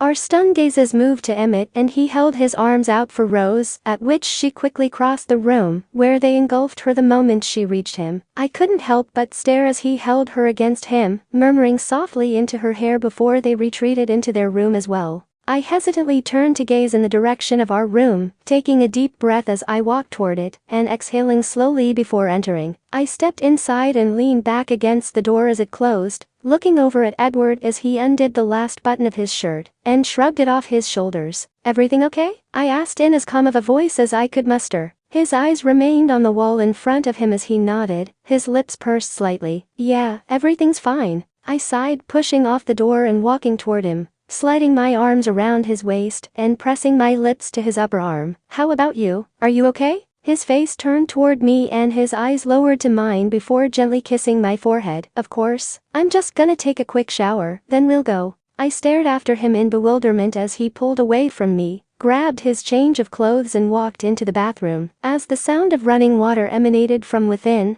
I sat down on the edge of the bed, resting my face in my hands. He's still in shock, that's all this is, I told myself as I attempted to draw air into my lungs again. He'll relax over drinks tonight, and everything will be fine. I stood again and made my way to the closet, retrieving the black dress I'd worn on our first night in New York. I remembered how much he loved it then as I changed quickly. I was at a loss as to what else to do. He'd never pushed me away like that online or in person, distancing himself from me without cause. While never a man of many words, the quiet he was still displaying, even after his talk with Emmett, was extreme even for him. And when he stepped out of the bathroom moments later, his silent, all too brief smile in my direction caused my stomach to tense. It continued through the first hour of drinks, even as his hand gently held mine beneath the table. He responded in nods and one or two word answers when spoken to, but the distraction of his mind was evident, particularly through his consumption of 3 beers within that hour. If there was one thing I definitely knew about Edward, it was that he was not much of a drinker, and certainly not to that extent.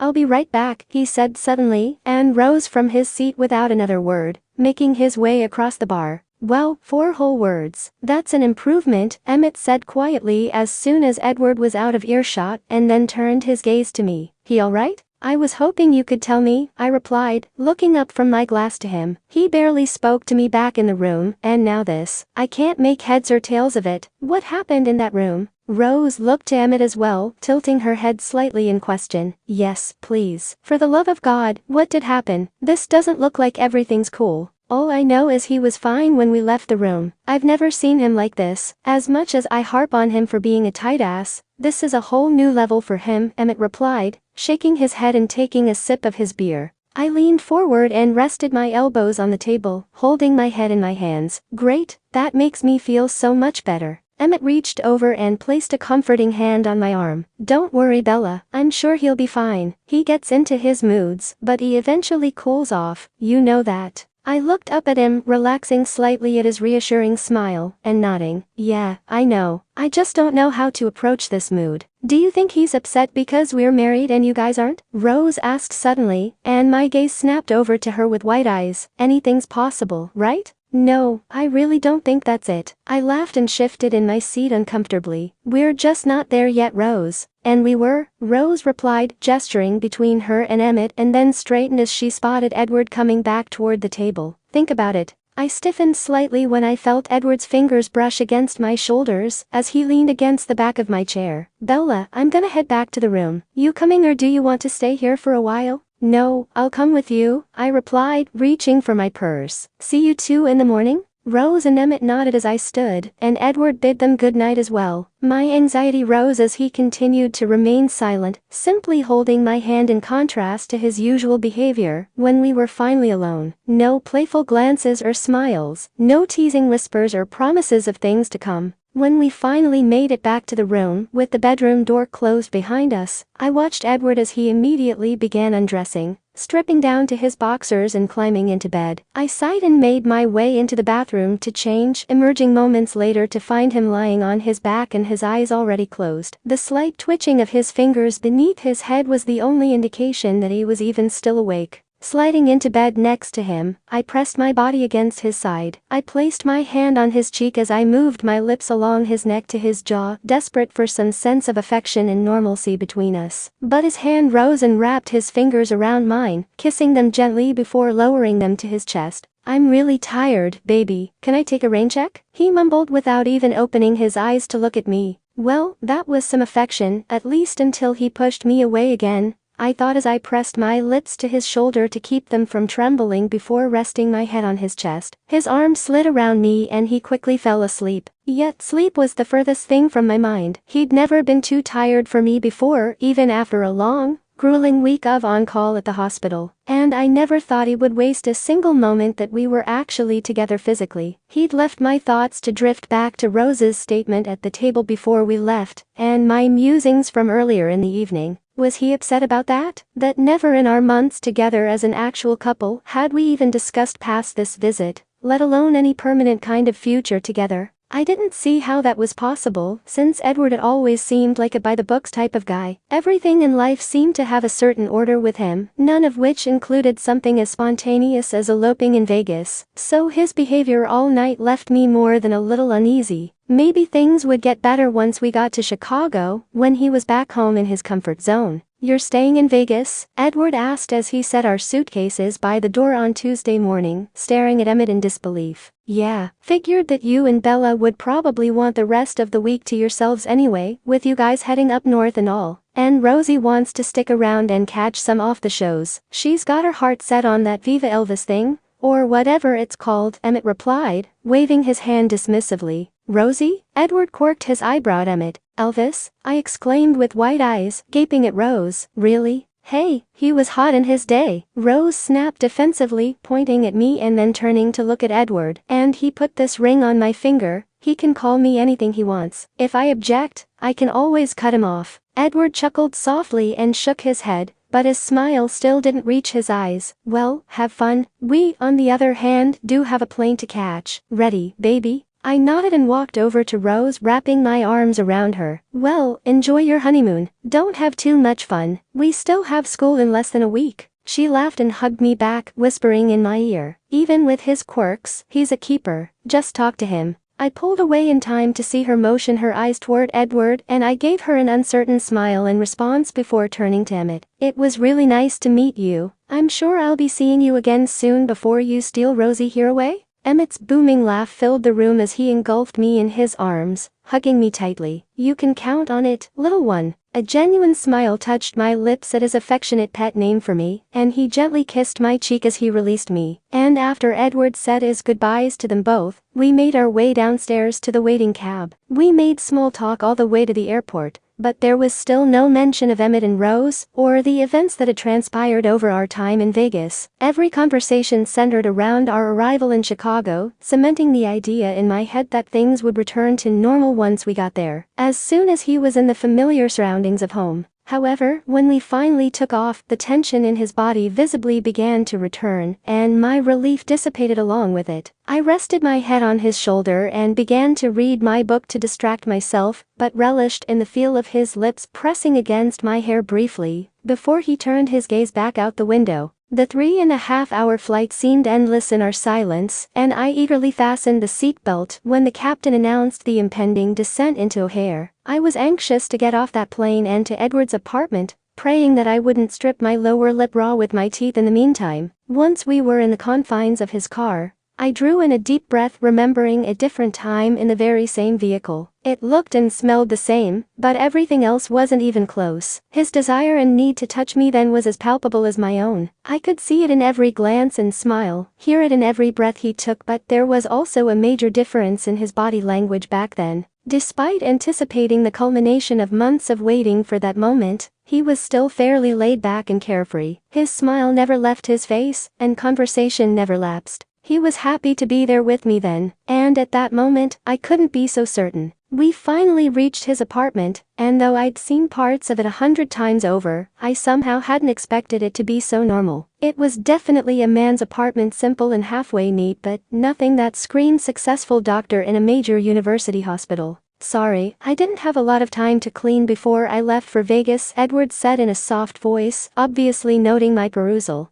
No, it looks great, I replied nervously, setting my carry-on down at my feet. One corner of his mouth twitched as he showed me around the apartment, ending at his bedroom where he set down the suitcases and turned to me. And there's another bathroom right through there, he said, pointing toward another doorway on the other side of the room. I reached out for Edward's hand without a word and pulled him toward me, gently lacing my fingers in his hair and pressing my lips to his. He surprised me with his response. After 2 days of little more than his hand holding mine, or a chaste kiss here and there, both of his arms wrapped tightly around me. He pulled me closer and kissed me feverishly, with all the passion I'd yearned for, as if he desired me the way I desired him, like he couldn't get enough of me, the way he had only days before. Taking the front of his shirt in my hands, I walked backward toward the bed, pulling him down on top of me, anxious to feel the weight of his body on mine. I guided his hand from its position on my hip and slid it beneath my shirt, cupping it around my lace-clad breast. His body pressed more firmly against mine, and I could feel him becoming aroused as my hands gripped his shoulders, unable to get close enough to him. I rolled my hips up against him, and he squeezed my breast in response, our moans reverberating between us. As I began to unbutton his shirt, I brushed kisses along his jaw and down his neck, sliding my hands beneath the fabric upon unfastening the final one. I want you, I whispered in his ear, running my fingertips lightly over the skin of his back. Edward pressed his lips firmly to my shoulder, and I felt my shirt slowly begin to rise up my abdomen. As he began moving down my body, I felt a vibration against the inside of my leg. We both released a heavy sigh as he shifted to retrieve his phone from the holster on his hip, and glanced at the caller. It's the hospital, baby, I've gotta take this. I nodded, though disappointed at the interruption of our first moment alone together, and he kissed me gently before standing off the bed. Dr. Cullen, he answered into the phone, and I sat up to remove my shoes. His formal referral to himself sounded off to my ears, as did his calm, professional tone only seconds after our heated moment. Yes, sir. Now. I furrowed my brow as he looked down at his watch before holding the phone between his ear and shoulder, rebuttoning his shirt. He glanced at my questioning expression and held up a finger as he continued to speak. Okay, I can be there in 15 minutes, he replied only half questioningly to the person on the other end. He walked into his closet and returned quickly with a pair of slacks in his hands. Yes sir, it's no problem at all, goodbye. I felt a tightening in my chest as he ended the call and hurriedly changed out of his jeans. In the few short minutes of the conversation, any hint of his previous state of arousal had all but diminished, and though probably only my overactive imagination at work, he almost seemed relieved for the disruption. Is something wrong? His eyes rose to meet mine as he tucked in his shirt and then shook his head. That was just my boss. He needs me to come in for a quick meeting. I shouldn't be more than an hour. I thought you were on vacation for the rest of the week, I stated, albeit resembling somewhat of a spoiled brat, and lowered my eyes to my lap in realization of that fact. Sorry. I know your work needs to come first. His legs came into my view in front of me, and his hands rested on either side of my face. He brought my gaze to meet his and bent at the waist to kiss me gently. I'm sorry, Bella. I won't be long, I promise. I sighed as I watched him quickly leave the room and heard his keys jingle moments before the door closed, leaving me only to my thoughts. I felt odd, being in the unfamiliar surroundings of Edward's apartment without him there, but more than that, the stillness made me feel even more uneasy. Everything had its place in that room, except me not at all the way I'd expected. The truth was that I really didn't know what I'd expected, I only knew that was not it. When I'd envisioned coming to Chicago with Edward, I'd imagined him taking me in his arms the moment we walked in the door, making me feel at ease and at home. But what surrounded me was not home, it was just a residence. As I looked around, everything seemed sober and meticulous. The absence of color, empty walls, and lack of furniture gave a coldness to the atmosphere. It seemed to mirror Edward's behavior in the past few days, which had been filled with so much silence, I had the urge to scream just to break it. I stood and made my way out to the living room in an attempt to fill the time while waiting for Edward to return, feeling more lonely than ever. My eyes immediately found his desk along the far wall, and I felt drawn by the familiarity. I settled into his large, comfortable chair and glanced over the surface. There was next to nothing on it but his monitor, a coaster, and two small, framed photographs. The first was what I assumed were his parents, judging from the hair color of the woman, so similar to Edward's, and familiar features I recognized on the man, as well the slight hints of gray at his temples. They made such a beautiful couple, and appeared very happy and in love as well. I looked to the next photograph, and I reached out to take it into my hands. It was of me, with my eyes closed and my face resting on his chest. I ran my thumb along the silver edge of the frame, my teeth dragging along my lip. He'd obviously taken it in New York, during one of the few times I'd fallen asleep during the week, bringing to light once again the sharp contrast between then and the present moment. Edward had barely left my side the entire time, and there was never a time while we were together when we weren't touching in some way. Upon reflection, I could see and feel how much he loved me even without him speaking the words. But now, there were times that I couldn't get him to look me in the eyes, and never with the same intensity and passion in his gaze as there was then. And his lack of affection was weighing on me. I couldn't understand why there was such a change, even if he was still wrapping his mind around his friend getting married. Why should that affect his demeanor with me? Something was wrong and he wouldn't talk to me. Was this how it would be throughout the entire visit? There was no way I could bear it through the entire visit. I set the frame back in its place on his desk, and my eyes fell to the black keyboard, running my fingers lightly over the keys. I ached for my Edward, the one who had sat at that desk night after night, aching for me just as badly, telling me how much he wanted and needed me as we brought each other to the heights of pleasure. The same Edward that told me he loved me at the end of every call. With a sharp exhale, I pushed myself out of the chair and headed back into the bedroom, grabbing my suitcase and tossing it on the bed. I'm going to get my man back, no matter what it takes, I thought as I grabbed my essentials and headed for the bath. I was being an ass. There was no two ways about it. It wasn't a conscious effort I was making, since there was nothing that could ever cause me to wish on Bella the hurt I'd seen in her eyes in the past few days. I thought that once we got to Chicago, where it would just be the two of us, things would be calmer, more relaxed. I wouldn't feel that sensation in my gut every time I was in the same room with the newlyweds. I hadn't given much thought to the future beyond the fact that I definitely wanted Bella to be in it. I was in a committed relationship with her despite the distance, and until a few days before, that had been enough for us both. Then, our friends went and got married after barely knowing each other for 24 hours. Beyond the shock of the event itself, the feelings it had evoked within me still baffled me. As much as I love Bella, I would have never been able to be that spontaneous and make a life-altering decision like that. And I had no idea what was going on in my own relationship as a result. Would Bella's expectations change? I'd seen enough women in my department at work go crazy over two things through the years, more than anything else: marriage and babies. Even with those who'd never appeared to have any aspirations for such a thing beforehand. Was that going to happen with her, too? Would she think I didn't love her enough if I didn't jump at the idea of marriage? Since that night in Vegas, she'd been noticeably anxious for my attention, no doubt due to my own actions. I could feel it in epic proportions the instant we were alone in my bedroom earlier in the evening. I'd felt guilty that she believed that she needed to resort to such extremes to gain even that small amount of affection from me. None of it was her fault, nor was she the cause for what I was feeling. I'd wanted her just as badly as she wanted me, and it took everything in me not to scream in frustration when my phone rang between us. Even more so when I saw that it was the hospital. Here goes another relationship put on the back burner for my career, I thought bitterly as I answered my phone. And as I sat in Dr. Molina's office for over an hour afterward, my thoughts mirrored Bella's from before I left. I was supposed to be on vacation for the remainder of the week. That was the trade-off for the disruption of my time with her by that damn conference. Why the meeting couldn't have waited until the following Monday when I returned, I had no idea. Not to mention that my mind wasn't completely there anyway. In my frustration, I hadn't even extended Bella the common courtesy of making sure she felt welcome and comfortable in my home. Instead, I just gave her a kiss, promised to be back, and left. As I began the drive back to my apartment, what felt like a million thoughts and fears began running through my mind as to what I would be returning to. I wouldn't have blamed her in the slightest if the call from work had been the last straw for her, and she'd reached her limit. I knew we needed to talk. I just didn't know exactly where to begin. But we also couldn't spend the rest of the week together with it all hanging over us either. Maybe I could take her out for a quiet dinner or something. I'd wasted enough of our time. I hesitantly turned the doorknob to my apartment, and found the entire place darkened. The only hint of light in the entire area was the soft glow from above the stove in the kitchen, and beyond the crack of the bedroom door.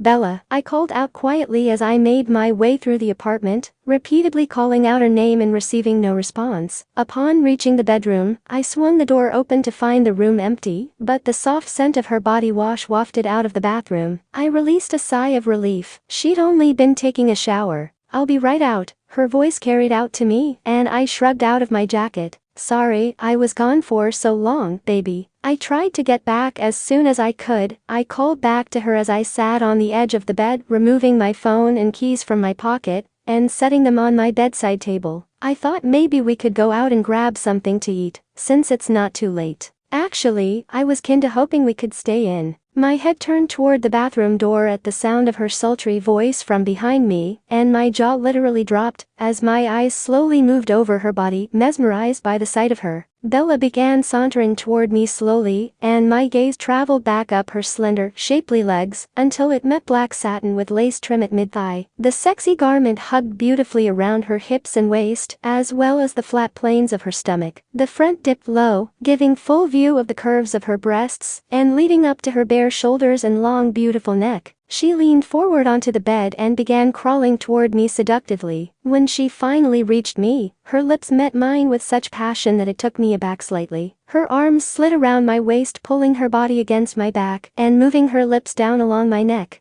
"I missed you," she whispered against my skin as her fingers began unbuttoning my shirt. "I want you right now, nothing else. Just touch me." I turned toward her and my hand rose to weave into her hair, my lips claiming hers gently as I lowered us down to lay on the bed. Her soft scent flooded me, and I felt her cool fingers trace along the skin of my chest and abdomen, our kiss deepening with each passing moment. Bella gently pushed me onto my back and swung her leg over me to straddle my hips, laying her body atop mine and kissing along my jaw. My hands rested on her thighs and slid up to cup her ass to press her more firmly against me. My heart was pounding with desire, and our soft moans filled the room, but even with the sexy woman writhing above me, I wasn't becoming aroused. I wanted to, God knew I did. I guided her hips against me, attempting to stir a response, but my thoughts were still consuming me. I wanted to drown it all out and focus on spending the time with my beautiful girlfriend that we'd both waited 3 long months for. I'd never had this problem before, especially with as much of a turn-on as Bella was for me. After several minutes of the futile attempt, I growled in frustration and let my head fall back onto the pillow, causing her gaze to meet mine in obvious confusion. She sat up to look down at me, and I rubbed my hands roughly over my face, before driving them into my hair. "What's wrong?" she asked softly, biting her lip. "You don't want to?"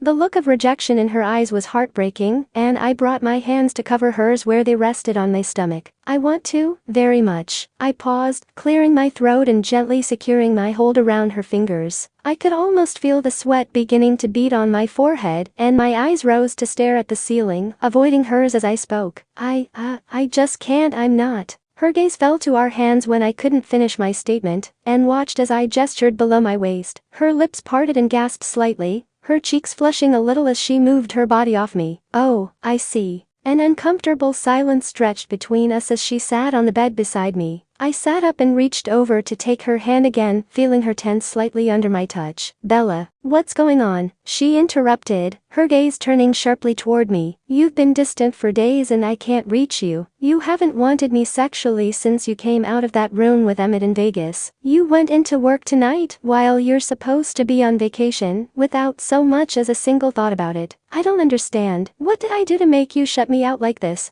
"You didn't do anything," I assured her, giving her fingers a gentle squeeze before she pulled her hand away abruptly. "I just have a lot on my mind, that's all." "Then talk to me," she exclaimed and slid off the bed, turning back to face me and waving her arms out. "I mean, that is what two people who are supposed to be in a relationship do when there's a problem, isn't it? I'm your girlfriend, Edward, and I didn't come all this way to be treated like this. Call me selfish, but I actually wanted to spend this time with my boyfriend that I haven't seen in months." "I don't know what I'm supposed to say, Bella," I groaned, falling back onto the bed and staring at the ceiling. "I don't know why I'm feeling this way, I just am." "Well, what are you feeling, then?" she asked, her voice lowering as she knelt back down onto the bed. "Are you upset about Rose and Emmett?" "No and yes," I mumbled, shaking my head, and then releasing a heavy sigh. "I mean, I'm happy for them, since Emmett is happier than I've seen him in a long time. And I've never seen that man unhappy, so that's saying something. Rose is good for him, from what I can see." But she trailed off, and I glanced over to find her gazing at me expectantly.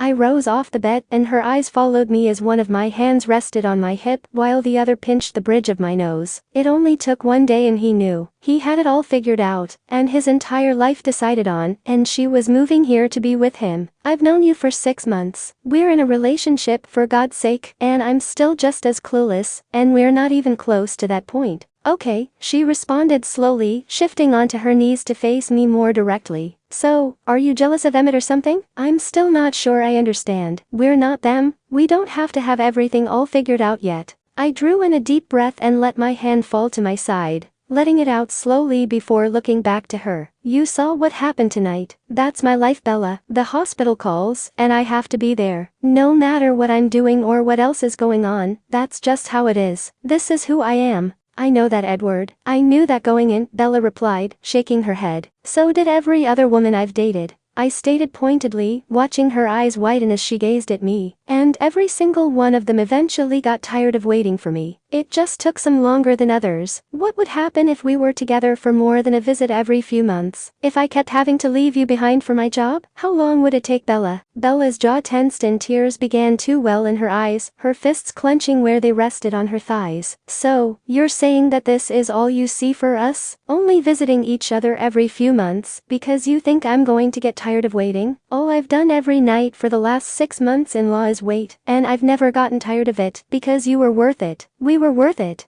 To me, at least." I watched her eyes lower to her lap with her last statement, and I felt the sting of her words, spoken in a voice entirely too calm. I knelt back on the bed in front of her and attempted to reach out and touch her face, but she turned her head away. "Bella, of course, we're worth it to me. But you still group me in with the rest of them, like you don't think that I am any different." Bella inhaled deeply and looked to me again, her gaze locking with mine. "So you don't see me here with you? Are you ever going to want something more permanent with me than this? Living together, marriage, kids, anything?" I watched her tense in preparation for my response, and then I closed my eyes. This was exactly why I had been dreading this conversation with her for days. No matter what I did or said, I would hurt her. If I lied, It would only delay and worsen the hurt for her. I couldn't avoid it, and it was the one thing I never wanted to do. Drawing in a deep breath, I opened my eyes to look at her again. I don't know. Bella's chest collapsed as she released a heavy, shaky breath, and she began practically gasping for air, a tear escaping down her cheek. I can't believe this. Once again,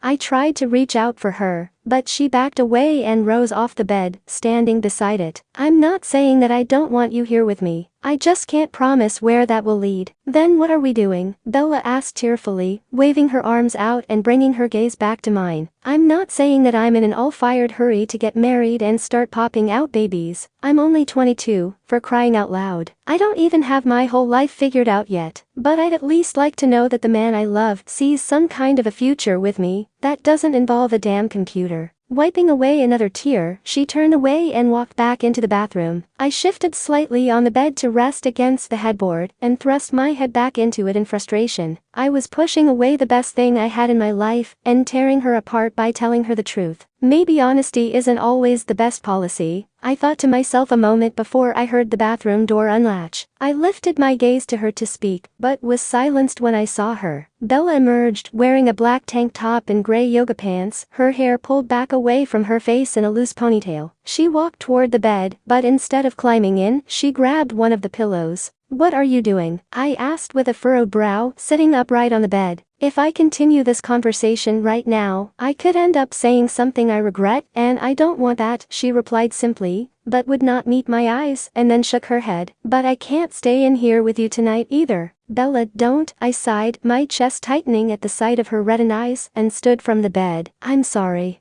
I know, but that doesn't change anything, she replied, hugging the pillow to her chest. Then you take the bed and I'll go out to the living room, I said gently, and she began shaking her head vehemently. No, I can't sleep in that bed right now, either way. It's too much, with or without you. Too intimate. Her voice shuddered slightly with her restrained tears, and she moved past me toward the door. I wanted to stop her, to take her into my arms and tell her I didn't mean a single word I said, to turn back time, and go back to 3 days before when everything was absolutely perfect, to tell her I loved her, but before I could do or say anything, the bedroom door closed behind her, and the emptiness of the room began caving in around me. I listened to her cries and soft, indistinct mumblings in the next room for over an hour, before I finally got up and walked out there. Whether by conscious effort or not, she never acknowledged my presence in the room. She remained gazing out into the dark sky from her perch on the windowsill, with the blanket from the back of the couch wrapped around her shoulders. Her eyes seemed so distant, even in the dim light, as if drowning out everything running through her head. However, for the moment, she wasn't crying, so I turned and left her to her thoughts. We could talk in the morning, when we'd both be calmer and able to discuss everything more rationally. For hours, I tried to sleep, knowing I had the drive to Evanston and the visit with my parents the following afternoon, but the ache from missing Bella beside me was too strong. Her scent lingered everywhere around me, on the bed where she'd sat, on my towels in the bathroom, drifting up from her suitcase in the corner. Her words continued to ring in my ears throughout the night,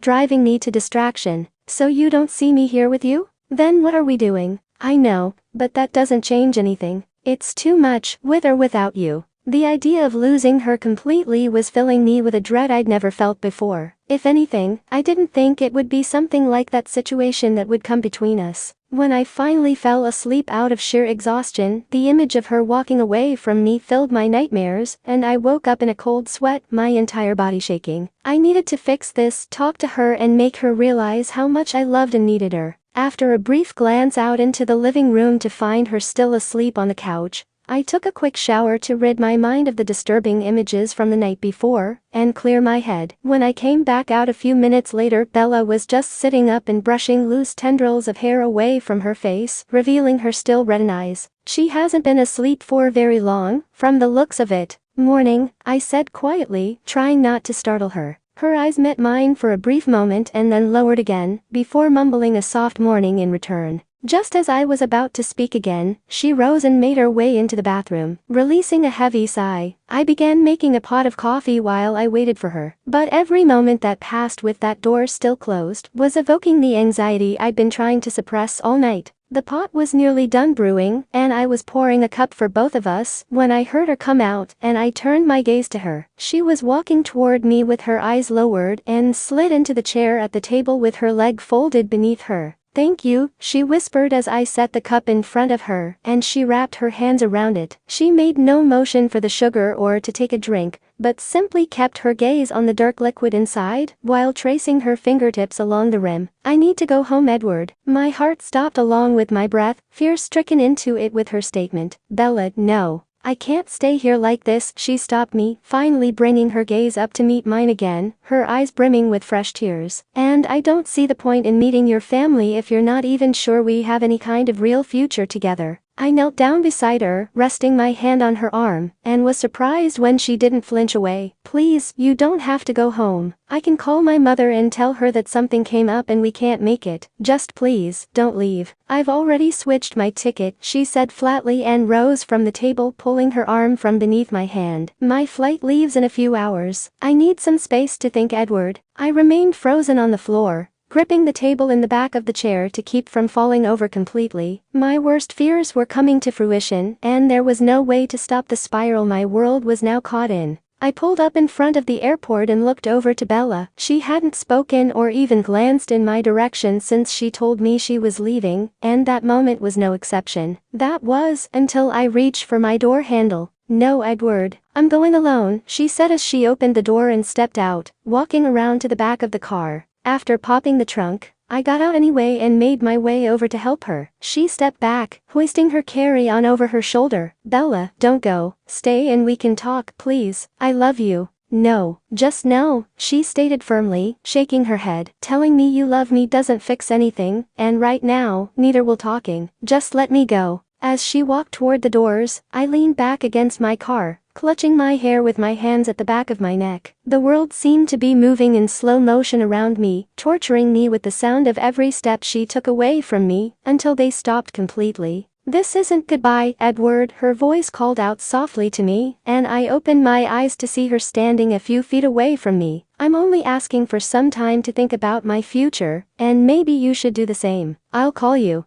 Her future, my future, not ours. My head fell back and I drew in a deep breath, collecting myself for a moment before the sound of a blaring car horn assaulted my ears. My gaze shifted to the car behind mine, to a large man behind the wheel waving his arms out and mouthing, "What the fuck? All right, I'm moving," I shouted out to him, slamming my trunk closed and making my way around the car to slide back in. Shifting the car into gear and pulling away from the curb, I felt my breaths coming in rapid succession as I leaned back against the headrest. I knew I couldn't go back to the apartment. In fact, I needed to get as far away from it as I possibly could. There was too much of Bella still there for me to think clearly. I grabbed my phone from my pocket and hit speed dial 2, anxiously waiting for the answering voice. "Hi Mom. I'm heading up there now, if that's alright with you." I took a deep breath and let it out slowly as she voiced her response. "No, I'm coming alone." Throughout the day, as I visited with my parents, I tried to avoid the topic of Bella as much as possible. Yet, I felt my mother's eyes on me when my phone buzzed as we sat at an early dinner, and I hurriedly reached into my pocket for it. "I'm home, Till." I excused myself from the table and walked into the next room, taking a deep breath to compose myself at the impersonal feel to her text. She'd only been gone for a matter of hours, and I already missed her as much as if she'd been gone for years. "Can I call you?" I texted back, wanting nothing more in that moment than to hear her voice, even if only for a second. "I'm tired," was the only response I received a minute later, and I rubbed my eyes with my fingertips. I'd really fucked up. An hour later, I was sitting out on the closed-in porch, staring out aimlessly into my parents' backyard, and my mother joined me with 2 mugs in her hands. "Okay, so tell me again, what happened?" "I told you, something just came up and she had to go back to law," I replied, shrugging my shoulders and taking the heated cup of tea from her hand. "And you think that just because you haven't lived under my roof in 10 years, I don't know when my son is lying through his beautiful cap teeth?" she asked with a smirk, and I rolled my eyes as I took a sip. "Edward, you're as transparent as that window pane over there. What's really going on?"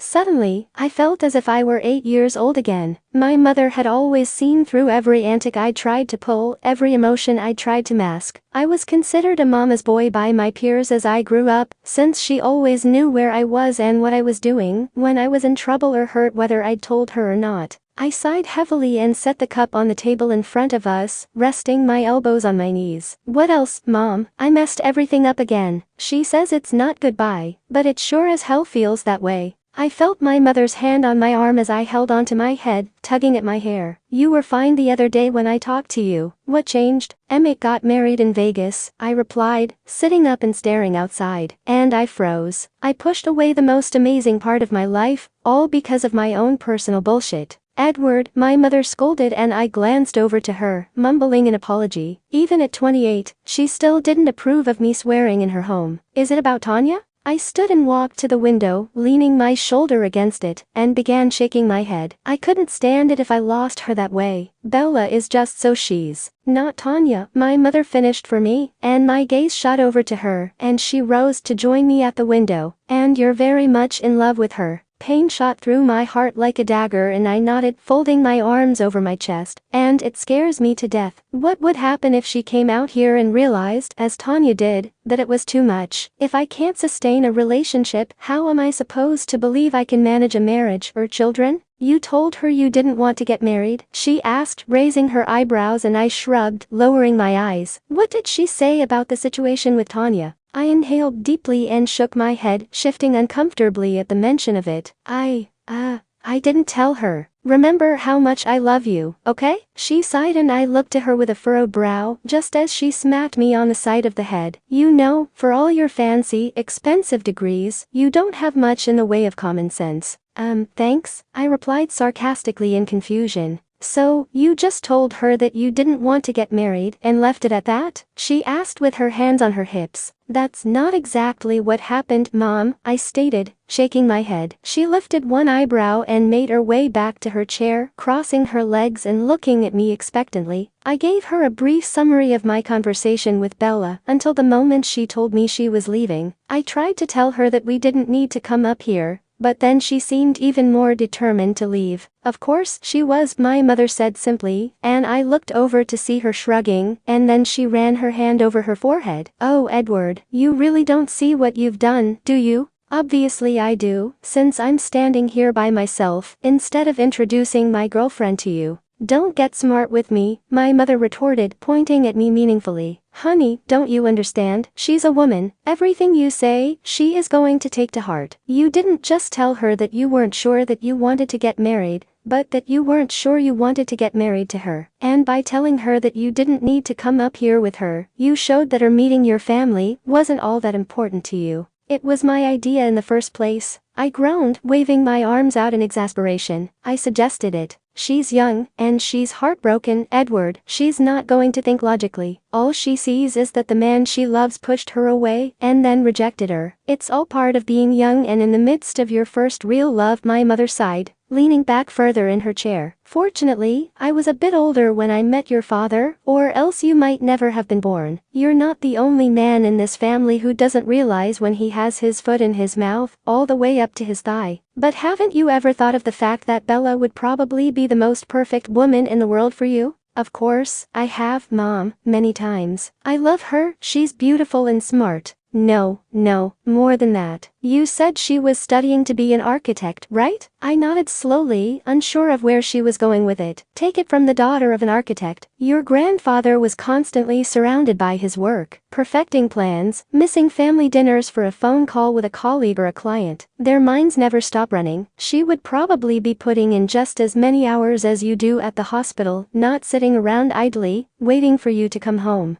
I sighed heavily and leaned my forehead on my arm as it rested on the window, my eyes closing as I internally cursed myself. Bella had always been different from the moment I met her, and now, it was glaringly obvious why. Our lives complemented each other. Our schedules were just as busy as the others, we simply made the time for one another within them. There had been nights when both of us were late coming home from work or school, having become caught up in our own worlds. On more than one occasion, I'd caught glimpses of her kitchen table in the background covered in papers and sketches. And that was after having called her to make sure she was alright, only to discover that she'd been engrossed in a project and lost track of time. My mother was right. Bella would never be one to simply sit around and wait for me to come home from work. She'd already shown that she had a mind and a life of her own, outside of me. Why hadn't I thought of this before? God, I'm such an idiot. I groaned, leaning back against the window frame and clenching my jaw tightly. "You won't find me arguing that point," my mother replied, and I narrowed my eyes slightly. "I won't sugarcoat things for you, Edward, you know this. But are you going to keep being an idiot and just let this woman go? Or are you going to man up and do something about it?" Without waiting for a response, my mother rose and kissed me on the cheek before going back into the house. My gaze returned back out the window where the sun was just beginning to set, causing millions of glittering specks to sparkle along the surface of the pond in the backyard. Grabbing my jacket, I stepped outside, feeling the crisp evening air striking my face as I began walking along the edge of the water, with my hands buried in my pockets. My mind ran over and over every moment in the 6 months that I'd spent with Bella. Her laugh and her blush, her fiery spunk that completely contrasted her times of extreme shyness. The moment I finally held her in my arms and kissed her for the very first time, how time just seemed to stop in that instant, and everything in my world was perfect. Each and every time we made love, regardless of how urgent or gentle it was, there was not a single moment with her that I would change, with the exception of what I'd just done. Standing in the middle of the small footbridge over the pond, I leaned forward onto the railing and stared down at my phone. Her last text still displayed on the screen, yet at that moment, it struck a new feeling within me. That was exactly how she'd felt for days, when I'd pushed her away without reason, causing her to feel lonely, even in my presence. The only difference was there was a reason for the pain and loneliness I was feeling, and that reason was me. She'd had more than sufficient cause to push me away for days, and still she tried so hard to pull me back. And because of my stupidity, she was gone, and I had no idea how I was going to even begin to get her back. "Bella, I know I've been a colossal jerk and don't deserve it,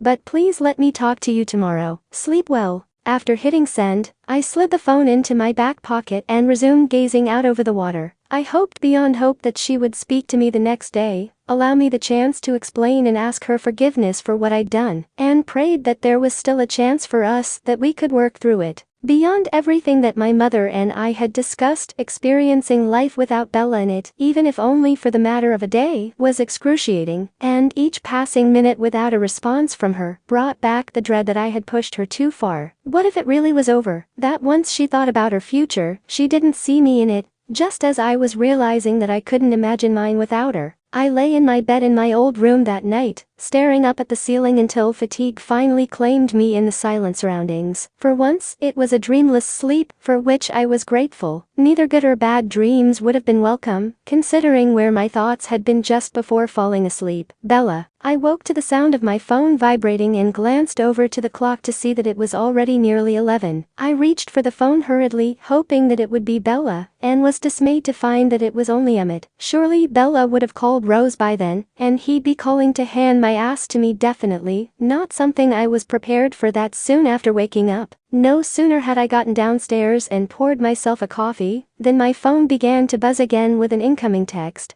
"Dude, you need to call me." "Well, good morning, sunshine," my mother greeted me as she entered the kitchen, gently rubbing my shoulder as she passed. "Getting started already?" My brow tightened as I looked over to her, and she gestured to my phone, and I shook my head as I turned the ringer on. "Oh, no, I haven't heard from her yet. It's just Emmett, ready to verbally pummel me, I'm sure. He's very fond of Bella and married to her best friend." "Oh," she replied with widened eyes and a nod. "Yes, there's no safe haven there for you." "Nope." Just as I answered, another text came through, and I sighed heavily. "Where the fuck are you? Call me, it's important." "Yep, he sounds pissed," I thought to myself as I set my phone down on the counter and took my first sip of coffee, as I leaned back against the counter. "You're going to have to answer that sooner or later, you know," my mother said, tapping her finger on the screen. I shook my head, ignoring the continued buzzing of the phone. Not until I talked to Bella. For the next hour, my phone did not cease to vibrate or sound that obnoxious rap ringtone that Emmett had loaded onto it a month before when I wasn't looking. I was just setting my empty cup into the sink when the generic tone began ringing, and I made my way over to the counter to find it illuminated with a California number. Without another thought,